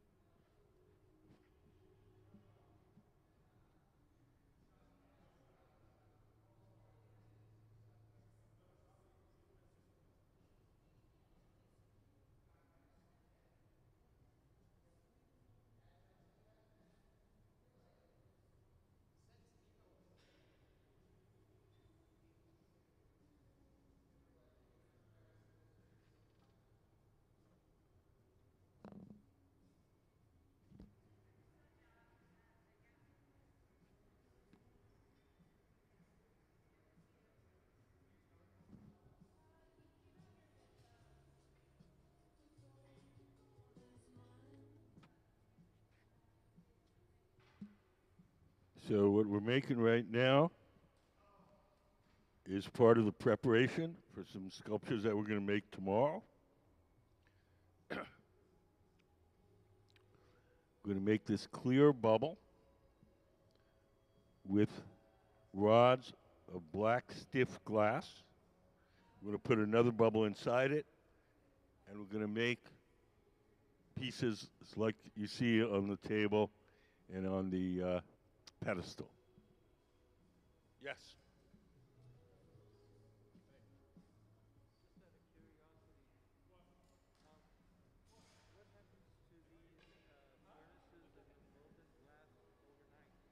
They stay on. They're on 24/7. We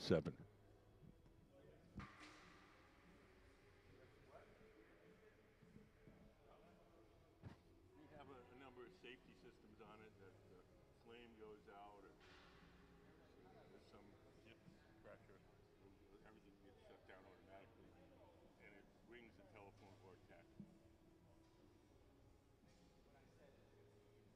It's all natural gas heated. Natural gas. The torches are propane. Right. The furnaces are natural gas. Thank you.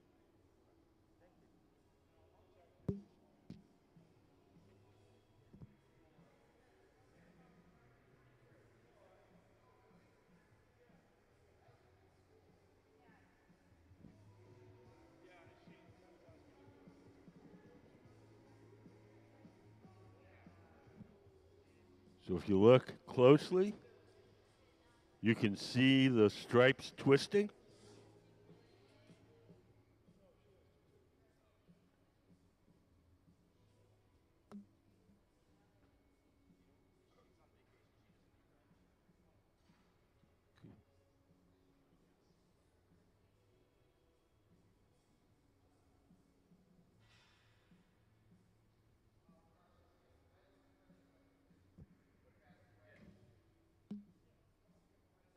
You guys have any questions?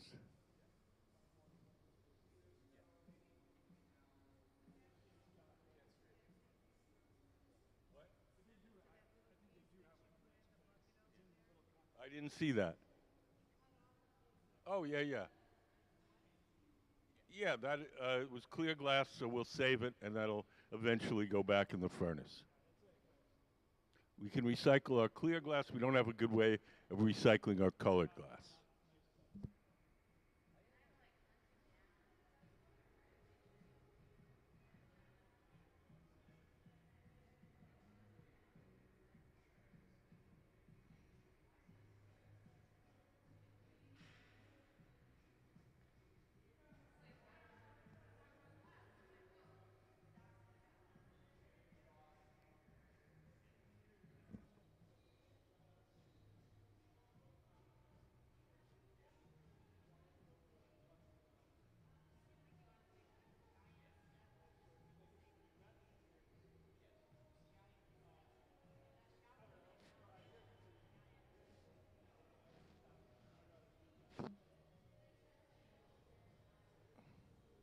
Now we're going to rub it against that corrugated plate, and that also is going to move the stripes.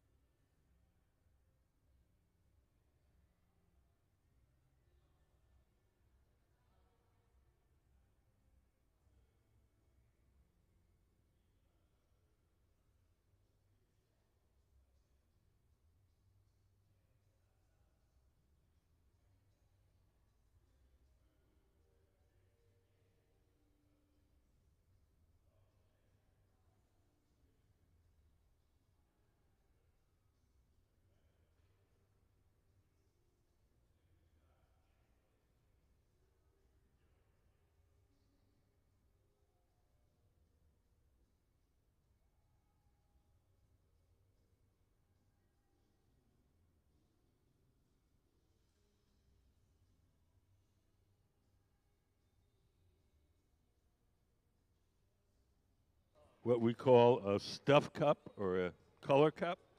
Can we put up stuffing a color cup on the big screen? So when we want to layer either different colors, different textures, different designs, we do what's called stuffing a color cup. And so if you look up on the big screen, we have a little diagram. So the part underneath, the part that says color cup, that's what he's making right now. I'm going to put another bubble inside with a different color and then blow it up. So we had, we didn't have enough time to make one more of these big things, so we're making this color cup, which we're going to use tomorrow. Do you guys have any questions?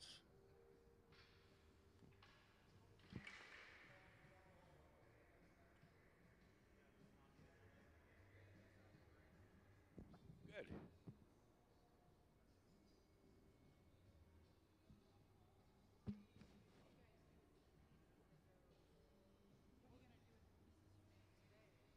That's up to Mr. Thompson, our guest artist. No. This guy in the white shirt, he's our guest artist this week. So he can take a moment and do whatever he wants with them.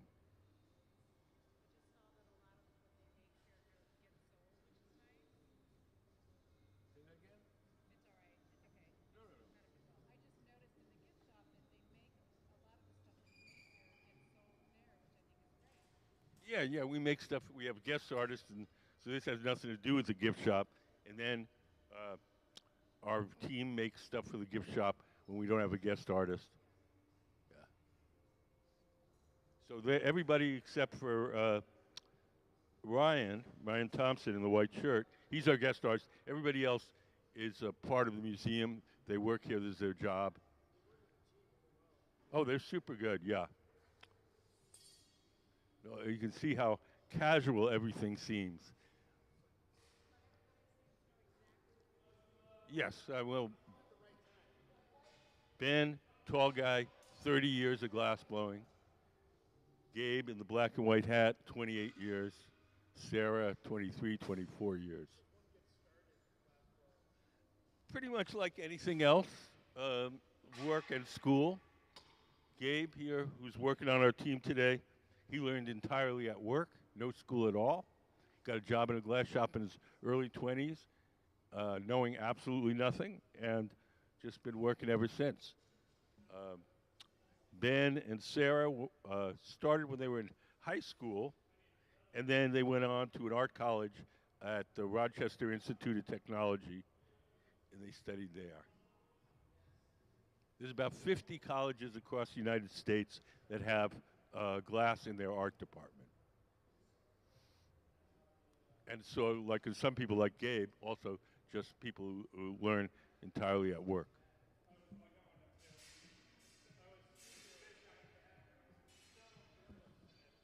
Yeah. Well, what you're looking at is the most deluxe setup possible. You don't have to have all this. We have 2,000-pound tanks of molten glass. An individual working by himself might have one 200-pound tank. We have 4 glory holes. An individual could have one. I mean, you could put a single artist thing in a 2-car garage. But this is people. We're set up to do almost anything. And, you don't have to do this. This is this is like the life. If this was a house, this would be a mansion. A mansion.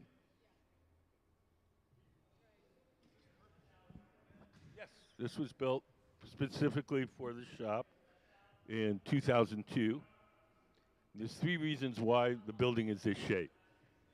Reason number 1, most important, it looks really cool.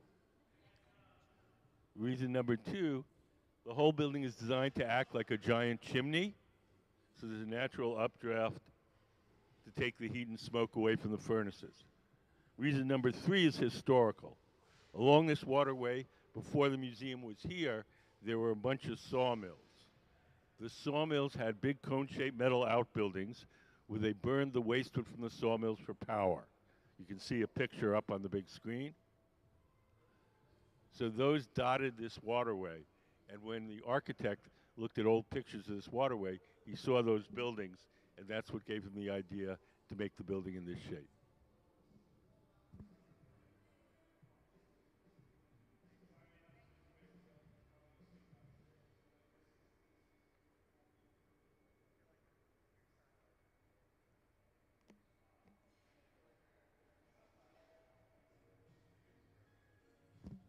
I always thought this would be a good place to film a James Bond movie.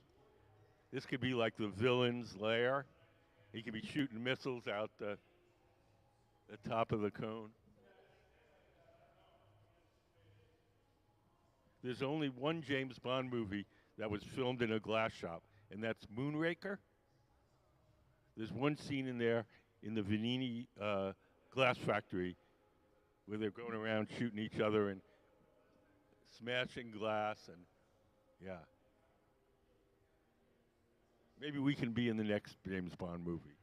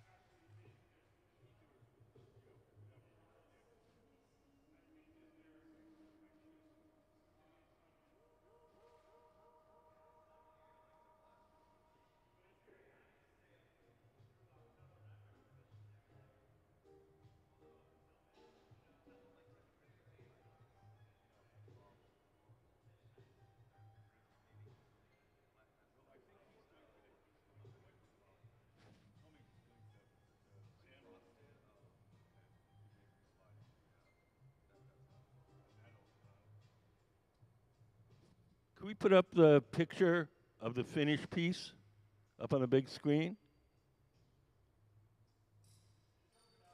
So that's,